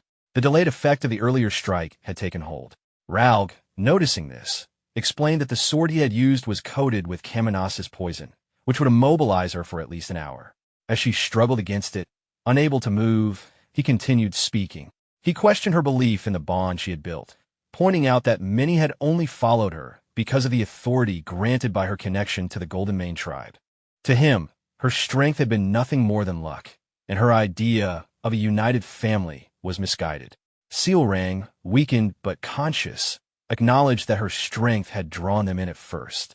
However, she held onto the belief that, over time, they had truly become a family. Raoul dismissed this and signaled forward. At his command, several guild members appeared behind him, their weapons drawn and directed at Sealrang.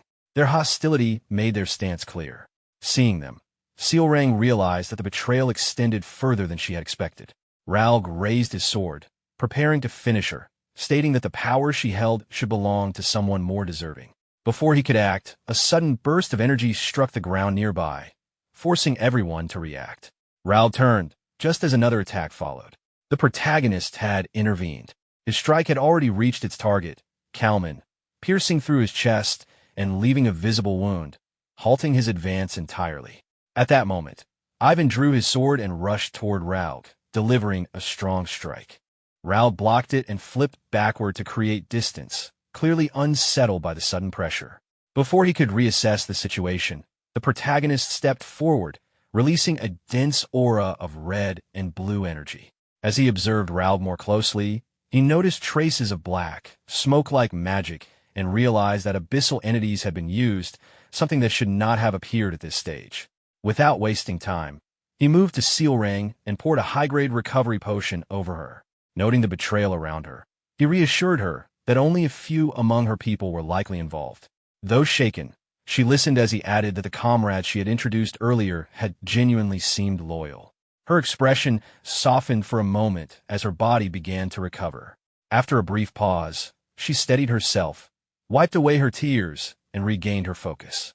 When the protagonist asked if she could hold them off while he prepared a spell, she agreed without hesitation, stating that her family was waiting for her. Seal Rang and Ivan immediately advanced together, engaging the traitors and cutting them down one by one, preventing them from interfering. Behind them, the protagonist began gathering energy. Snow, water, and cold air condensed around him as he initiated his magic. He was aware that he could only cast one more time and focused on forming the spell carefully. Recalling what he had learned inside the ruins, he concentrated not just on incantation, but on structuring the logic behind the spell. The energy around him began to stabilize as the formation took shape. As the process completed, countless snowflakes formed in the air, cracking and resonating as a large ice crystal materialized in front of him. From within it, a massive spear of ice began to emerge.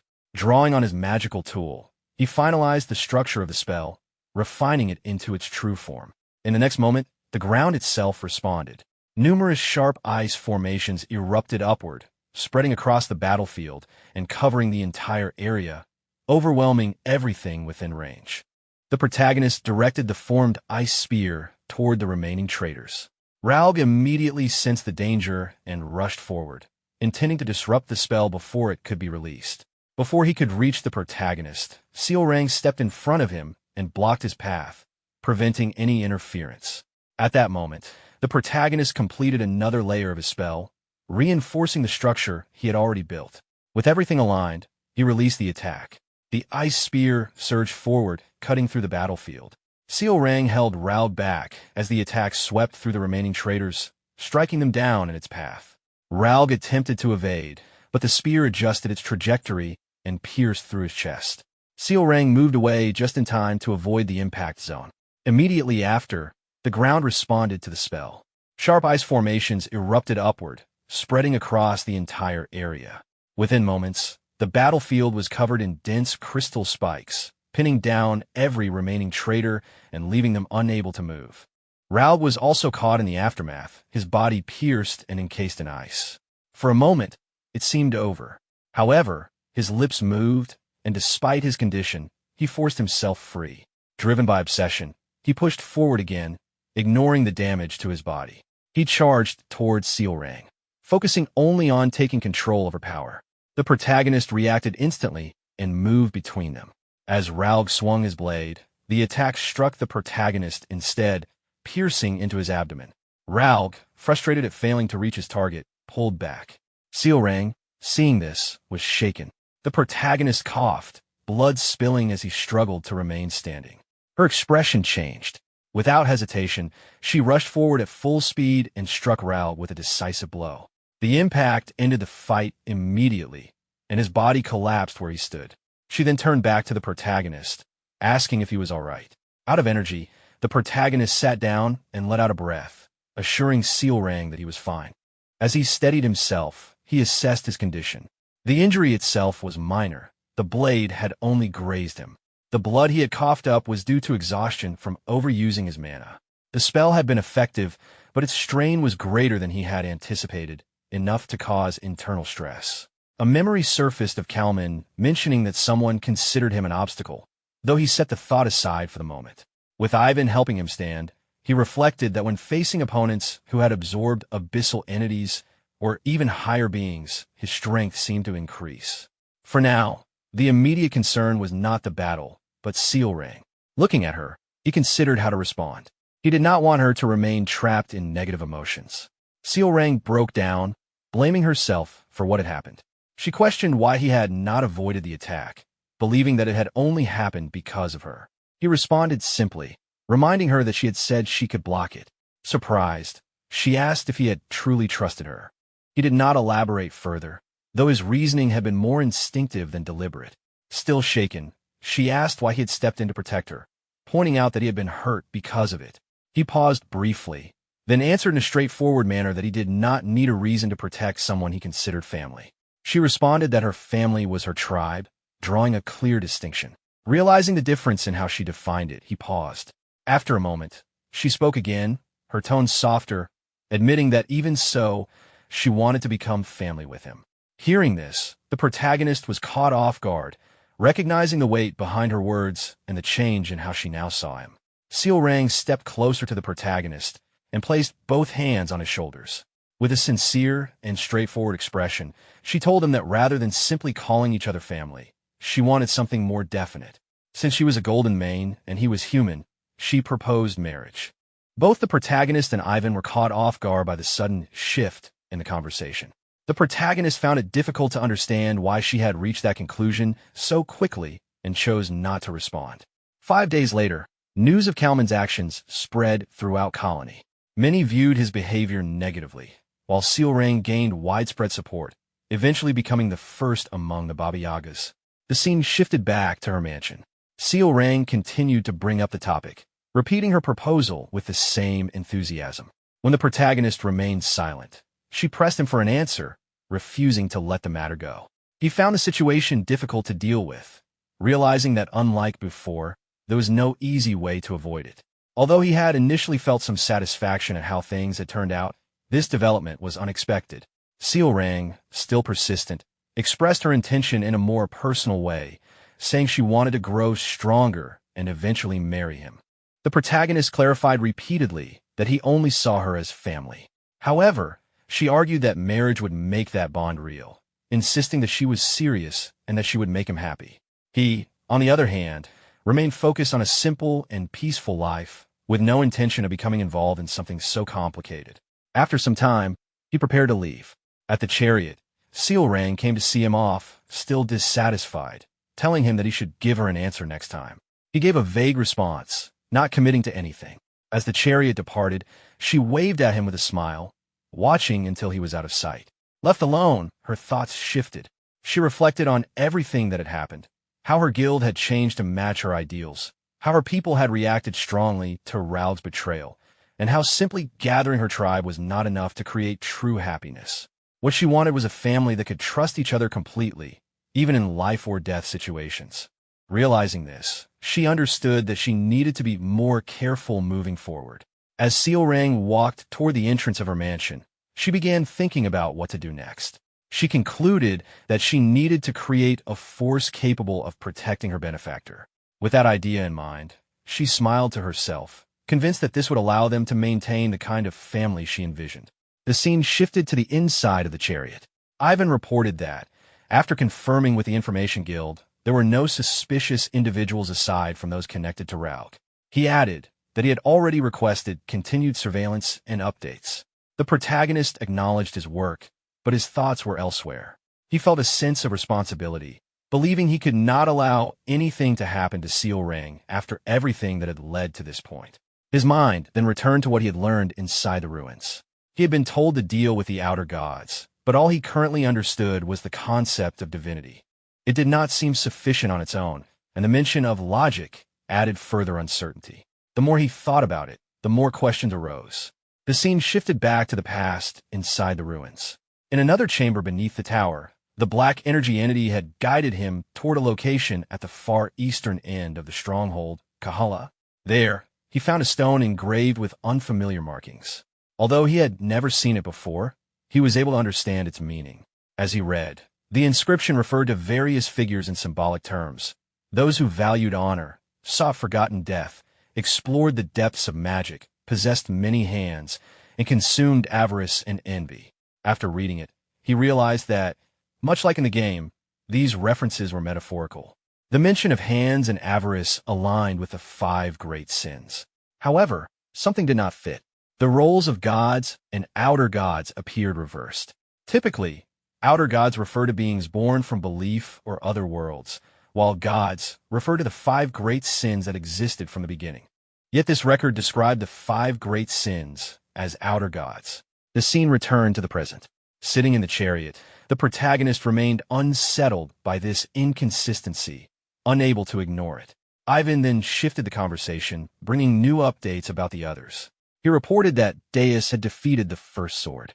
The protagonist reacted with surprise, recalling how strong Reinhardt had been even before. The speed of this growth was unexpected. Ivan continued, saying that Rinna had become part of the three councils, gaining authority over the policies of Larthania. The protagonist acknowledged this as a significant achievement. He then mentioned Raiden, who had united the 5 archipelagos and become a pirate king, now carrying a massive bounty comparable to the first of his kind. Hearing this, the protagonist was visibly taken aback, struggling to process how far things had escalated. As Ivan prepared to continue with the next update, the scene shifted. At the semi-annual gathering of the 5 Great Sins, Sealrang appeared through a crystal ball and casually announced that she intended to marry the Great Moon. Rinna, Raiden, and Deus were all caught off guard by the statement, interpreting it as something far more serious than it sounded. Yusha, on the other hand, reacted differently. Hearing this, her expression hardened as irritation and anger surfaced. Yusha steadied herself, forcing her expression back into calm. With a controlled tone, she dismissed Sealrang's declaration as exaggeration and acknowledged that it was natural to admire someone like the Great Moon. Sealrang, however, did not soften her stance. She repeated her intention with confidence, saying she planned to marry him and believed she would make a good partner. Yusha's composure began to strain, though she continued to maintain a polite expression.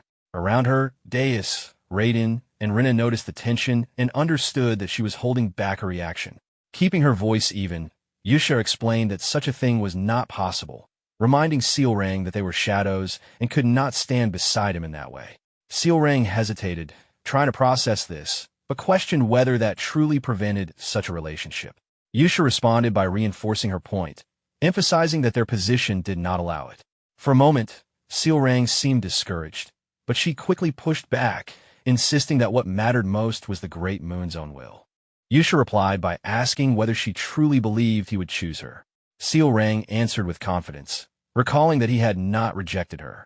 She described a past moment when she had asked him directly if he disliked her, and he had denied it. Hearing this, Yusha's composure faltered, her reaction sharper than before. Deus, trying to understand, asked what had happened, prompting Sealrang to explain the situation in full. After listening, Deus reflected on his own experience with the Great Moon, recalling his calm and unwavering presence even in difficult situations. He admitted that he had once doubted him, but had since come to respect him deeply. He then expressed his resolve to grow stronger, aiming to one day stand as his sword after achieving his own goals.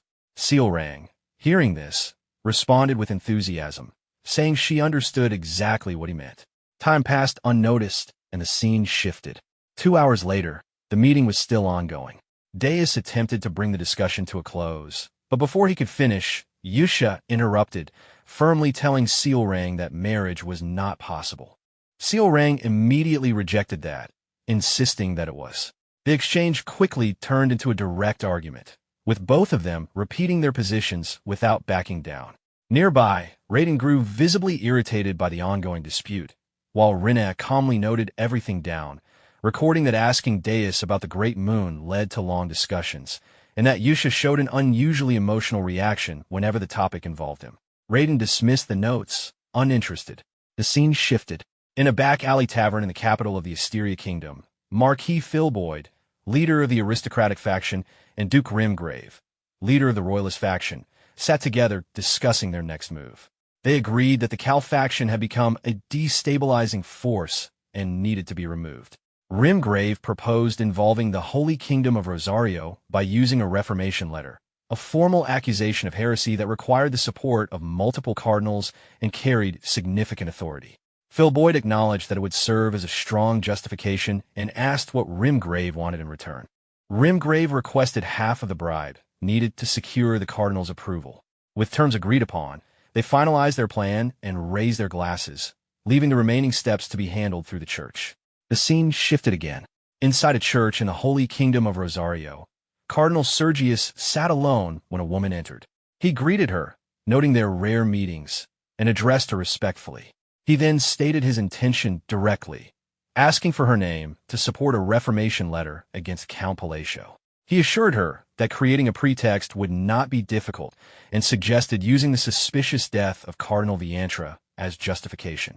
The woman was revealed to be Cardinal Yusha. She repeated his proposal calmly, confirming that he intended to use her name to eliminate the man she followed. As Sergius continued, inwardly confident about his scheme and the benefits he would gain, Yusha's demeanor changed. Without raising her voice, she activated her magic. Sergius's body began to twist under an unseen force. Overwhelmed by pain, he tried to react, but no sound escaped the space around them. Yusha, no longer concealing her anger, asked him directly whether he was suggesting that she eliminate the man she revered. As he struggled, she maintained control of the situation, making it clear that no one would come to his aid. Sergius lay on the ground, his body twisted and trembling as blood spread across the floor. Unable to endure the pain, he begged to be killed. Yusha refused, repeating that she could not grant that request. Instead, she increased the pressure of her magic, causing his body to contort further as he struggled to remain conscious. Desperate, he pleaded again, bowing and asking for death, but Yusha remained unmoved. She told him that there was something he needed to do first, and that attempting to harm the one she revered required punishment. As she intensified her control, she demanded that he recognize his sins. The scene shifted. 1 month after returning from the desert, the protagonist prepared to leave once again, this time for the magic conference. Ivan reported that preparations were nearly complete, and the protagonist acknowledged it. Though he still needed to investigate matters related to the abyssal entities and outer gods, attending the conference was unavoidable due to his position. He held onto a letter that had arrived 2 weeks earlier. When Ivan asked about it, he explained that it helped him stay calm. The letter confirmed his status as the leader of a faction and detailed the financial benefits that came with it, far greater than he had expected. He reflected on how he used to question why anyone would accept such a burdensome role. After seeing the compensation, his perspective had shifted. Whatever the structure behind it, the income it generated was beneficial, especially considering the state of his territory. Placing the letter carefully inside his coat, he moved forward with Ivan, now more accepting of his responsibilities. The scene shifted to the conference location in the Vridier Marquis. As he entered with Ivan, he observed the diverse group of attendees, ranging from warriors and merchants to clergy. He soon encountered Lady Kalia and Lady Loria, who greeted him politely. He responded in kind, though he remained somewhat tense. Standing with them and partaking in refreshments, he reflected on his current situation. Being associated with influential figures from the underworld made him uneasy, especially given the misunderstandings surrounding his position. Ivan then approached with urgency, bringing new information. Lowering his voice, he informed the protagonist that the leader of the royalist faction had received a reformation letter and had been taken to the Holy Kingdom. The protagonist reacted calmly, seeing it as one less concern, and casually shifted his attention back to his surroundings. At that moment, someone approached them. As Lady Kalia questioned the interruption, the man stepped forward. It was Marquis Philboyd. He appeared distressed and unsteady, then suddenly bowed before the protagonist, admitting defeat and pleading to be spared. The entire venue fell silent at the unexpected display. Even Kalia and Loria were visibly surprised. From Kalia's perspective, such an act carried significant meaning. In the political world, bowing like this was equivalent to yielding authority. As Philboyd remained in that position, despite his discomfort, Kalia reassessed the situation. To her, it appeared as though the protagonist had anticipated everything and remained composed throughout. And Sealrang continued her own efforts, training on her own in preparation for becoming a wife, what she believed would be her future role. Marquis Philboyd remained bowed, his voice strained as he admitted defeat and pleaded to be spared.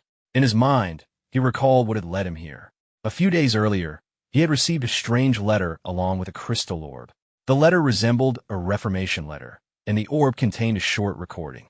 When he activated it, he saw Duke Rim grave-bound and being tortured by an unseen force, his body twisting under the pressure as he desperately apologized and urged him to read the sacred letter and look toward the sacred moon. The message ended abruptly, and the orb cracked. When Philboyd opened his own letter, it contained only a single warning: he was next. The meaning was clear to him. Even without being a true heretic, Rimgrave had already been destroyed. That meant the situation was no longer political. It had become something far more dangerous. Convinced that Count Palacio was behind everything, he realized that he had no way to resist. Back in the present, Phil Boyd lowered himself fully, placing his hands and head to the ground in complete surrender. He declared that he would abandon politics and asked only to be allowed to live in peace. The protagonist watched in confusion, unable to understand why all of this was being directed at him. Glancing toward Lady Kalia and Lady Loria, he suspected that this situation was connected to them, though he had no clear proof.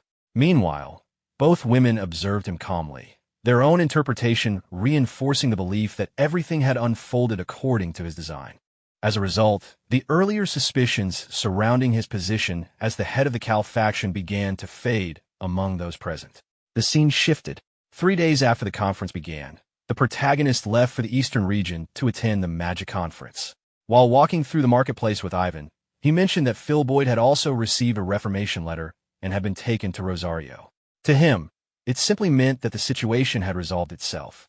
Ivan, however, was confused and asked whether the protagonist had been responsible for sending it. The protagonist denied it immediately. Ivan reminded him of something he had said earlier about being lenient, interpreting it differently than intended. The protagonist realized that his words had been misunderstood, as he had only been trying to avoid an awkward situation at the time. The scene shifted again. In Larthania, known as the City of Labyrinths, exploration and guild activity dominated daily life. Inside one of the labyrinths, a group advanced cautiously.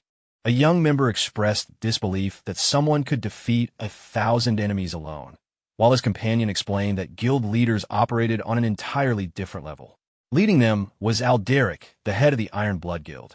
He dismissed the exaggeration, telling them not to expect anything unusual this time. As they moved deeper, another member confirmed that their mission involved capturing a monster on the 20th floor. Alderic acknowledged it, noting that while the reward had been high enough to accept, it was unusual, since floors divisible by 5 were typically considered safe zones.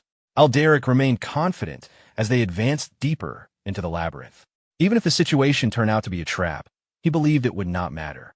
Having already explored beyond the 50th floor, he saw no real risk. He reminded the group that the payment had already been secured, so even failure would not result in a loss.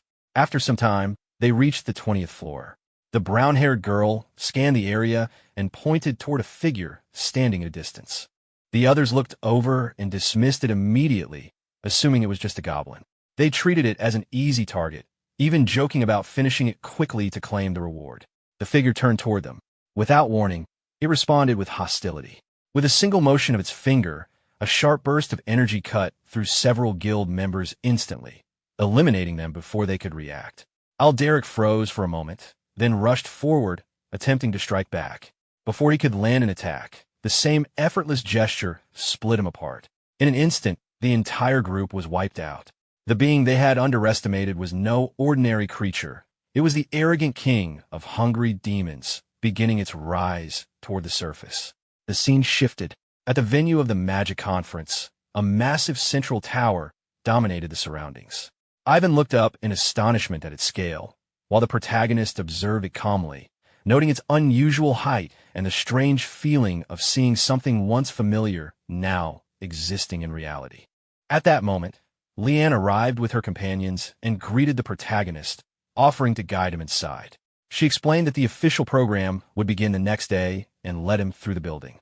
When he asked about the library, she directed him toward it, while Ivan headed to the break room, as he was not permitted inside certain areas. As they walked through the corridor, raised voices echoed from a nearby room. One voice expressed frustration, while another responded dismissively. The protagonist paused, confused by the argument.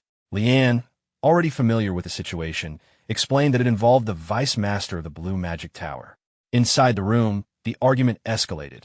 A member of the Green Magic Tower challenged the Blue Tower's vice master, Penia, who responded with complete confidence, dismissing his abilities outright. Enraged, he declared that things would be different in the future. Moments later, Penia stepped out of the room and noticed Leanne. She began speaking casually, but stopped when she saw the protagonist. Her demeanor changed immediately. Recognizing him, she bowed and greeted him respectfully. The protagonist responded calmly, acknowledging that it had been some time since they last met, and asked how she had been. Penia, still maintaining her respectful posture, answered him without lifting her head. The protagonist told Penia there was no need to be so formal. She hesitated, unsure whether she should speak casually, but he left the choice to her. She thanked him and kept her tone respectful. The sudden change in her behavior shocked the mages from the Green Magic Tower. They could not understand what they were seeing, as nothing they knew explained it. The protagonist then remarked that mages should get along. In response, Penia immediately approached the Green Tower members, bowed, and apologized, suggesting they put the matter aside. With that resolved, the protagonist took his leave. Penia saluted him and quickly disappeared using magic. Watching this, he noted that her behavior seemed to become more unusual each time they met. The Green Tower members remained stunned, silently staring at him. He found their reaction confusing and moved on with Leanne toward the library. Leanne commented that Penia only behaved politely in his presence, calling her difficult otherwise. The protagonist questioned that description but did not press further. They reached the elevator, where members of the Violet Magic Tower stepped out. One of them, Baruch, greeted Leanne casually and then turned his attention to the protagonist. Leanne introduced him as Count Palacio and told Baruch not to be rude. Baruch introduced himself as the son of the Purple Tower Master and greeted the protagonist before leaving, remarking that he would win Leanne over eventually. After he left, Leanne warned the protagonist not to engage with him, explaining that he was known for taking others' research to elevate himself despite being only a rank 4 mage. The protagonist acknowledged this, though he noted internally that reaching that rank at such an age still indicated talent. He reflected on how significant the differences between ranks became at higher levels. Leanne then directed him to the library on the 38th floor and parted ways. After arriving, he entered the vast library, where books floated through the air using magic. Taking in the environment, he focused on his objectives. First, he adjusted broken clocks, setting them all to the same time in preparation for a later condition. Then, he searched for a specific black book without a title or author. Once he found it, he opened it and reached inside, revealing a hidden space within the pages. From there, he retrieved an item known as the nail guard. The scene shifted to the next day. At the grounds for friendly matches following the Green Magic Tower's presentation, an announcement was made. Count Palacio had been challenged to a duel by Baruch. Hearing this, the protagonist was caught off guard, unsure how the situation had escalated to this point. The protagonist glanced at Leanne and recalled what she had told him earlier, that Baruch constantly bothered her and even brought up marriage. Seeing her worried expression now, he understood the reason behind the challenge. Baruch stepped onto the stage and addressed him confidently, framing the duel as a chance to learn from someone involved in defeating an outer god. Internally, however, he saw it as an opportunity to elevate himself. With the protagonist's reputation growing rapidly, Baruch believed defeating him would bring immediate recognition. Judging him to be only rank 3, he assumed the rumors were exaggerated and that this would be an easy victory. He mocked the situation, provoking him further. The protagonist's expression hardened slightly. Though he remained composed, he decided to accept the duel. Both of them took their positions as the announcer set the rules, prohibiting lethal magic, and gave the signal to begin. Baruch immediately gathered violet energy around his staff, preparing to end the fight quickly before his opponent's perceived weakness could be exposed. However, before he could act, a sudden drop in temperature spread across the arena. He hesitated. Looking down, he realized his feet had frozen to the ground. The cold spread rapidly, restricting his movement. When he looked up, he saw the protagonist standing atop a formed ice structure, surrounded by sharp crystalline formations. The protagonist raised his hand and began casting. Moments earlier, outside the arena, Baruch's father had already been skeptical of the rumors surrounding Count Palacio. Even after hearing about Penia's behavior, he had assumed it was exaggerated. Observing the protagonist's mana capacity, he had concluded that the rumors were likely false. Now, watching the duel unfold, that assumption collapsed. The entire arena floor had been frozen over in an instant. From the center, the protagonist maintained control of the field, continuing his casting with precision. The scale and stability of the magic drew immediate attention. Observers began to realize what was happening. This was not a simple spell. It was a combination of multiple magical structures executed simultaneously. Even experienced mages struggled to process it. For someone at a higher rank, such a manifestation would already be difficult. Yet the protagonist was maintaining it without visible strain. Baruch's father, now fully aware of the gap, could not understand how such control was possible. The difference between expectation and reality had become undeniable. Using the bracelet and the nail guard he had retrieved earlier, the protagonist activated two additional effects: crystal formation and rotational control. Ice began to gather and swirl tightly around Baruch. Realizing the danger, Baruch tried to raise his staff and form a defensive spell, but the cold pressure intensified before he could complete it. From the audience, some mages recognized the structure forming, identifying it as a high-level offensive technique. Panic spread through the crowd as the ice compressed further. In the next instant, the formation collapsed inward. Baruch was completely frozen before he could react. The announcer declared the result. Count Palacio had won. The protagonist stood calmly as the arena fell silent. Later, inside one of the tower's rooms, several mages gathered around him, asking how he had constructed the spell. Baruch's father approached as well, apologizing for asking about what might be a proprietary technique. Others speculated that the method resembled ancient hand-based catalysts thought to be lost. The protagonist answered briefly, pointing out that the logic behind the spell Baruch used had been outdated. When he casually stated that he was only rank 3, the others dismissed it as modesty. Uninterested in continuing the discussion, he excused himself and left the room quickly. In the corridor, he finally paused. He reviewed the item he had obtained, the nail guard, also known as the Memory of the Black Eye. It allowed him to store a spell and reproduce it with amplified output. Combined with his ring, it significantly reduced the limitations he normally faced, letting him use more of his available casting capacity. He reflected on the nature of glory of the snowy mountains. Rather than simply boosting power, it functioned by freezing the surrounding air at the moment of manifestation. Recalling the explanation about magic logic, he began to understand that proper structure allowed direct interaction with the laws governing magic, rather than just modifying outcomes. The more he learned, the more possibilities opened up. With that in mind, he decided to continue his preparations. After returning to the 38th floor, he entered the library again. A voice greeted him, noting that he had arrived on time and solved the previous condition. He responded calmly, stating that he had come to continue. A blue energy gathered in front of him, forming a structured shape before taking on a human form. The figure introduced itself indirectly through its presence, an archmage from a distant era, known for both fear and reverence among mages. Recognizing her, the protagonist understood who he was facing. He remained cautious, preparing his magic discreetly in case of danger.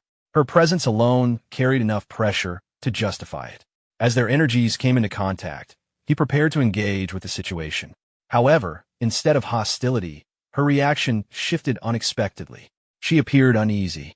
Before he could fully process it, she hastily produced a red chest and offered it to him, as if trying to resolve the encounter immediately.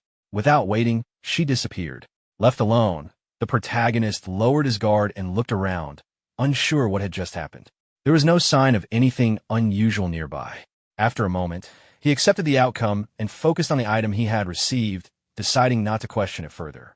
After the friendly duels concluded, the conference resumed with presentation after presentation. Alan attended as many magic lectures as he could, realizing it was far more efficient to learn directly from experienced mages than to figure everything out on his own. Unlike Alan, who specialized in mana control, Lion excelled at arranging magical sequences. Their discussions became increasingly valuable as they exchanged knowledge throughout the conference. Even so, Lion struggled to believe Alan was truly only a rank 3 mage, repeatedly asking about it. By the 15th time, Alan could only sigh inwardly. Lion apologized awkwardly before mentioning that she planned to begin studying rank 4 magic, even though her current abilities were still insufficient. On the 4th day of the conference, Alan received an urgent report. An outer god had appeared inside the Larthania labyrinth, and according to the Information Guild, a strange mutation had begun spreading through the labyrinth about a week earlier. The moment he heard the news, Alan instructed Evan to send send a letter because they would be leaving immediately. Soon afterward, Alan departed from the tower for Larthania. Before he left, Peenia hurried over to see him off. She nervously confirmed that he was really leaving, then strangely insisted once again that he was definitely only a rank 3 maid. Alan was left completely confused. After wishing them a safe journey, she watched the carriage depart. Although she had come all the way to personally see him off, she didn't seem sad about his departure at all, leaving Alan even more puzzled by her personality. A few days later, Alan and Evan arrived in Larthania, the city of labyrinths. Standing before Rene's residence, Alan was stunned by its scale. Evan was equally surprised by how prosperous it had become. Seeing it with his own eyes, Alan finally understood why magic item experts possessed such tremendous influence. The enormous estate radiated wealth, authority, and power. Before they could enter, Rene's assistant stopped them and asked whether they had a reservation. Evan quietly noted that even entering required an appointment. Alan politely requested that the assistant inform Rene that Count Palacio had arrived despite the unannounced visit. Internally, the assistant was exhausted, thinking Alan was already the 325th person that day claiming to be close to the boss. He explained that without a reservation, even the meeting fee alone cost 3,000 gold coins. The amount immediately shocked Alan. It was enough to purchase an entire house. When he asked about the next available appointment, the assistant casually replied that the earliest opening was roughly 10 months away. Before either Alan or Evan could respond, a bag of gold coins was tossed onto the counter. The newcomer mocked Alan for showing up without enough money. He was Labard Claystone, the son of Larthania's lord. The assistant inwardly sighed, annoyed that Labard had shown up yet again, relying entirely on his father's authority. As the gates opened for him, Labard insulted Alan and Evan before heading inside. Both of them restrained their frustration. Just then, Renee herself stepped outside. Labard immediately noticed her and remarked that she normally never came out to greet him. Before he could continue, Renee struck him in the stomach and ordered him to leave. She then warmly welcomed Alan, revealing she had been waiting for his arrival for quite some time. Watching the exchange, the assistant quietly reflected that their boss always treated people fairly, whether they were royalty or ordinary visitors. Humiliated before everyone, Labard angrily reminded Renee of his close ties to the Council of Three and warned that she would regret choosing outsiders over him. Renee ignored the threat entirely and calmly invited Alan and Evan inside. Alan hesitated, asking whether this would truly be alright, considering the Lord greatly favored his son. Renee reassured him that he likely would never see Labard again. She also mentioned receiving Alan's letter, and for some reason, Alan found her confidence strangely reassuring. Once inside, they finally had a chance to talk peacefully. Sitting once again in the master's chair, Alan found the situation oddly nostalgic, reminding him of his earlier visit with Deu. During their conversation, he asked why Renee always referred to him as patron, while the others called him benefactor or godfather. Renee simply explained that patron was the title she believed suited him best. The answer quietly pleased Alan. She had always been mature and dependable, and now she was clearly succeeding through her own abilities. Eventually, Alan revealed the real reason for his visit. He explained that influence had become necessary if he wanted to move forward, so he hoped Renee could help him join the strike force assembled to deal with the outer god. Renee confirmed that such a task force had recently been organized. Alan briefly worried that his earlier conflict with Labard might cause trouble for her, but Renee dismissed the concern, asking whether he was really worried about the Lord's son. Alan clarified that he simply didn't want to create unnecessary problems for her. Renee confidently assured him that she could arrange everything exactly as requested. Relieved, Alan sincerely thanked her. She then suggested that both Alan and Evan rest after their long journey and personally showed them to their rooms. Once alone, Evan remarked on how mature Renee had become. Alan agreed, nodding that she truly carried the presence of someone who had always ranked at the top of her class. That night, while lying in bed, Alan felt relieved that Renee had agreed to help. Even so, he couldn't shake the uneasiness surrounding the recent incident in the north. Deciding he needed a clear mind, he chose to rest before organizing his thoughts. By noon the following day, Evan finally woke him. Despite all the rest, the exhaustion still lingered. The two headed to the dining hall, where Renee was already waiting. During the meal, she casually informed Alan that his request had already been taken care of. The strike force was meeting that very day and they would be leaving shortly. Alan was surprised by how quickly everything had been arranged. Renee then added just as casually that he no longer needed to worry about Labard Claystone because she had already eliminated him. Alan instinctively praised her efficiency before freezing as the meaning of her words fully registered. Labard may have been responsible for numerous atrocities, including the massacre on the 30th floor, the Abyss body monster, and the Chimia's experiments, but he was still the Lord's son. Trying to stay calm, Alan seriously asked why she had killed him. Renee answered matter-of-factly that Labard had made Alan uncomfortable, and leaving him alive would only continue causing problems. She also assured him that the Council of Three would not become an issue. Her explanation only increased Alan's concern. Renee had always been one of the future seeds of sin, but even so, her response felt excessive. What puzzled him even more was how a magic item expert had managed to eliminate Labard and all of his mercenaries so effortlessly. Noticing Alan's silence, Renee asked whether something was still wrong. She even appeared slightly disappointed, as though she was prepared to do even more if necessary. Realizing what she meant, Alan quickly explained that he was only worried about her safety. Her expression immediately softened as she assured him everything had been handled perfectly. Watching her discuss murder so naturally made Alan realize once again how different their ways of thinking truly were. Even so, he sincerely thanked her and asked her not to be upset. Renee denied being upset, while Alan insisted she clearly had been. She continued rejecting the idea, leaving Alan wondering whether she was simply embarrassed and trying to hide it. He calmly reminded her not to place herself in dangerous situations, explaining that it would be tragic if she lost everything she had worked so hard to build. Renee quietly acknowledged his concern, saying she understood exactly what her patron expected of her. She then stood up and invited him to see something she wanted to show him, the eye of the stalker. After entering the mansion, Renee showed Alan the eye of the stalker and proudly reported that the number of black marks on the artifact had continued increasing without any issues. Hearing that, Alan suddenly connected several pieces of information. He recalled the old rumors that black marks enhanced the abilities of magical artifacts. Until then, he had believed the eye of the stalker was nothing more than an ordinary appraisal tool. Now its true value became clear. It could identify weak mana artifacts and greatly improve the appraisal process. The realization explained everything. He finally understood why Renee's shop, Meride, had grown into such a successful business and why she had always valued the artifact so highly. Although surprised, Alan kept a calm expression and simply praised her for making such good use of it. Renee happily explained that the process had slowed slightly after surpassing 400 marks, but she was confident they would eventually collect them all within a few years. Alan listened carefully, though he still wasn't entirely sure what the marks actually represented. After finishing her report, Renee led Alan to the meeting room where the strike force assembled to eliminate the outer god was waiting. The atmosphere turned hostile the moment he entered. Mayim, leader of the Antiquity Tracker Guild and fourth among the 5 great guilds, immediately questioned why someone like Alan had been invited. To her, his reputation was nothing more than exaggerated rumors. Maverick, leader of the Nomadic Lands Guild and ranked 3rd, dismissed Alan outright, saying there was no reason to hear him out. Nearby, Hyman of the Acadia Guild and Argonia, the strongest of the 5 great guild leaders, also watched him with obvious skepticism. Without warning, Mayim drew her dagger and rushed toward Alan, demanding that he stop interfering and return home. Alan remained outwardly calm. He had expected resistance from mercenaries who respected only strength, but even he hadn't anticipated such open hostility. Realizing words would accomplish nothing, he quietly activated his mana. A field of frost spread around him, freezing Mayim in place before she could reach him. Seeing this, Maverick immediately drew his sword and charged. Ice erupted across the floor as the remaining guild leaders prepared for battle. Despite maintaining a composed expression, Alan was panicking internally, wondering whether he had pushed things too far. Then, instead of escalating the confrontation, he calmly sat down and asked whether they could finally have a proper discussion. His unexpected confidence caught everyone off guard. Alan wasn't bluffing. He remembered this exact situation from the game. It was part of a hidden quest and everything depended on a single person. If Argonia acknowledged him, the conflict would end immediately. After silently observing him, Argonia ordered everyone to stand down. When Maverick questioned her decision, she pointed out that they had been the ones to provoke Alan first. Reluctantly, Maverick lowered his weapon. With the tension gone, Alan immediately asked when they planned to enter the labyrinth. Argonia proposed leaving in 2 days and continuing the strategy meeting the following day. Alan accepted and quietly left. The moment he stepped outside, his composure completely disappeared. Clutching his chest, he swore never to take such a reckless gamble again. Back inside the meeting room,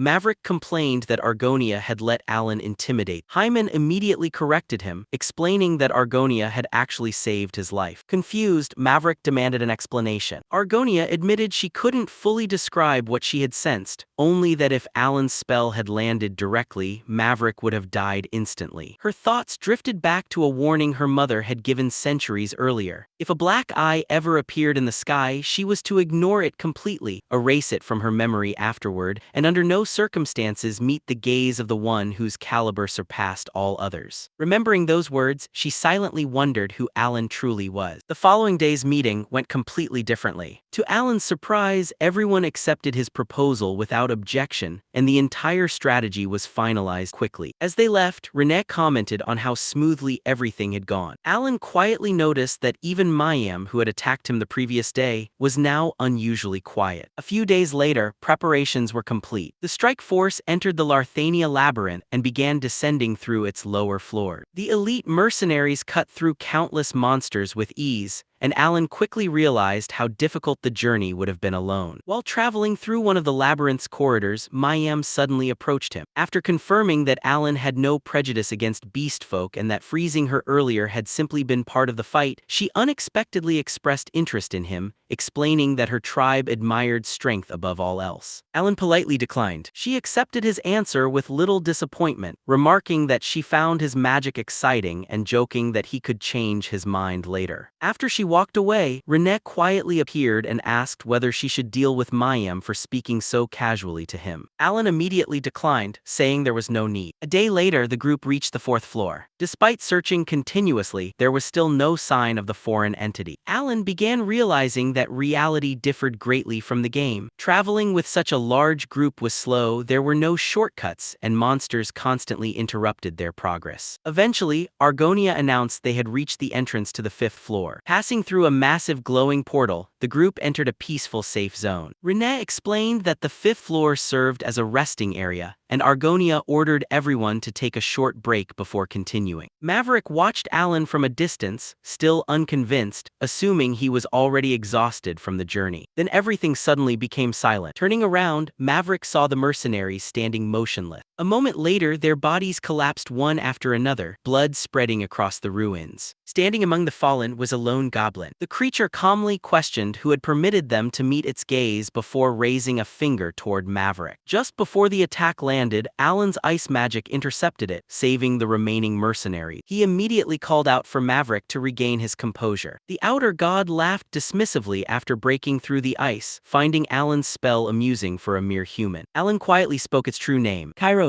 Demon was genuinely surprised that a human recognized him. Clearly pleased, Kairos praised Alan's knowledge. Alan's mind immediately recalled everything he knew. Kairos had once been an insignificant being obsessed with knowledge until he discovered the laws of the world. Through his own efforts, he had become the king of demons and nearly reached the level of the gods. According to the game's timeline, Kairos should not have reached this place for another 3 days. Realizing something had gone terribly wrong, Alan questioned why he was already here. Kairos, however, appeared unconcerned. In a surprisingly good mood, he announced that because Alan intrigued him, he was willing to spare everyone accompanying him. He gave the strike force a simple choice: leave immediately, and they would be allowed to live. Alan had no intention of retreating. He ordered everyone to prepare for battle, and the mercenaries immediately drew their weapons. Based on what he knew, the outer god's stabilization was still incomplete. With the elite strike force fully prepared, they still had a chance to win. Kairos perched atop a massive pillar, looking down at them with amusement. Since they insisted on resisting, he decided to indulge them. With a casual gesture, he unleashed a devastating attack that tore through the landscape, destroying the ancient ruins and transforming the peaceful safe zone into a battlefield. The strike force reacted instantly. Maverick and Argonia charged forward, their swords of dissipation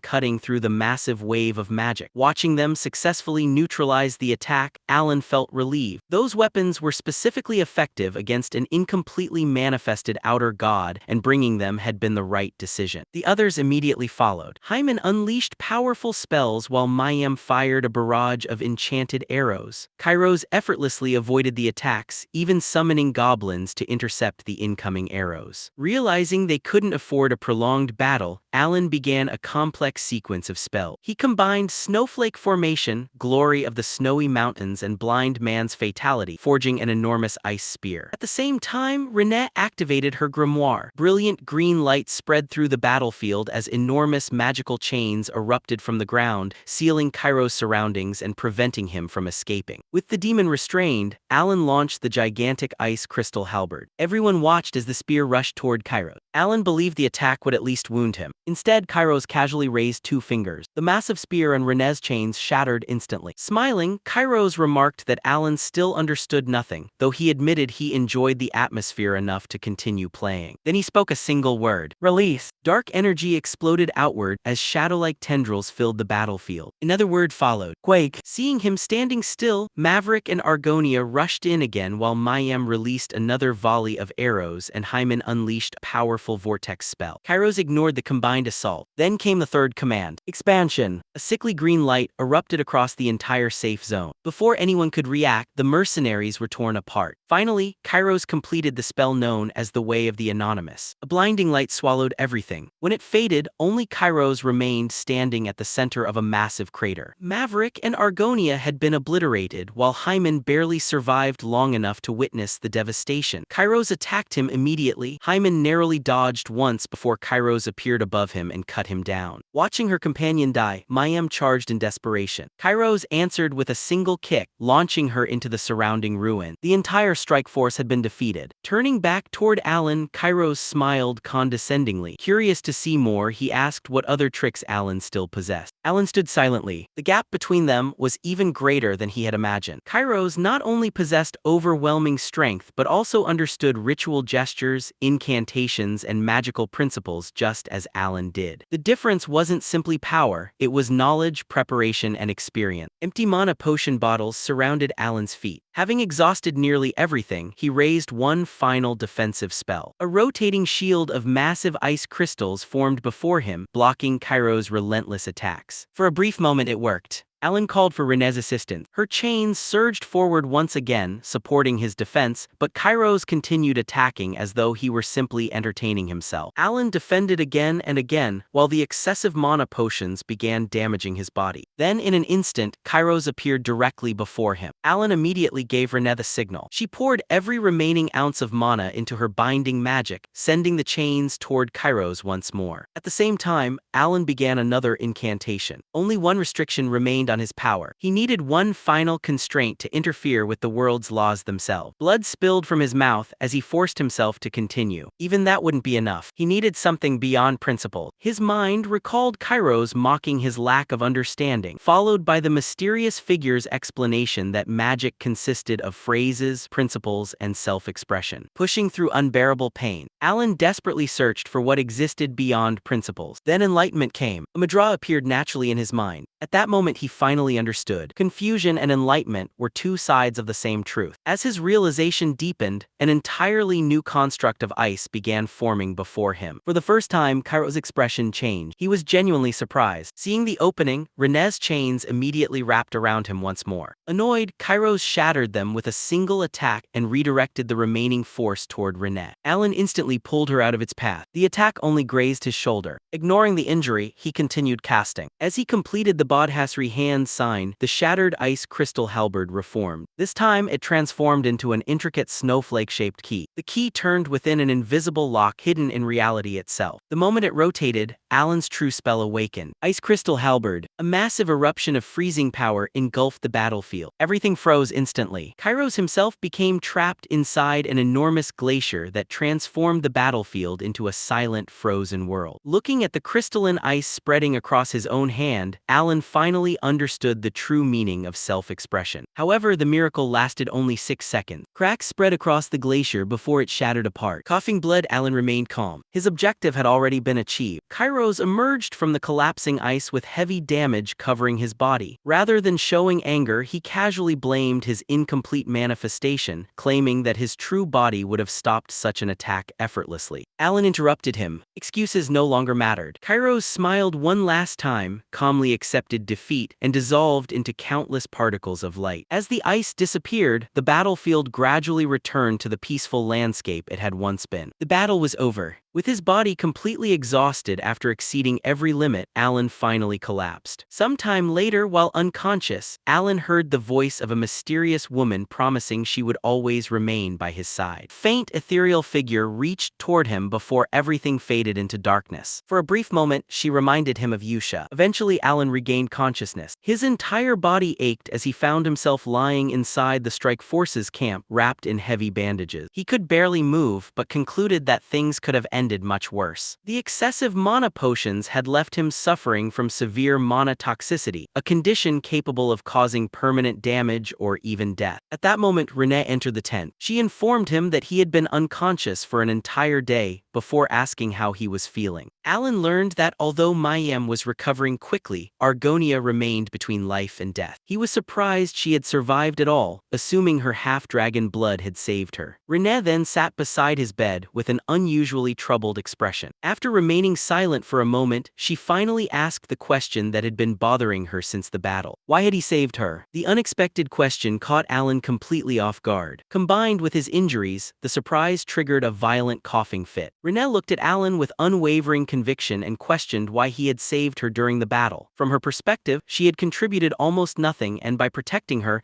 Alan had risked both his own life and the success of the mission. Even if he still needed her to complete the Eye of the Stalker, she couldn't understand such a reckless decision. Alan was completely stunned. He couldn't believe that was how she had interpreted everything. Internally, he wondered why everyone he rescued assumed he only intended to use them. It even made him question whether he truly looked like a villain. Trying to clear up the misunderstanding, Alan explained that he had never taken any of them in as tool. He regarded every one of them as family. Their relationship wasn't built on necessity or personal gain, and it certainly wasn't one-sided. Hoping to lighten the mood, he jokingly added that if she really wanted to repay him, she could simply wish him a happy birthday when the time came. Renee fell silent. She had always believed she was nothing more than a tool raised to deal with the black entities. Hearing Alan call her family completely changed her perspective. Blushing slightly, she quietly acknowledged him as her godfather. Alan believed the misunderstanding had finally been resolved, completely unaware that his words had pushed Renee's devotion to an entirely new level. 5 days later, Alan had recovered enough to move around again. He noted that the labyrinth never experienced night, remaining bright at all hours. After confirming that Argonia had also recovered enough to travel, the group left the labyrinth 3 days later. Upon returning to Renee's mansion, Evan was shocked by Alan's condition and immediately scolded him for refusing to let him join the expedition. Alan quietly thought it had been the right decision since Evan would only have been placed in danger. After spending some time recovering at the mansion, news of the Strike Force's victory spread throughout the region. Eventually, Alan prepared to leave. As he said goodbye, Renee shyly asked when his birthday was. Learning that it was September 20th, she quietly promised to remember it. While riding away, Evan asked whether Alan was looking forward to celebrating next year. Alan casually replied that he already received plenty of gifts, but Evan reminded him that things were different when the children celebrated. Although Alan claimed he wasn't expecting anything special, he secretly hoped Renee might at least send him a small magical artifact. Watching the carriage disappear into the distance, Renee quietly reflected that she finally had a family of her own. To her, the Great Moon had always been someone worthy of absolute faith and reverence whose victories were simply natural. But now he had acknowledged her as family. Godfather was no longer just a respectful title, it had become the name of their relationship. Standing before a mirror, she began wondering what birthday present would be worthy of him. Her gaze slowly shifted toward the Lord's castle. After a moment of consideration, she decided that would become Alan's gift. As summer passed, winter arrived in the Palacio territory. Alan gradually recovered from the mana poisoning while catching up on endless administrative work and replying to Yusha's letters. One day, Evan entered complaining about the heavy snowstorm outside and handed him a package from the Altia Duchy. Activating the communication crystal, Alan was greeted by Duchess Alia. Although he had become the leader of a faction himself, he still found it awkward watching a duchess report to him so formally. Alia immediately informed him that the Cal faction was operating smoothly before proudly announcing another achievement. As of the previous day, Cal had taken complete control of Asteria's underworld. Alan was speechless. He had never actually ordered anything like that. He vaguely remembered casually mentioning that someone should eventually bring order to the kingdom's underworld, but he never intended it as an instruction. Still, all he could do was praise her work. Alia further explained that removing the leaders of both the royalist and aristocratic factions had made everything much easier. Internally, Alan desperately denied having done anything of the sort, completely unaware that Yusha had been responsible behind the scenes. After finishing her report, Alia ended the communication. Alan sat in silence, realizing that without doing anything himself, he had somehow become the ruler of Asteria's underworld. His attention then shifted to another problem waiting on his desk. It was a royal invitation bearing a crimson wax seal. For the first time in 5 years, the queen had ordered a royal banquet, and Count Palacio's attendance was personally requested. The messenger had delivered it with exceptional respect. Overwhelmed, Alan buried his face in his hands. All he had ever wanted was a quiet and peaceful noble life. Elsewhere, on the 5th floor of the labyrinth, a mysterious cloaked figure walked through the battlefield left behind by the recent battle. Stopping before the enormous magic circle carved into the ground, the figure examined it with interest before quietly wondering whether Alan would still be able to withstand their next meeting. Back at the Palacio estate, Alan stared at the two things responsible for destroying his peaceful life: a communication crystal and the royal invitation.